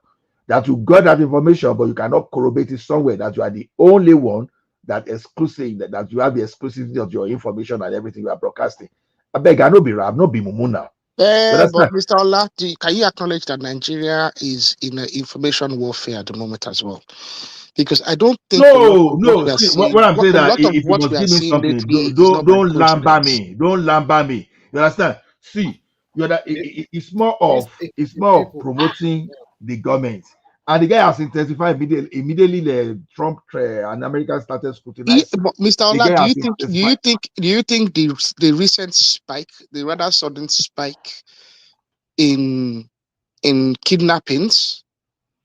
See, no, what I believe is that some of it by coincidence. You think it's by coincidence? You don't think there's no political? Hold on, Farabale.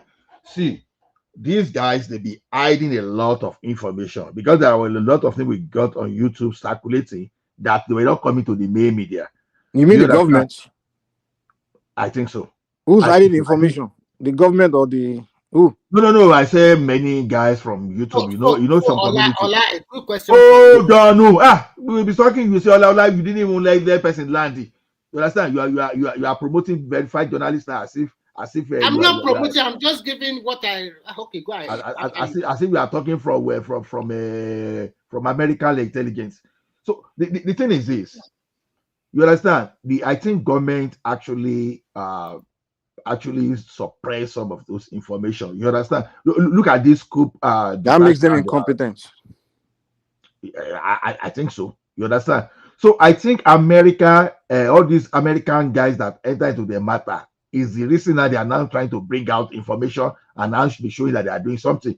They be so quiet and looking docile, I'm without beginning doing to anything. think this Tinubu government is very incompetent. I'm sorry. Like So, I'm like, Ola, you're supposed to know better. Of course, my now it's question, showing competence. At least He's so around incompetent. insecurity. I don't know if will defend him, but let's be Ola, honest. I'm not defending It's showing anybody. Ola, competence my around question to insecurity you or is this. security for sure. My question If to the you guy is is not intelligent enough to know that security is Mike, everybody's let me duty, ask him the and question. government is supposed to Go and drink water. share information with people so people can know what to do. No, Well, you don't but share. you're You don't not doing share it. all information, Mr. Mike. You share some. Let me, I are in the didn't say all military. information. Of course, You are in the the US military. government don't You share understand. classified You information. understand the information. Hold I on, calm understand down. that there's I know you levels guys of start information defending. you share. Listen, I'm not saying share classified information, but share enough information that the people can be aware of what to look out for or what. But he's not sharing nothing.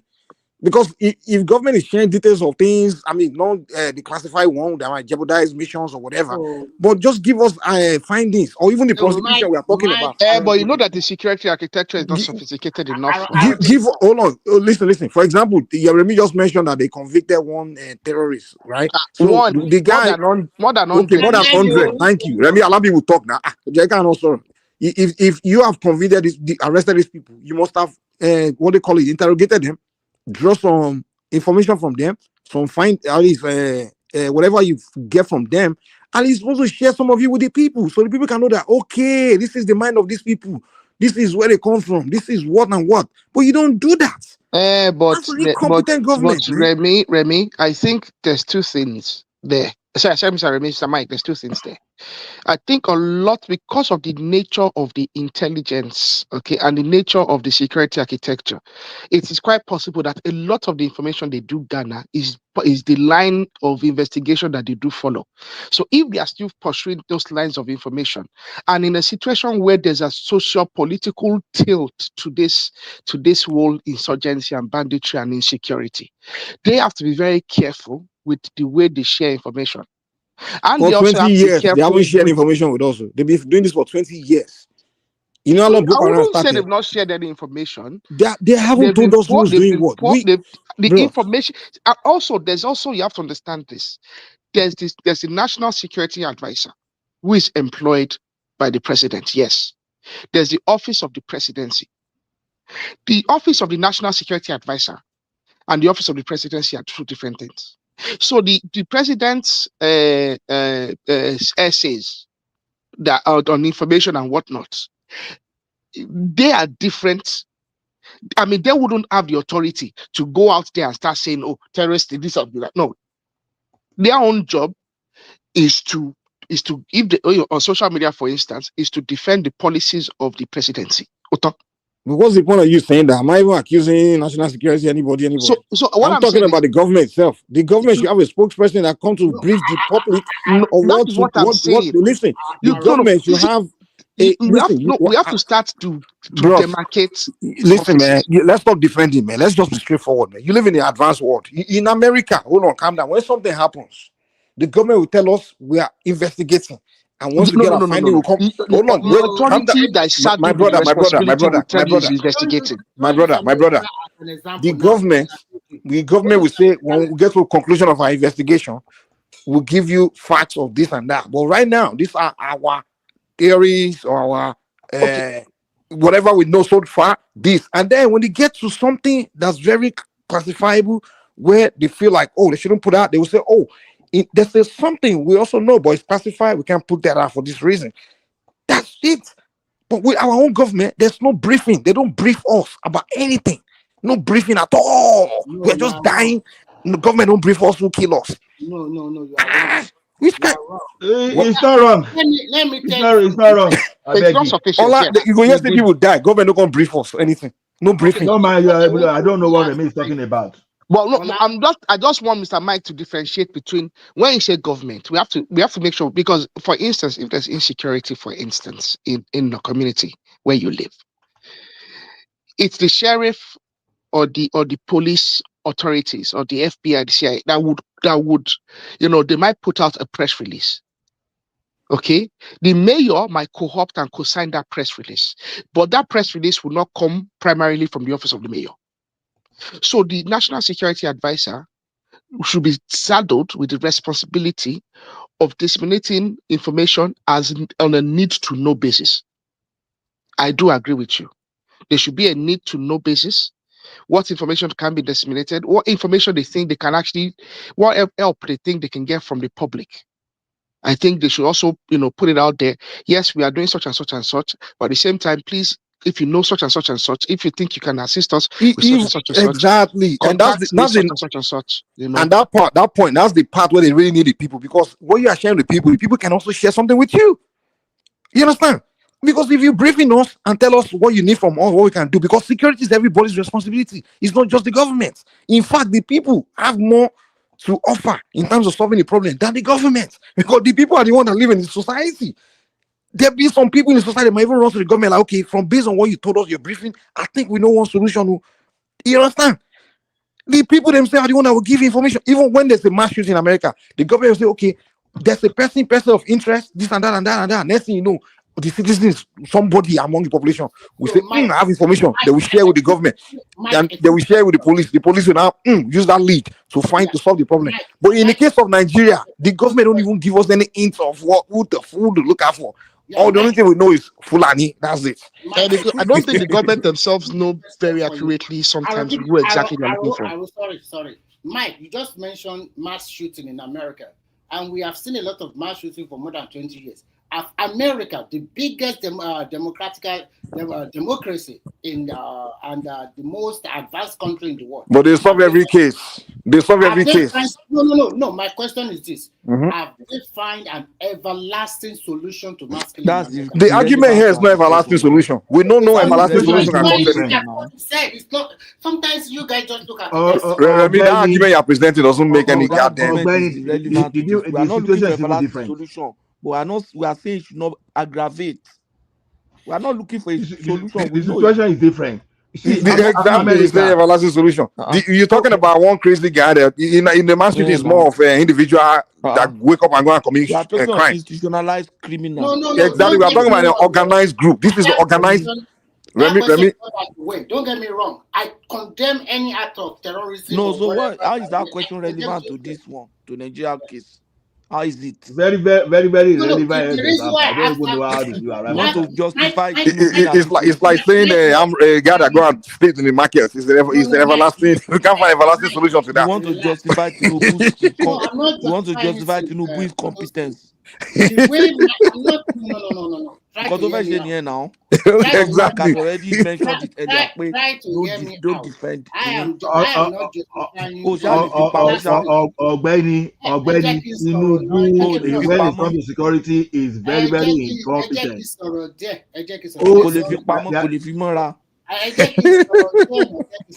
I'm not here to support anybody. What I know that the issue. Do you agree that Tinubu is incompetent in the area of security? Do you agree? Why should I say that? Well, do you agree it's true now. Do you agree that he has shown incompetence? You know the best is Tinubu told us today. He said, "I've ordered all the VIP police." Okay, let me go ahead. Do you agree that he has shown incompetence in the area of that's a blanket statement from you. But I would say in the issue of insecurity, he has not put his right foot very well. He needs to do more. He needs to work hard, and that's it. You forget he needs to do more. He's not really done well enough. He has done nothing. He's 2.5 years now. Good morning, guys. 2 years. Could it be 1 year? It's only 2 years plus now. It's going Good morning. Let me tell you something, Remy. You understand? State police, we don't know where it is. Now, see, when there's hold on. I want to even ask you one question when you finish. Go ahead. Oh, okay. See, let me tell you one thing. Even the listing that Tinubu should have done. Let me give you an example. There's what they call private security. This is I will say Golini.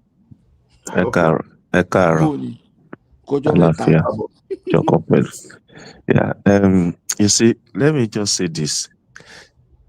Tinubu is incompetent, which is normal, is easier for everybody to say. But have we also questioned the security structure of Nigeria? You see, whether Tinubu, whether Buhari, Atiku will be, nobody will be there that will perform miracle with this the security structure of Nigeria.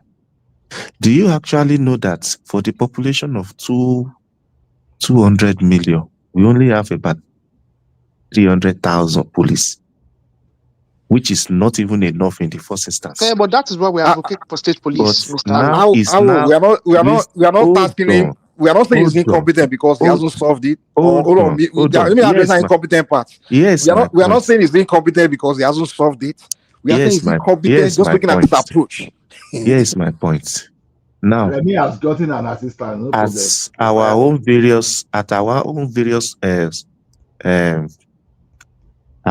various comfort zone, we all think of the solution. We all know the solution. Okay, if you have 300,000 police, why don't you recruit more? Why is police only structured to the federal level? Why not at the state level? At Are the you local directing level? that question to me or to Tinubu? No. If you ask me now, what go ask? He himself is If you letting ask us me know now, that what Tinubu go is ask? incompetent. Listen, just let me. You are also just confirming that he's incompetent. Just let me flow. Let He me has not flow. done any of those things in 2 years. Now, all this suggestion, we all have it in our head. Okay.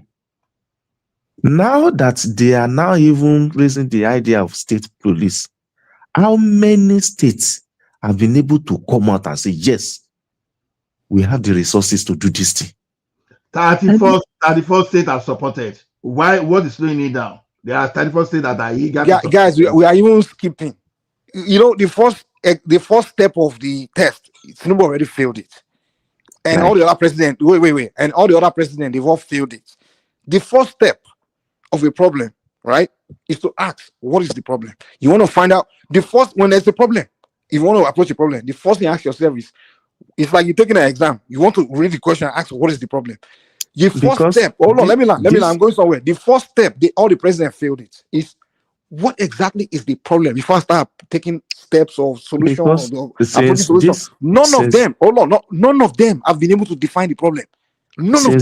Since the inception of this republic, all the people that have come as presidents, they have relegated the police. My brother, you're talking about police. We are talking about president that can't define what the problem is. Yeah, that is the point I'm making. The president cannot define the problem of his country. This problem is complicated than what you are saying. Look at it from this angle. Look at it from this angle. When Obasanjo was there, hold on, please, just hold on. Let me make this point. When Obasanjo was there, the fear of military taking over has made him to selfishly weaken the military itself. My brother, you are not addressing what we are talking about here. You are not addressing what we are talking about. I don't get what you are saying. Look, listen. You just want to excuse Tinubu. That's all. He's not even on. Your thing is not incoherent. I will join you to say Tinubu is incompetent, but the point is, there's nobody that will perform miracle. No one's talking miracle here. Why are you arguing against miracle argument? Nobody present miracle argument here. No one here say Tinubu should go and perform miracle. No one says that. In the current structure of security architecture of Nigeria, nobody, not even the one that is shouting. Are you telling us that the problem is security structure, or the problem is we don't know what's going on? That structure. That's what I'm asking you now. We're supposed to change it. Is it you? Before we can even bring a structure, you have to know the problem. You have to know the problem. You first have to know the problem to be able to know what structure to use to solve the problem. Mike, let's even assume that they have known the problem and they know that the problem is the structure. So who is supposed to change that structure? Is it you or me or Boko Haram? He's the president. Huh? That's why. So how we know they haven't defined the problem is the fact that they don't even know. That is where you are getting it wrong. You think president? The only solution they've been doing is just changing service chiefs. He will just make a fiat and say, "Oh yeah, everything should be." Let me give you an example. Let me give you an example of what we've been talking about for a very long time. Now you go to that place, you talk about state police, all those stuff all over time, you believe in the in structuring. Now we have Amotekun, right? Amotekun, do you know that what it means to give Amotekun rifle AK-47? You don't need the National Assembly. You only need either the president or the inspector general of police. Ask yourself, why is it that Amotekun is not carrying AK-47 today? And go and look at what Mietiala is carrying. You understand? And you want to tell me that this is a president that is somebody that is ready to do anything? So Amotekun that was formed through the act of legislation in the state that the constitution recognized. The process is that you, the president, you can approve AK-47 or whatever arms they want to bear for them, or you can instruct the inspector general of police to do the same. And this guy has spent about 2.5 years. He has not done that. I want you to no, Mr. Ola, he can't do that. And I'll tell you why. let me land. You want to know what I'm Mr. Ola, I need to understand it very clearly. Let me give me Mr. Brown. I don't get two heads now. One head you get this, I get my one head. I've read and have a copy of the Nigerian Firearms Act. In fact, I think it was updated sometimes in the early 2000s. But really, the basis of the law, the Firearms, 1960. Guys, let me say something real quick. What Nigerians are not getting at all. You guys know it's not the job of police and army to study a problem and find a solution to the problem. The job of the police and army is to go and carry out kinetic action to kill the problem. That's their job. Now, Nigerian government have been doing this. Oh, police, army, they change service. Go and solve the problem. You are telling army, police and army to go and solve the problem. In the United States, when it's a problem out there, that's a mystery. If it's foreign, there's something called the Central Intelligence Agency. If it's local, there's something called FBI. What those guys do is to go and study the problem, go and understand the problem, and discover the solution. And then once they've discovered it, that's what they will now task the military to go and carry out the action, or the police. Like, okay, we've discovered this and that and that. Now they not send us to go and do the kinetic work. Now in Nigeria, Nigerian government it doesn't occur to them. They're supposed to create a central intelligence agency that will be studying the problem, investigating the problem, spying on the communities, doing this, gathering all the intelligent information, and then no. What? No. You know I know they don't. You know I know they don't have. Because whenever they're tired, they will say, we fire service chief. They'll hire new service chief. They will tell them to come and swear in at the Senate. Now the senator will say, okay, we want you to solve it now. You need to solve it now. No. They have. I was looking at the swearing of the new service chiefs, and that's how I know they don't. They're not. No. They don't have any central intelligence anywhere. I know they have. Because the service chiefs, when they talk, they will tell you need to go and solve it. Go and solve the problem. Oh yeah. Some of us. You call the police, the Air Force, the Navy man. You call them to a room and be telling them to go and solve problem. Those ones, they're not trained to solve problem. They are trained to only attack, to fight. They are just fighters. They are not problem solvers. Who is this? They have. We know some of the people that are working there. So leave that one. That they're having challenges now. And they haven't figured what's going on to tell us. Yeah, now she say I can fail in Jabjanu. You know how many times CIA tried to kill Fidel Castro? Fidel Castro was just collecting money from them. For 10 years, Fidel Castro was the guy. Fidel Castro agent was their own agent, and he was collecting money from them and funding Cuba. CIA will fail now. Anybody will fail. The DIA is a defense. No one's saying anybody will fail, but we are saying we don't have. DIA has. We have central intelligence. Who do we have? We have central intelligence. It's DIA. DIA. There's DIA now. NIA. What is? We have NIA. We have DIA. We have DMI. They have all Mike. We have now. And what are their investigations? Mike, is he one of those? Are you?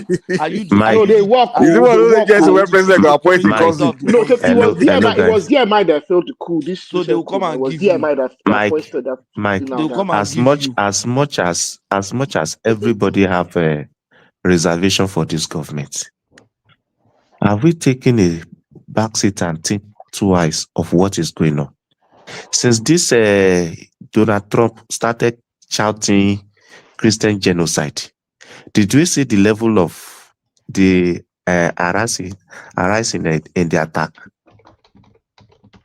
Yeah, we see it now. We see it. So if we are so naive and think Donald Trump is really fighting for us. No, who's that? Anybody here? No one here is doing that. No one is saying this. It's Because almost like you're accusing us of things we are not saying. I just want us to think twice. Because at a point, they have made some requests from Nigeria government, which Nigeria government turned it down. In terms of economic relation, there have been some front and back between If you are the two saying it's the nations. Americans that's doing it, why is Nigeria government not coming out to tell us? No, I am not saying, but they are just throwing all this partner in the progress of will of Nigeria. Yes. I will please. I want to address something. Please. Dami, see, look, I'm not the one to pass a very wrong information. I want you to listen to me and listen to me carefully. I'm not saying, you see, the states, the Western states, they form Amoteku. But then I'm telling you that it is the responsibility of the federal government, you understand, either through the approval of the president or the Inspector General of Police to license them firearms. So when you are telling me that the law, hold on, no. Let me land it. That you are telling me that the law doesn't allow Amotegun to carry such weapon. Who told you? Mr. Ola, let me respond to that. Hold on. The thing is this: the government is carrying weapon now. They were trying. Don't mind. You see, he says such weapon. Maybe AK-47 is what he's talking of such weapon. It is duty of the governors to apply to the federal government. To the federal government, and they approve. So during Buhari period, they fail to approve. Don't tell me that the weapon, which law doesn't have private security companies can have weapons. And one funny thing is this: when we talk so in affirmative and so and so bold in totality, in absolute. Stop being ignorant. Who told you that I'm ignorant? So, Mr. Ala, let me respond to you. I have a copy of the Firearms Act. I'm forget about the copy of the Firearms. Waiting now, Mr. Ala. I get sorrow now. Mr.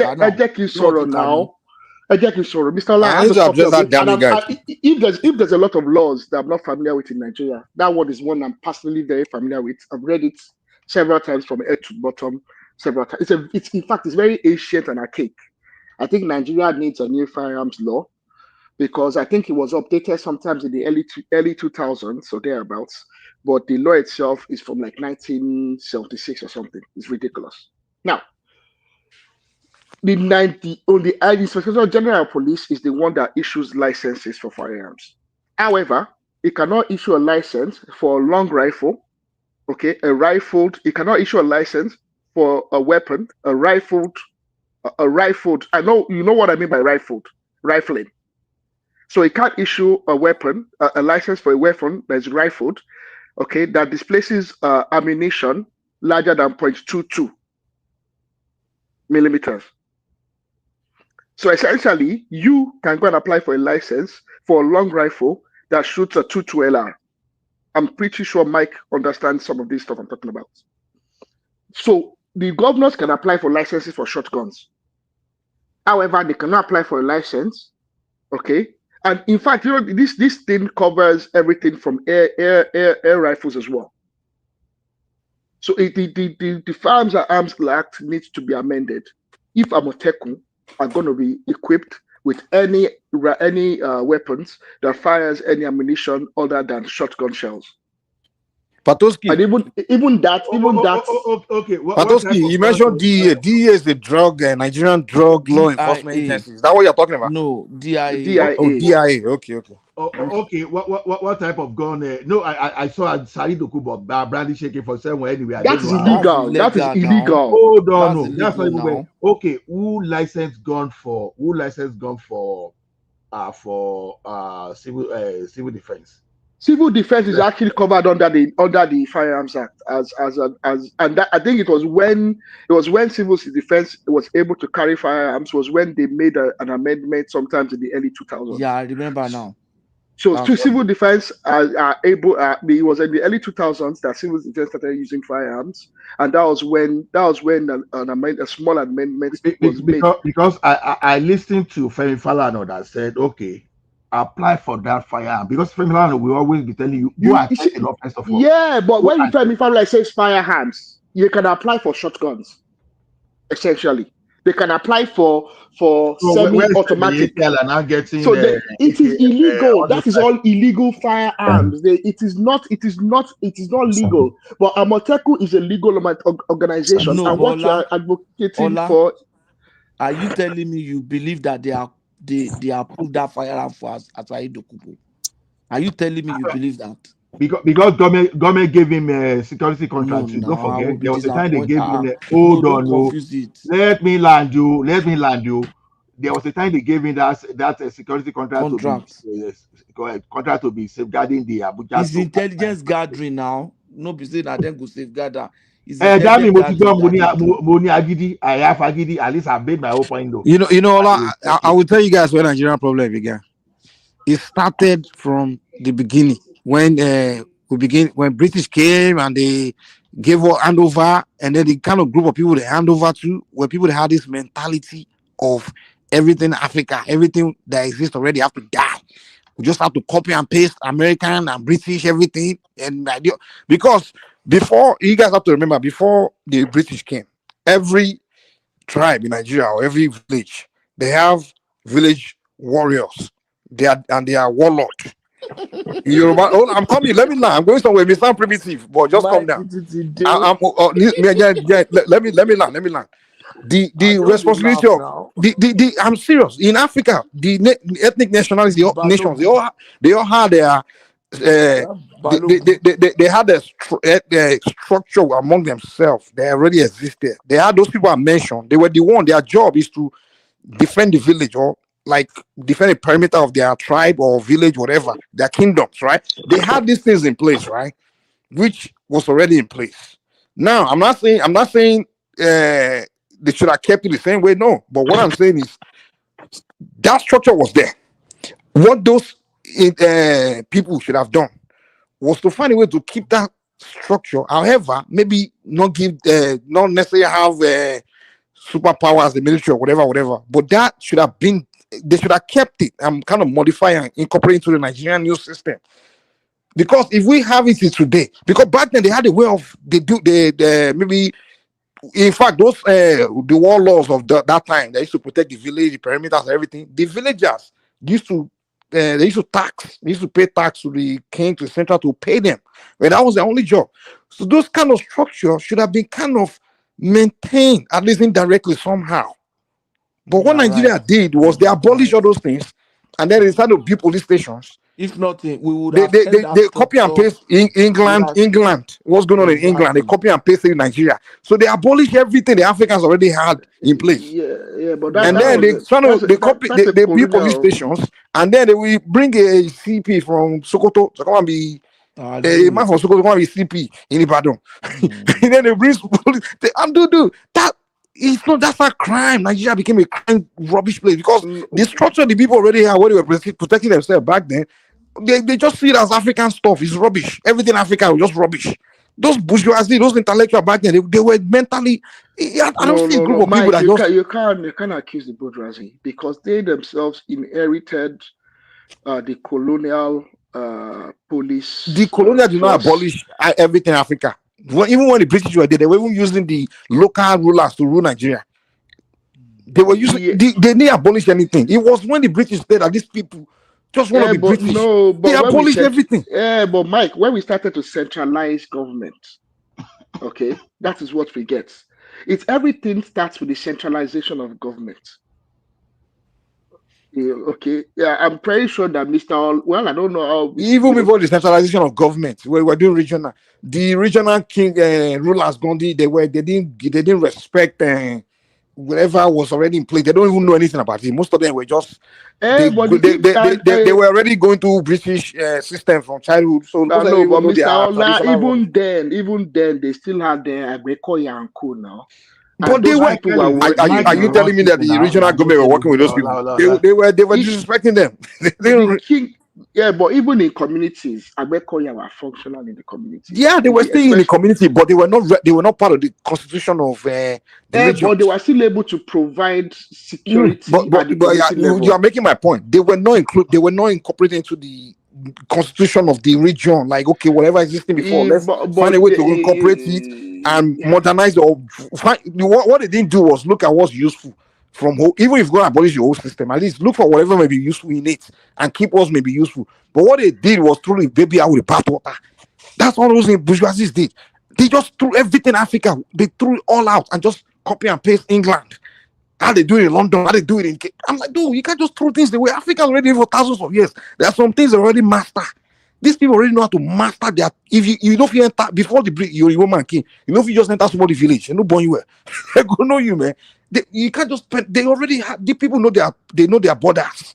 They know everything. So Africans already had things that was working. So not some things were primitive, were bad, but don't just throw everything away. That's what we did in Africa, and that's how we land ourselves in a mess we don't even know how to solve. We don't even know. We have to call white man to come and solve problems for us now, because everything we do is copy and paste from the white man. So we have to call them to come and solve it because we don't understand it. That's where Africa missed their way, man. Other people didn't do that. The Chinese or all these other people where people get to colonize, they just threw everything about themselves. They still kept their ancient knowledge or whatever they had, and all they did was just take the thing someone else brought to them as good, and they kept it. But us, we just consume everything from the West, even the bad ones. The Chinese even your bad culture, we kept copy them. Our boys now they do Black America. They won't become Black Americans. but Mike, even the Chinese as well, they are a modern society. They are not using the emperor's army.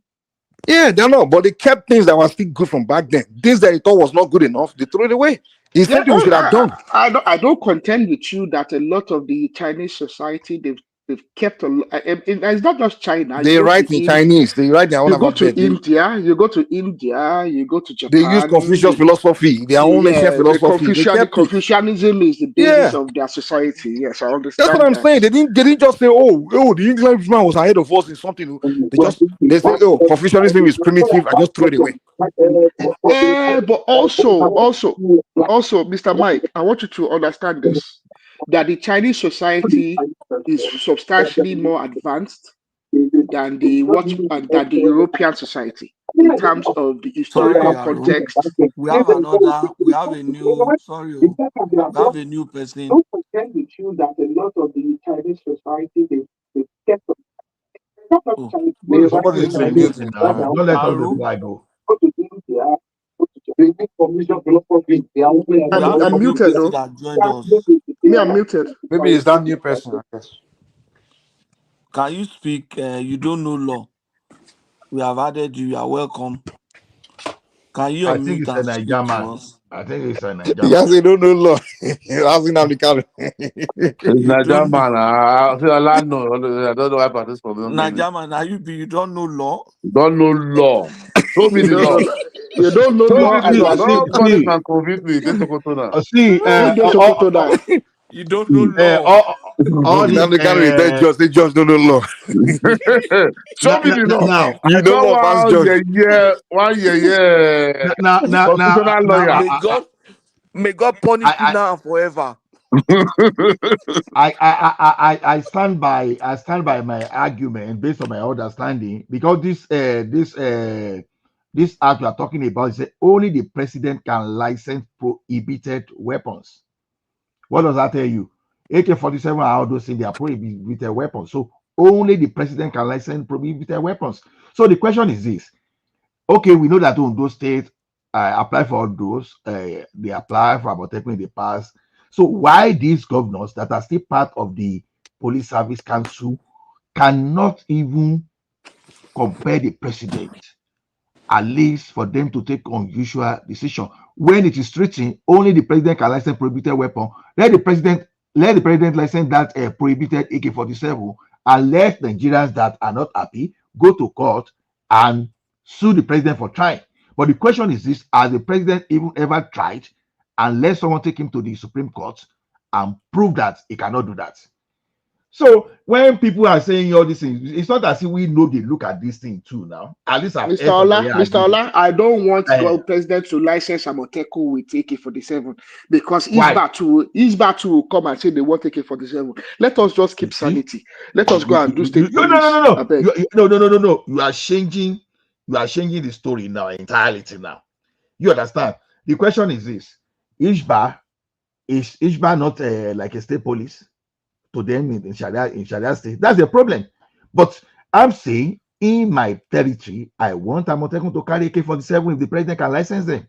You understand? But so you want situation whereby people will just be entering my community in Ekiti and be carrying person just because At this point, we don't have a choice. So we have to harm ourselves. We have no choice at this time. Exactly. What are you afraid We of? don't have a choice. One Ghanaian does not talk right now. If Tinubu is the one to do rubbish, I go vex. You have to harm the Amotekun and all those guys in Yoruba land. If that thing only reach Kwara, Exactly.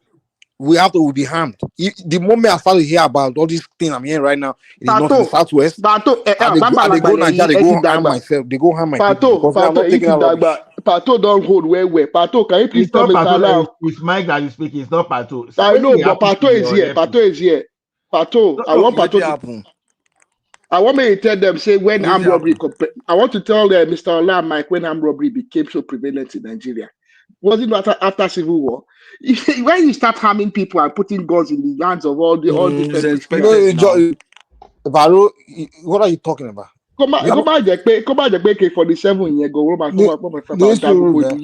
That's if you are harming senselessly, like just Only give lead harm to to walk away. proliferation. You understand? No. You guys, I don't know why you guys always So what I'm saying is that keep state policing wow. So you just give people gun, tell them to walk away. Exactly. Let there be That's not state what we are saying now. police. Let there be state police. All this one we're trying to cut corners. My brother, state police or Amotekun. Ola. Let them do state police. All these cutting corners. All these cutting corners. No, it's not cutting corners. It's not cutting corners. Let's land. You see, Amotekun is a very good example of what can evolve into a state police. But Amotekun is not equal to state police yet. Because it's the a state police. effort, How do you arrive at that? Now, I have a reason. The effort, the kind of training, the kind of discipline and doctrine that's required in a state police system was not given to Amotekun. How did you arrive at that? Hold on now. If they train Amotekun, I know now. Where were they trained? Were they trained in any police institution? So you think they just pick every area boy? So the police will be able to be the only one to train. Are they the only security experts? Answer that question. Okay, does Amotekun understand the basic laws of Nigeria? Do they understand laws arrest? Do they understand detainment? So how do you know? No, Patoski. We are discussing something dangerous. Most of them are illiterate now. Yes, I know. What do you mean they are illiterate? Ghanaian Adam is not illiterate now. You killing? Where were they trained? No, Patoski. Is Ghanaian Adam the operator? Is Ghanaian Adam operating on the? Is he the operating? Hold on, the forest? Where were they trained? No. Arogidigba. The state legislators they passed the law that created Amotekun. What are you talking about? Is the state government that created them? Are the operatives are they literate? Do they understand the basic laws? Do they understand detainment? Do they understand arrest? Do they understand the laws of arrest? Do they understand jurisdiction? Their job is not to arrest. Their job is to perform and it's clearly defined by the state government that created them. For your information, they be arresting. You told you that they be arresting and handing over to the police. Answer that question. Where were they trained? Which institution? See. Those are the questions. No. So Patoski, your concern now is Amotekun is not trained. When they start shooting everywhere for Ibadan now, when bandits come now, start shooting everywhere. Mike, wait. Those are unnecessary questions. Because now I want to give them a weapon. That's not the point. If bandits enter Yoruba land, we have to harm our people to out. A level of government. Patoski. I don't think I agree with what you're saying. We want to give them a weapon. Shall you let me speak now? Shall you let me speak? Let me land my question. No, you are not letting me into land. You are asking me question. No, you were speaking to. You were not. Let's keep it simple. You are twisting my question and let me ask my question. You are twisting my question.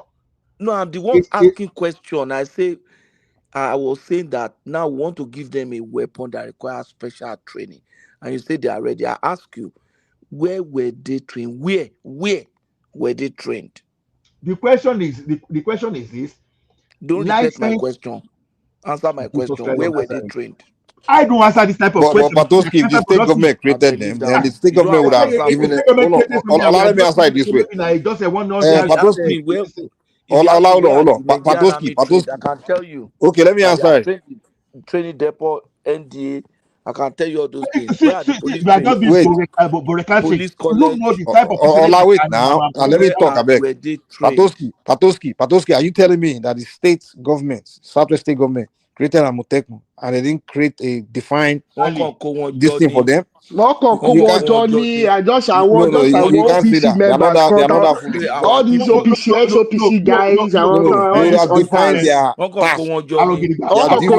want task. I want OPC. But how do you know that? Not the appointed commander. They appointed commander for them. They are not trained now. How do you know? Do you have facts? Because I know I've seen the organization now. I've seen them at least. I know of the organization of Amotekun in your state. I know of some state. Have you been there? They appoint a commander for them. The commander is usually an ex-soldier or an ex-captain in the army or an ex-police. No, there's no job where they won't give you some form of. Mokoko on task. I want on task. Okay, let me ask you another question. Did they give them defined task?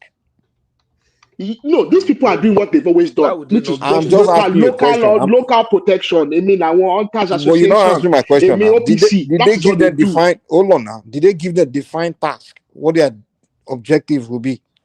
Did they give them? They have some rough objectives. Exactly. So that's all we need now. That's all we need. It's like hold on. Mike, we've already seen situations where Amotekun individuals have been used to abuse the rights. Wait, Mr. Oleduro now. No, hold on. You are spreading wrong information. Amotekun, they were trained. And you are here, you are saying they are not trained. You don't even know anything about Amotekun. Crude training. It may not be army training or police training, but it's some kind of training they will receive now. They can't just put them out there. They will tell them what to do. To handle firearms and to handle responsibility of firearms. If bandits can handle firearms, you know if you handle them. But the bandits are terrorists now, they are illegal, but we're talking about a state-sanctioned organization. And the consequence of that is anything they do will be done in the name of the state. Do you understand that? Jesus Christ. Yeah, but they will define their task now. Where are we like this now? The bandits doesn't have to come and ask. The bandit doesn't. Opinion from you does not mean we are different. No. Patoski, I don't even know where you are coming from. I don't even know where you are coming from. But because this argument is being disingenuous. They give priority to army, police. Wait, please. I don't want a fireman in response to a serious problem. That's the thing. How many Amotekun come Pato, we've already seen situations in Osun State where Amotekun have been used to abuse the rights of citizens. A lot of Amotekun kill Shekakiri. Mike, let's leave this argument for them. We can leave the same for you guys are not being really fair. The thing is this: they haven't harmed them. We are saying they should harm them, but we are not saying harm them. Just give them go and tell them to walk away. We are saying they should harm them, meaning when you're harming them, of course, you have to shoot training, do some few shooting range stuff. But when we say that you harm people, we are not. You guys are taking as if we are saying, okay, start issuing guns to people and tell them to walk away. That's not what we are allowed. Mike, the training I'm talking about, of course, they have to. Mike, the training I'm talking about is not even how to handle firearms. The training I'm talking about is how to human rights. Do they understand the human rights? Do they understand the laws? Do they understand the laws? Arrow. If I hire you to do a job, I will tell you what's the perimeter of your duty. I'm not just going to say go and do a job. You can't do outside of your duty now. So they don't have to give them all the law training, military training. They just say, okay, this is your task. You only do this, and do that. Don't do beyond that. That's it. And they know you don't have to be highly educated to know that. Mike, let me ask something. You do your work every day, and you still have continuous training. You are requested. You are required to even have certification. Do you know everything? So do you think they will just give them firearms? Okay, go and be shooting. They won't train them. Exactly. And we are talking as though they are not trained. Do you But really know? where are they trained at the moment for the job? You say they are ready. Where are they Just stop trained? this argument about where are they trained. Don't worry, man. Don't worry. We need to protect ourselves, Southwest. That's all that matters. You guys stop discouraging things. So that is what Mike has just said is really what the sentiment is. If you want to protect yourself, so it doesn't matter. The means, We the need to ends protect justifies the ourselves from means. bandits. We're So not going that's to what people are told. listen. Whether they listen, Arrow, I'd rather have my people not trained with weapons to defend my village than just leave my village open for bandits to just walk through. Mike, sorry, they were trained and they were given den gun. Most of them are hunters or people that live in the village. That is the people they recruit with a lot of voodoo. Exactly, people that are professional hunters. Let me even say this, Remy. People were trained for 3 months. Remy, Ola, for 3 months, and you're telling me. hello. Najama, please let me say this one lastly. Ola, please. Okay, go ahead. Do you know that every citizen in America have a weapon? You do not have 3 guns in my house. Right, that's why you are killing yourself all over the place. No, what I'm saying is, no. I'm not saying every citizen in Nigeria should have weapon. No, don't get me wrong. I'm just saying that if America can every citizen have gun, why can't we have our own organized security outfit have guns? That's why you are the way you are, sir. So that first statement that you first made has even killed all your argument. Person match your left for club. Go carry. No. The thing is, you have to arm a village. You have to arm the people that can. Simple road rage. Person bash your car. They don't come on go shoot it. But that's not what I'm not saying. In Nigeria, we should arm everybody. That's not what I'm saying. But me, I'm just saying like. So why did you bring that example now? You shouldn't have brought that example. No. I brought it to tell you that. For you to be against, for you to be saying I'm gonna have to go through police training, all those extra super training before we can harm them. That's rubbish. But Amoteku is a state-sanctioned organization for the purpose of security. They are not private. They are not private. They are not private individuals. Okay, contracted for security contractors. It's a state-sanctioned. Exactly. So when you don't bring the example of America that individuals have weapons, no. I'm not saying no. Hold on. I think you misunderstood. Can just go and buy gun from. No, you guys are against the idea. No. I think you misunderstood me. You are saying Amoteku should not be harmed because unless they go through police training or those kind of army training. Yes, kind of absolutely. No. They don't have to go through that level of training. They should go to basic, basic task of what they are doing and basic weapon handling. That's it. And they don't have to. No, not all of in America, there's something called concealed license. Do you know what concealed license is? No, most of that means a license for you to be able to walk around the street everywhere with your gun. And you don't have to go through police and army training for that. Yeah, but you have to go to one class. That's different. In America, and they make sure you're not a criminal. In America, the Constitution guarantees that the citizen has the right to bear fire in the. But you can't walk around with your gun, Sha. Unless you get however, license. in some states have a license that allows you. Okay? That's what I'm saying. It's everywhere. Some states allow open carry. Some states don't allow open carry. I understand all those things. I understand all those realities. But what I'm saying is this: in America, the Constitution guarantees that.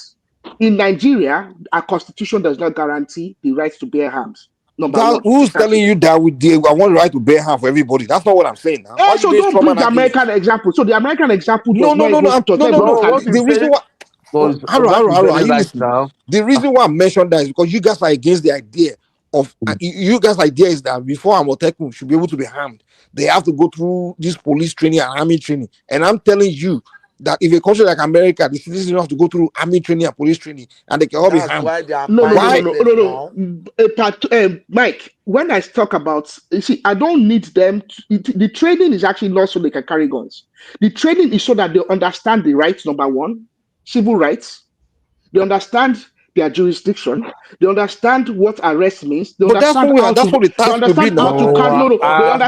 to carry out investigations. They understand these things. These are the things we are talking about. They understand the doctrines and the discipline that is required.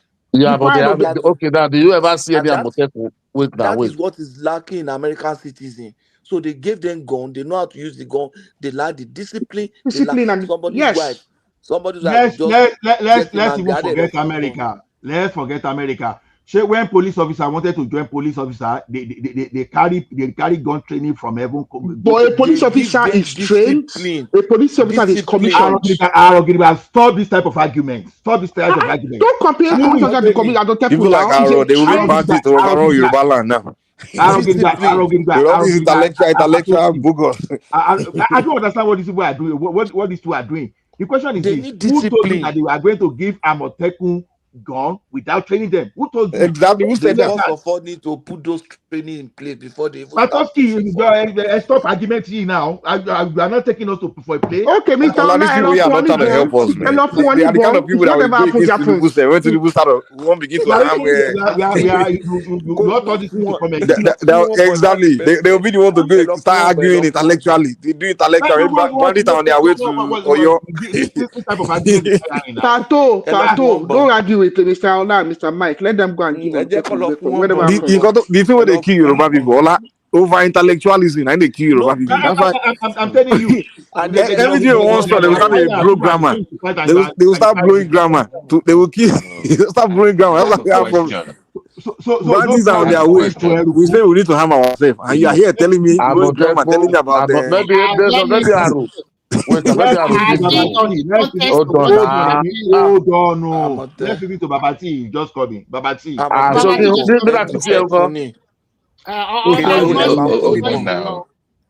Hold on now. So because I had from the donor you are marginalizing me. Man, go and fight for Moa.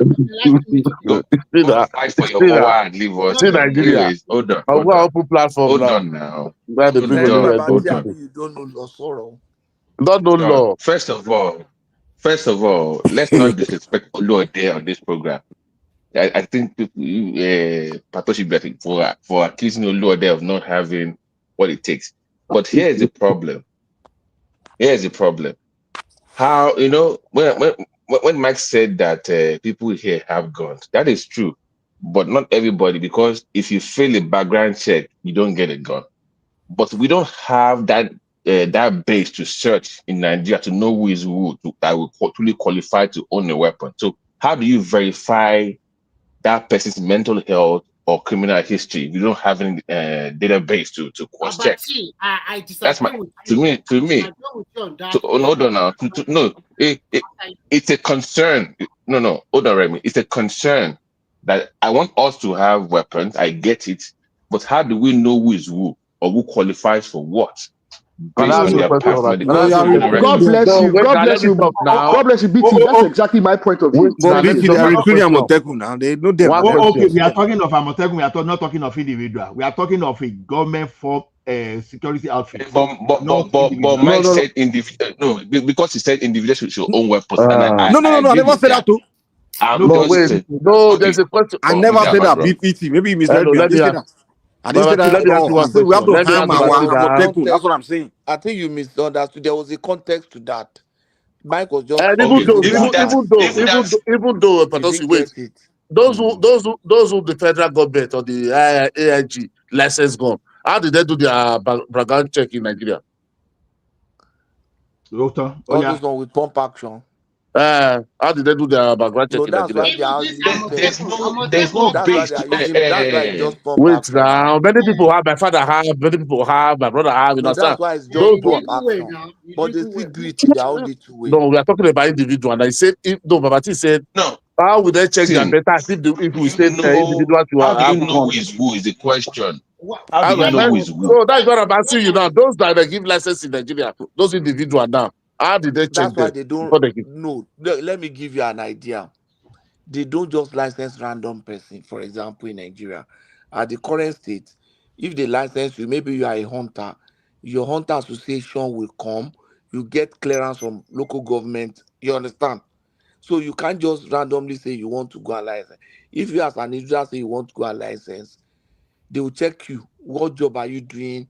Maybe your employer will give reference in their own little way. You understand? So that's why if they want to license in Nigeria, if they want individual to have they can't license rifle. Like we are not talking about rifle. Now wait, no, I don't. You are taking me. No, that is not my question. Babati has a question.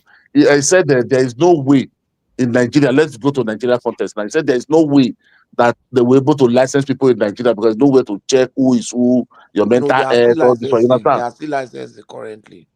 Uh-huh. But So what we are even saying is that we need to put the right structure in place before we start thinking of approving guns for Amotekun and the rest. Yeah, no, that's but what everybody agrees. That's the whole point. That's let me what me go and to Ola that. was even saying. It's like majority of you doesn't understand that Amotekun, they are trained. Even the last commander they changed I think in Ondo about 2 months ago. If you see their training ground where they train. Even in Oyo State, I don't know where you see Amotekun. Do you ever hear Amotekun? Matthew Block collect 50 naira or do what they are not job. You No understand? mind now. So You know, say most na people, Omoluabi na my dey friend recruit that is enter Amotekun in Atoski. my friend that is You know, Amotekun say na in Omoluabi no base I'm recruit Amotekun. coming already. My friend that is Amotekun in Ibadan, he was a former teacher. You understand? Was a former teacher. You understand? So majority of people there, some are military men, some military policemen. You understand? Even there's no too much old people. There's no too much old people. Wait, I'm coming. There's no much old people. All this all that you are talking in Amotekun. Majority are young people. Are young guys. National diploma. People are just think they think they go carry one. So not I believe they're not just start speaking killing straight every doesn't know grammar. They are from not their right. competent. You understand? Please, people should not. Najama, you know one thing. Most arrests of all those bandits and all those kidnappers in all those areas of those states, these Amotekun are the one arresting them and handing No, them they are over. not using. We are not looking at their good job. We are talking about No. They are talking about competence I will investigation. pump action. And you are saying We all know you are they They not have condemning them. compassion. No, they have. They are No. Remy, law. wait, Gary. Since the introduction of Amotekun, kidnapping has actually slowed down in Southwest. Yeah. If you go to Nigeria now, where you will see Amotekun in the night. You know All that those because of places- Amotekun, when I'm Mike, all those places, like I can let me just expand it, now. All those places before those hidden area that is the night from 8 when everywhere is dark, you don't see any police don't even go to that area. You will see Amotekun with their car. They will march it midnight, sometimes in 10 o'clock. All those danger zones with their life. If Kwara get brain, maybe they can't join Amotekun. You didn't get brain. Hey, Oga Patoski, I beg you. Let them resolve their problem of that thing first. Kwara, we know one will carry juju come. They go say they be Muslim.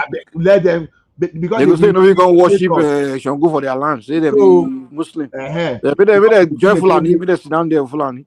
Even those the Kwara say, them by themselves, the Yoruba no, but they can't join Amotekun. We don't want more in our own this thing. Let them stay on their own. Kwara is gone, man. But don't you listen to Buba Galadima? I think I said it here that day. You both say no, I should not say. Go and watch his latest interview and right. He said why they brought Buhari to become a president is because of what we say OPC bought about 500 cars. They said they are coming to take over Kwara and dethrone all the Fulani emir.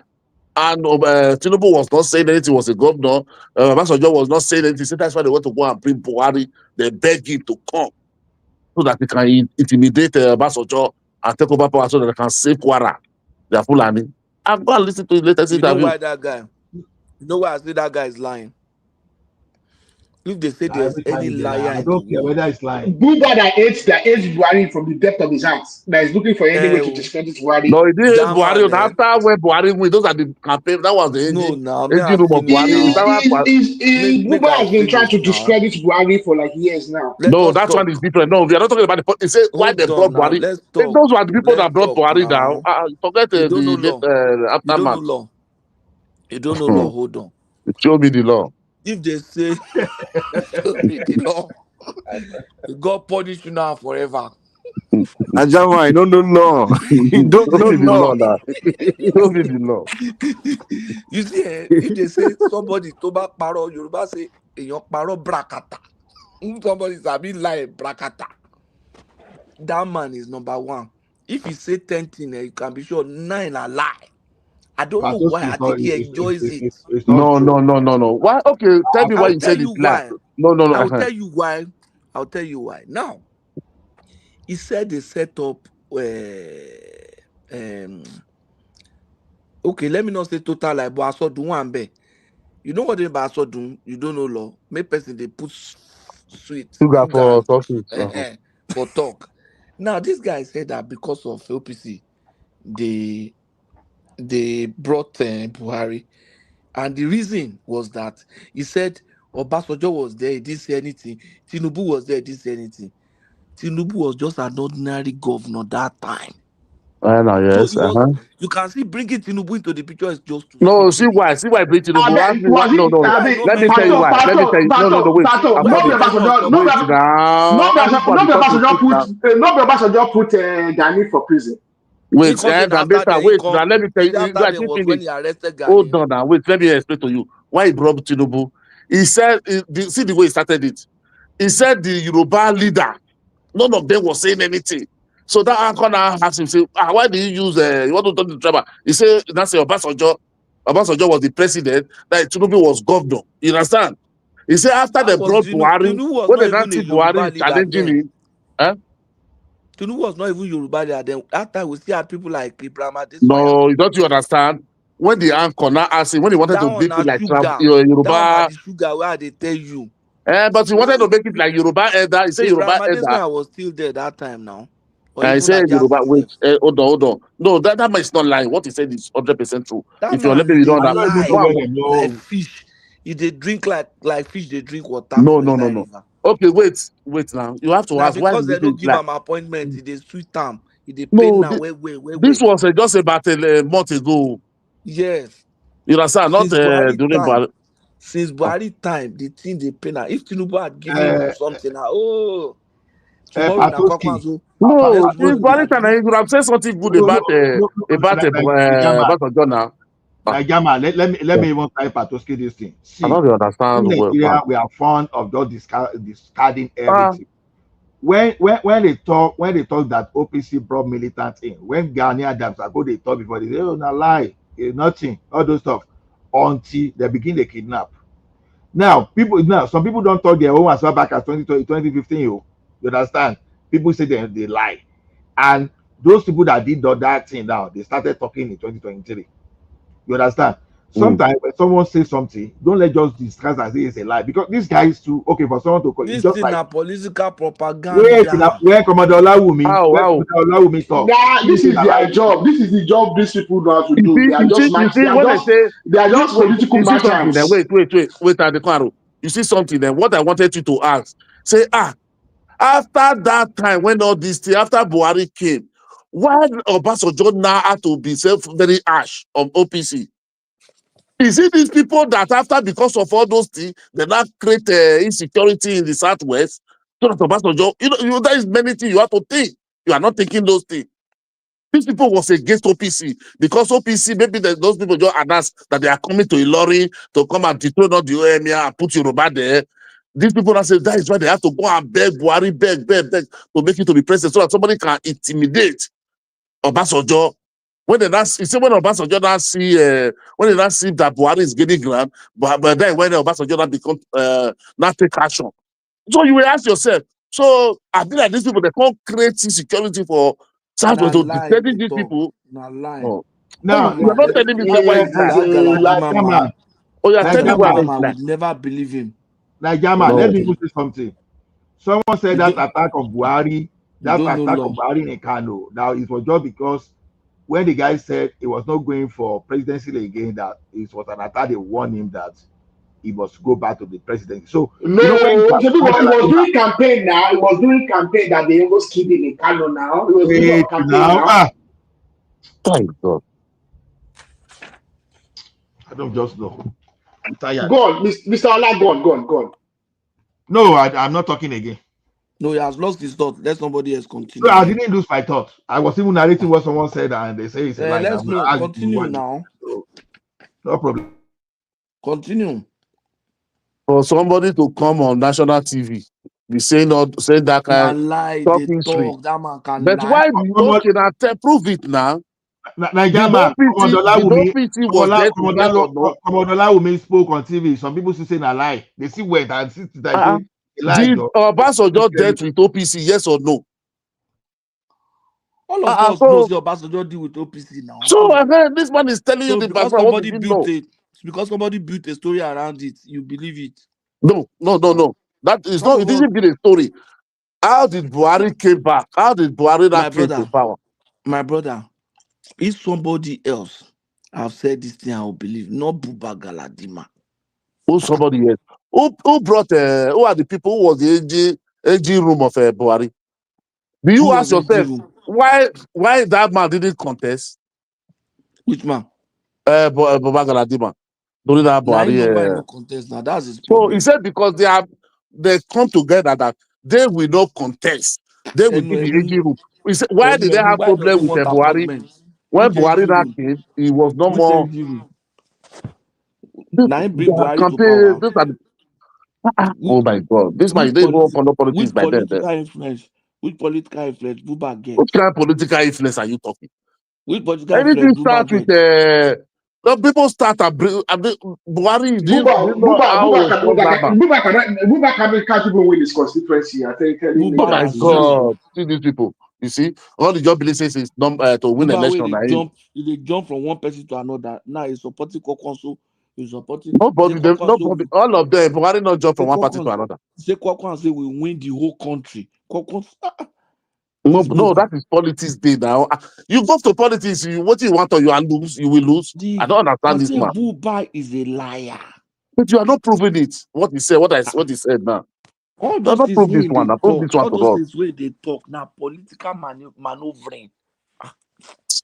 So again, what? Political maneuvering. That Tinubu should look him as if he's afraid of him or he want to bring this insecurity to Nigeria or what again? So why? Now political maneuvering. So what is the game now? The end game, please, Oga. Let him look for his end game. Now he will tell you the end game.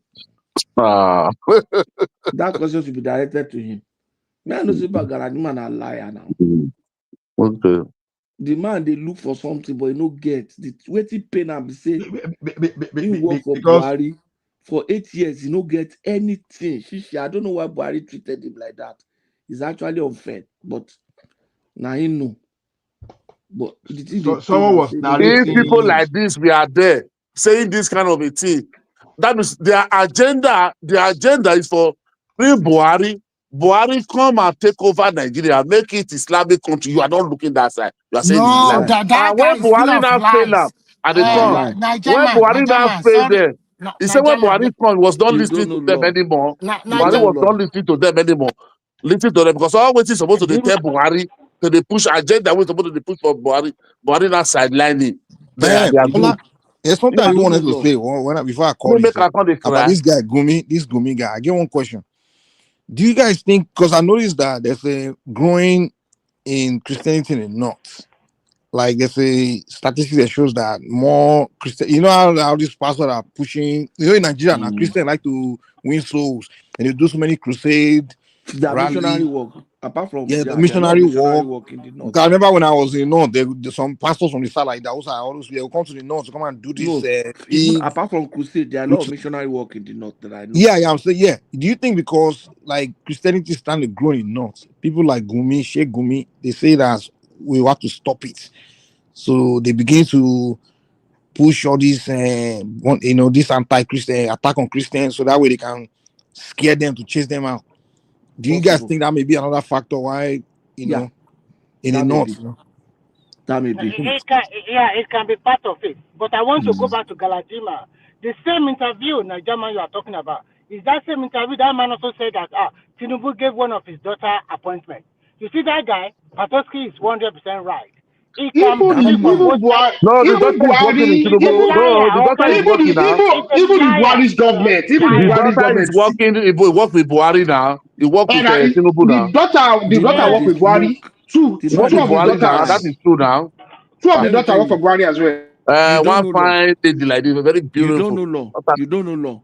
That man, they eat lie, they smoke. No, the lie, daughter work with Buhari. That is true. The daughter they work with Buhari. The interview of the daughter I haven't watched itself now. That's supposed to be Lai Mohammed. No, they It don't have no to work. lie. No, that's not true. They don't have to work with Buhari. I bet. So why would they Lie. why would they talk say Buhari no compensate them? Then give me doctor appointments. Which Because kind of they knew compensation they pass him. down? They knew him very well. It's a loose mouth. So that's why they did not bring him to government. If Yeah, you have I'm a sure. loose mouth as a politician, you keep him at bay. Sometimes we have to read between the lines. So they keep him at bay. It's a And all loose those mouth. rubbish he's talking about. Do you think any Northerner can force their own religious ideology on South-East or Southwest? It's not done. It's not easy that way. Even as we are talking of today, those Amotekun you are talking about, most of them are using pump action guns. And that is the truth. So what you are saying, if not for back in the day, maybe it was a Christian. They never bring most of them are they never using bring pump action. Sharia upon that day. See what you talk. Let No, it be forget the Muslim that is the even governor. that Sharia you are talking about, Makinde, because of political something, it's not so how to say take action on that one. It's a little bit receptive to No, towards it. because you are a Christian, So, let it be Muslim no, governor. I'm telling you, it does So not they handle don't- that situation very well, too. It does not handle very well. Even And like though my so people, now all we in want, the we don't want it Southwest, and we don't have it. listen, in the Southwest, there's no way you can push Sharia on them. They will not accept. Even the Christianity we are No, talking this about. summer Osun State governor. Remy, Let it be I there. don't trust Osun State. I do Osun not State trust governor, that let it be Osun there. State. We just pass No, and it's one. not going to happen. No. I don't trust Osun State. Forget story. I It's don't not trust you in going Osun to State. happen. Even Osun State, you should be afraid of not Oyo. What are you talking about? Okay. Did you notice? Okay. Did you? Let us talk. That you have been talking. Are you not tired? You with Patosi. You with that one. You with Ìgbà that tí mo one. bá dákẹ́ ló wá ń ṣẹ̀ṣẹ̀ wá pariwo. Now it's not you. Ìgbà tó ti takò mẹ́ta àárọ̀ kan tí mo dẹ̀ dákẹ́ fún ẹ. Ṣé mo I lè kept fight quiet for you back and you náà? now. That's why you now start She raising your shoulder. she dákẹ́ díẹ̀. Mi ò You dákẹ́ should mọ́. be scared about. Very interesting. You should be scared. No, me on Bolaja. You should be scared about Oshun. Oshun are predominantly more Muslim than Christians. Oshun? Because they have I a don't lot think of. so. Let me finish. They have a lot Also, of. a Muslim country, They have also a a lot of Muslim state. sheikh and imam in Osogbo, Oshun big and Afar. tradition. They have them Also is a plenty. Muslim state too. Plenty is a Muslim place. So if you are afraid of Southwest, you should be afraid of Oshun. But as they It's have one by one now. What are you talking? Now you accept one in the southwest. As they have all this afar, luckily for that state, they also have Agidi and well-educated people too. So it's not going to happen. Although they can be afar, but Okay. they also exist. Okay. I just told you that Remy, that's not Oshun is Osun more now. traditional. I just corroborate what I said. You see that your Oshun, that's where you have Murik. That's your Ishakabi. What is the Nothing. He what is cannot do jack. He cannot do Hold jack. on, no. That is where Oluwo Oba Yoruba That one is is just entertainment now. Entertainment or Which entertainment? Which kind of rubbish entertainment? That guy will invite Gumi.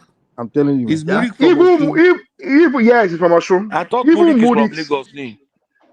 I think Murik is from Osun. Is he Also, I think it's from lecturing in Osun. Lagos, have him? It's from Osun, I think, anyway. Because I know he's a professor in Lagos State University. Yeah. But even Murik is just grandstanding for the Kilo. All of this in Nigeria, all of this. I don't take such grandstanding lightly. I don't take all of these people are just merchants. All of them are just merchants. How come saying now Osun say that they do all those stuff? You gonna be fanatics for that Osun? Gonna be fanatics. He's not fanaticism. They're just merchants. Murik is just a merchant. You don't get it. It's all for money. No, it's all for attention. Murik is a merchant. Let me tell you one thing. If Aregbesola Adimi thought I was permitted, Aregbesola thought him, that guy will have scattered Osun. He will have created. All that Shokoto Pepe are just fake. I beg. You. Because the only place tí predominantly Muslim lọ́sùn yẹn ni bóyá rú àwọn Ifẹ̀ yẹn mọ́ bóyá Iléṣà. The rest àwọn Ìlá Ifẹ̀ Iléṣà. No, Ilati is not that. Ilati is not predominantly Muslim. No, Ilati is Christian. Where Bola comes from? What's his name? That place towards Ekiti. SLK. That's Iléṣà too now. Hold on. I got one statistics here now. I saw some people now they go gaga. I heard that Christian in Osun State is about 70%. I'm saying like Osun does not have that many Muslims like that. In fact, Osun have more traditional worshiping is very rampant in Osun. I'm telling you. So I'm telling you, man. Tradition. If you are in Osun State, you don't feel like like in this. the. Ola, do you know when they are doing Osun festival? Everywhere, the whole bus stop, street, you just saw this Alemajiri, powerful screen. Oh my God! What kind of wow? No. Wow! No, I Mike, let me hear you out, Jari. Osun. Almajiri in Osun. The presence of many worship is heavy. Just go to bus stop, like 40, 50 go just gather you there. Shogo festival. But the thing about Osun, yes, now I went there now. The people doing traditional worship, somebody else also participating in Christianity and Islam at the same time. The Muslim country, I will stay to a bit. No, I didn't. It's not as much as Oyo, and I'm sorry, and Kwara. Yeah, Kwara, particularly Kwara. Kwara can't even stand Osun because they say Osun they worship too much. Actually, there are some towns in Osun that you can't say they are mainly Muslim, because if it has population and they are mostly Christians, then Ilesha, the Jesha people, they have a major population and they are mostly Christians. In short, there are a lot of CAC, a lot of even Ajeri they there for Ijesha. Yeah, you see more churches and then all these Mikiri and the rest, they are mixed Christian Muslims like that. But you know all those white garments. Yeah, and the majority of them are not Christian, Muslim, everything they come that church. So that white garment, all religion come that church. So now you look and say, but Pato, can I make two statements? Number one, if English are the primary population centers in Osun State, so and like you said, they are predominantly Christian. But even at that, what does it matter? As a people, what does it matter? You want to bow your head to the floor. You want to jump up and shout hallelujah. What does it matter? You want to do Ifa Kilokwe. What does it matter? But you know why it matters. Bono gbé Gumi lọ ná. Ọ̀ṣunkọ́ náà lẹ ti gbé Gumi kó wá preach fún yín. Ọlá. Ẹ̀yin náà lẹ tún fẹ́ gbé Sharia wọlé through back door. Ọlá, you know Aro, you know why it matters. If I put my head on the ground and I shout Allah Akbar, and you put your head on the ground and I allow you to shout hallelujah on your own, it won't matter. But when I put my head on the ground and I shout Allah Akbar, and you want to go to river and do Eriwoya, and I say no, you cannot do it. That's where the problem is. Nígbà tí mo ya wèrè. Nǹkan tó ṣẹlẹ̀ nìyẹn. That's what the problem is. Those Muslims Sorry, but that is not do your own. That's not all. Nigeria what I'm saying, what I'm saying is sorry, nǹkan tí mò ń sọ ni pé the Christians take along. No, my take along. Just the last point, me. Okay. The Muslims, the Christians. Let me show me the law. You don't know law. The Christians want to allow you practice your religion. The traditionalists want to allow you practice your religion. But the Muslims there, they don't want you to practice your religion. Yeah, the Muslims they don't tolerate. Islam does not, because they see you as it does not. Their Quran tell them now, like if you are Pato, do you know something? Christians are the same way, but the only thing Christians are the same way. Christians don't believe anybody else to practice anything. The Christians are the same way. Let me give you an example. Do you know that if you are a Muslim, you cannot cease to be a Muslim without punishment, without being punished? No freedom of religion. That's why. You see these two religions, they are the problem of Africa. This Christian and Muslim. They are so insecure. Pato, nobody has punished. But Pato, nobody has punished Oyedepo, and nobody has punished Bakari, and nobody has punished the several. Nobody has punished. Nobody has.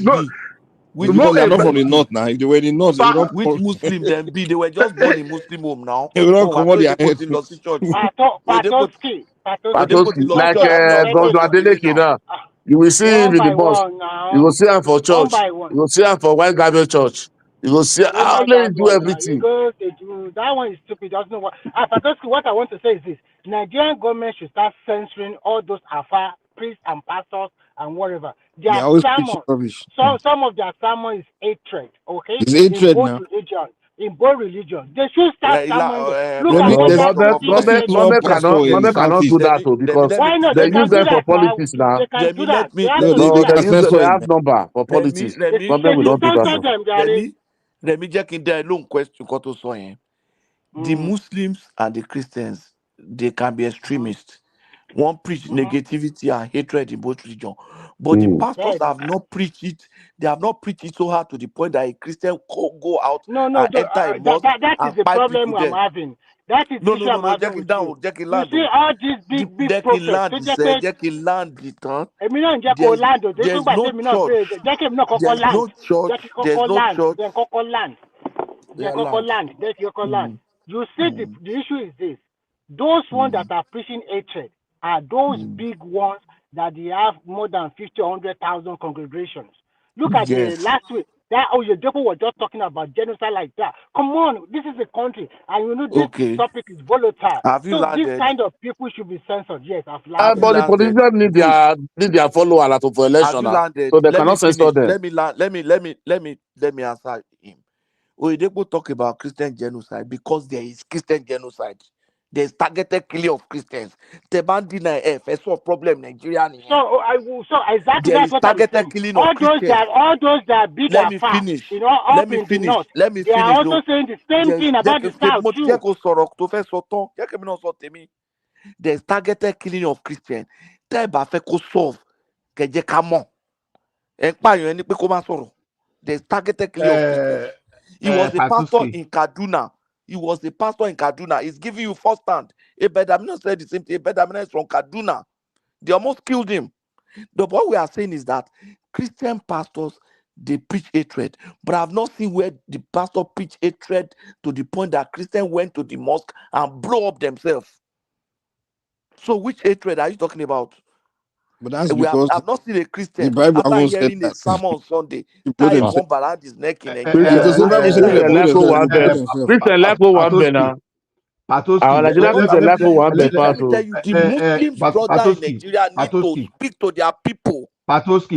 When they don't allow them to panic. I'm just angry now. The Muslim people in Nigeria need to look at themselves in the face and say the truth.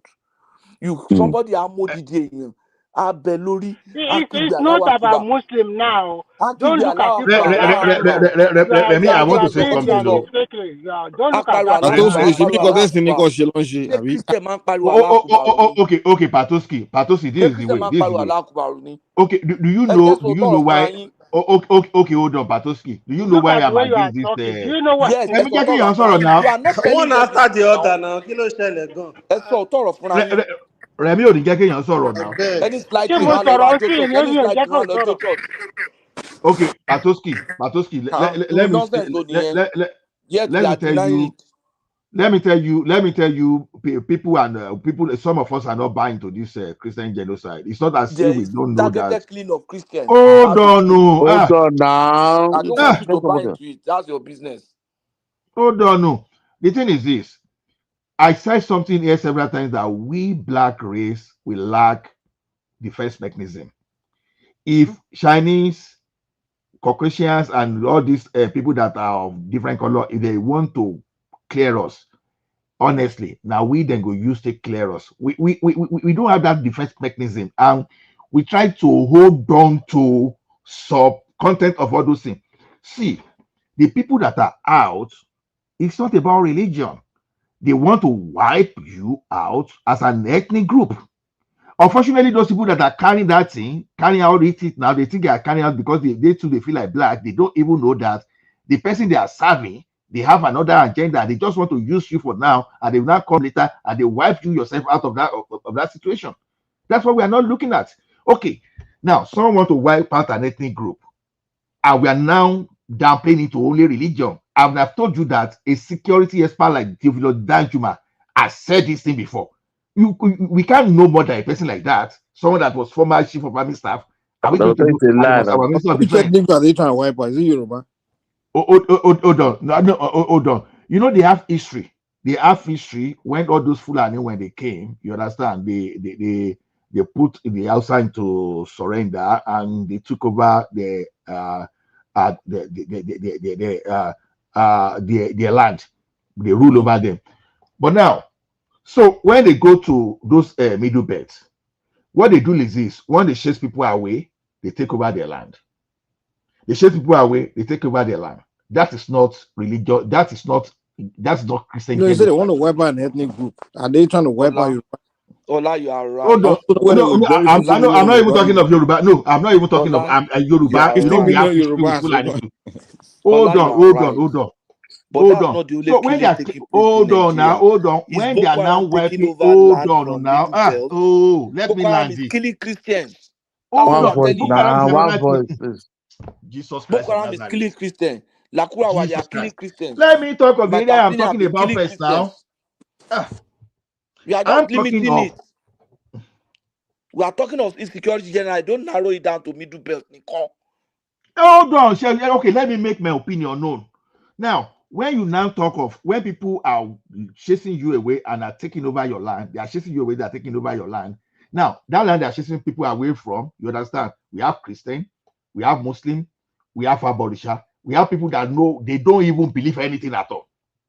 You understand? But when you now link it to Christian genocide around Taraba, Benue, and Epetu, you are just saying, okay, this is Christian genocide. Ask yourself a question: why are they chasing people away from their land? Okay, Ola, when you go to Borno too, you understand the area where they are chasing people away. I asked Kazan that question there the other time.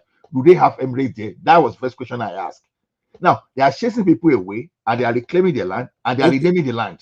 On that point, what you are telling me right now is that the goal is to take people's land, right?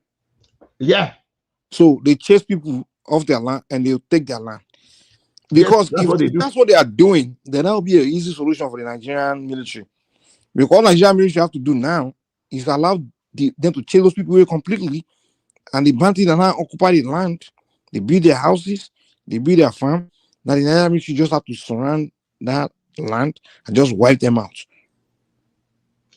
That is what the government is not doing, and that's why they are accusing the government of genocide. No. If you can tell me which land right now they are occupying, me personally can go and wipe them out. Many community, Benue, the Congress have them now. Even in they are occupying, they are living there. Yeah, they are Nigerian,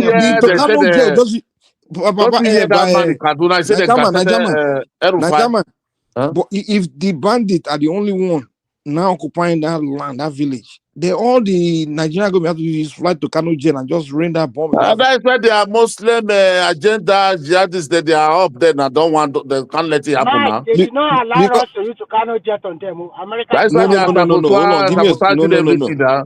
They're in the military, everything sabotaging it now. Guys, let's use our sense here. Let's use our brain here. These bandits, they are just running around attacking places and leaving that place. That's what I understand. But sometimes I will hear people here say, "You are right. You are right." That's what they are doing now. That's what the army cannot kill them. That's what No. Look at Benue. Look at Benue. Eh? See if you listen to those those people, the what is that? The local. Why there is always a reprisal? When they now occupy those people in that village that left, that they chased out, they will not reinforce and come back. To come and drive them back out from there. That's why they always say the prison. If the issue is that they are trying to take your land and occupy, there is the easy solution. Because now you just let them occupy it, and then now you know where they are. Because the Nigerian army are complaining that these guys, they are hard to find because they are attacking and running. Their houses down. They burn their houses down. So only you can, how many people will stay when they've killed most of your family? Everybody will run away from that area. Only you can now go inside that bush to now stay in that village, because they are what I'm saying is, but what I'm saying is that the bandits wants to live in that land.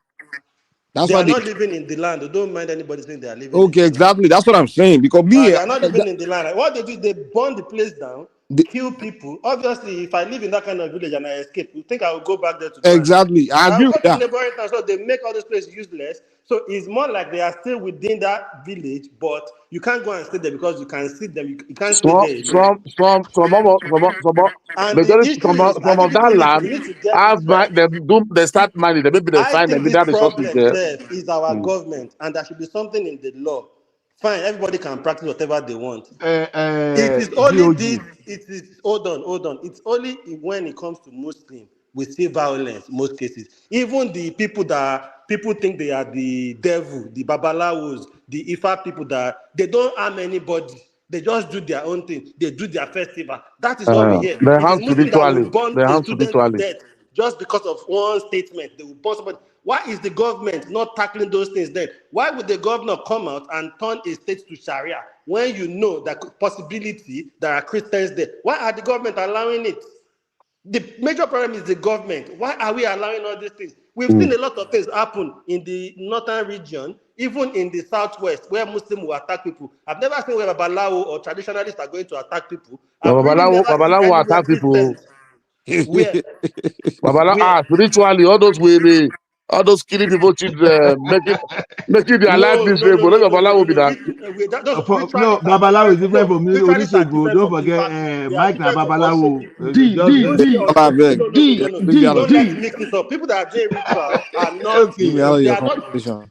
you are not getting it. Okay. You are not getting the problem. That's the problem. We need to be able to separate these things. There are Ifa people, there are Oshun people. All these people, they have their own way of worshiping whoever God they serve, Ogun, Shango, whatever. But you don't see them. People that are doing ritual are actually trying to achieve something. That's why they do the ritual. These people, they do their festival. There is Oshun festival, there is Ifa festival, there is Ogun festival, where they kill dog and do all those things. But Muslim, a girl, just the text on group, they stoned the girl and burnt her to death. What happened? Nothing. Nothing happened. Several cases like that in the north, and government won't say anything to it. What That is about what even allows Muslim people to think they're about there it. is one And guy everywhere there. in the world, There is one even in guy the there. UK, you will see something happen. You will see in the comment section, you will see people say, "Oh, religions of peace, of which is religion of violence." They preach violence. They How are can you fighting. believe They are fighting in Liverpool if you now. go and kill some people, They are you are fighting on going behalf to of heaven? God. That'd be really... They are How can you fighting have that in. spirit They are of fighting in jihad in Liverpool you? last week now. Very heavy riot to Muslim and the patriot of the UK. They were preaching Islam in the street. Because that's the problem. Now, immigration in UK is crazy now. That's what they are using to do politics. So there are some fraction that they are actually condemning that they don't want the Pakistani Muslim and all those people. Some people don't just want illegal immigrants. Some people don't even want immigrants at all. So it's That's all. three fractions. Scotland said we should come now. Scotland said they You need will us. see, even in the UK, you will see Muslim Atosi, me, people I don't preaching, go. saying they want to Odaro. pass Sharia in people's country. You will see Muslims doing it. You will never see Christian. And what I don't understand is, I've seen cases in the UK where a Christian is preaching. You will see police going to chase them away. You will see a Muslim preaching violence, preaching jihad, preaching Sharia in their land. They leave them. They leave them to do. I But don't understand. nobody preaches like openly in the streets. Anybody. They do. No, they do. Yeah, I they do. know. Yeah, UK. They do even my Speak that area. they Yeah, want they do. Sharia. They do. They Yeah, want to with pass speaker. Sharia. They don't have Hold seen on. Muslims Nakama, doing is there Atosi, are that. you UK? there? They don't Yes, do nah, something like yeah. that here. Atosi. They I'm don't do listening. here. They I'm don't do here. here Ewo at all. Motusalo, Motusalo. They do. Chill Yeah, out, pal. Let's with go to the Máì tí speaker. background. sálọ, máì tí sálọ. Tó bá dé wà Let's go lẹ́rẹ̀ to the kan tó wá background. sálọ, o ò lè sálọ If anywhere. anybody wants to come in, they should come in now. No, they Let me do it close here. this. They speak in the street here. They preach it on the street now that they want Sharia law. You will see them. And you will see normal No, Christians just they don't do preaching, something give like your that life here.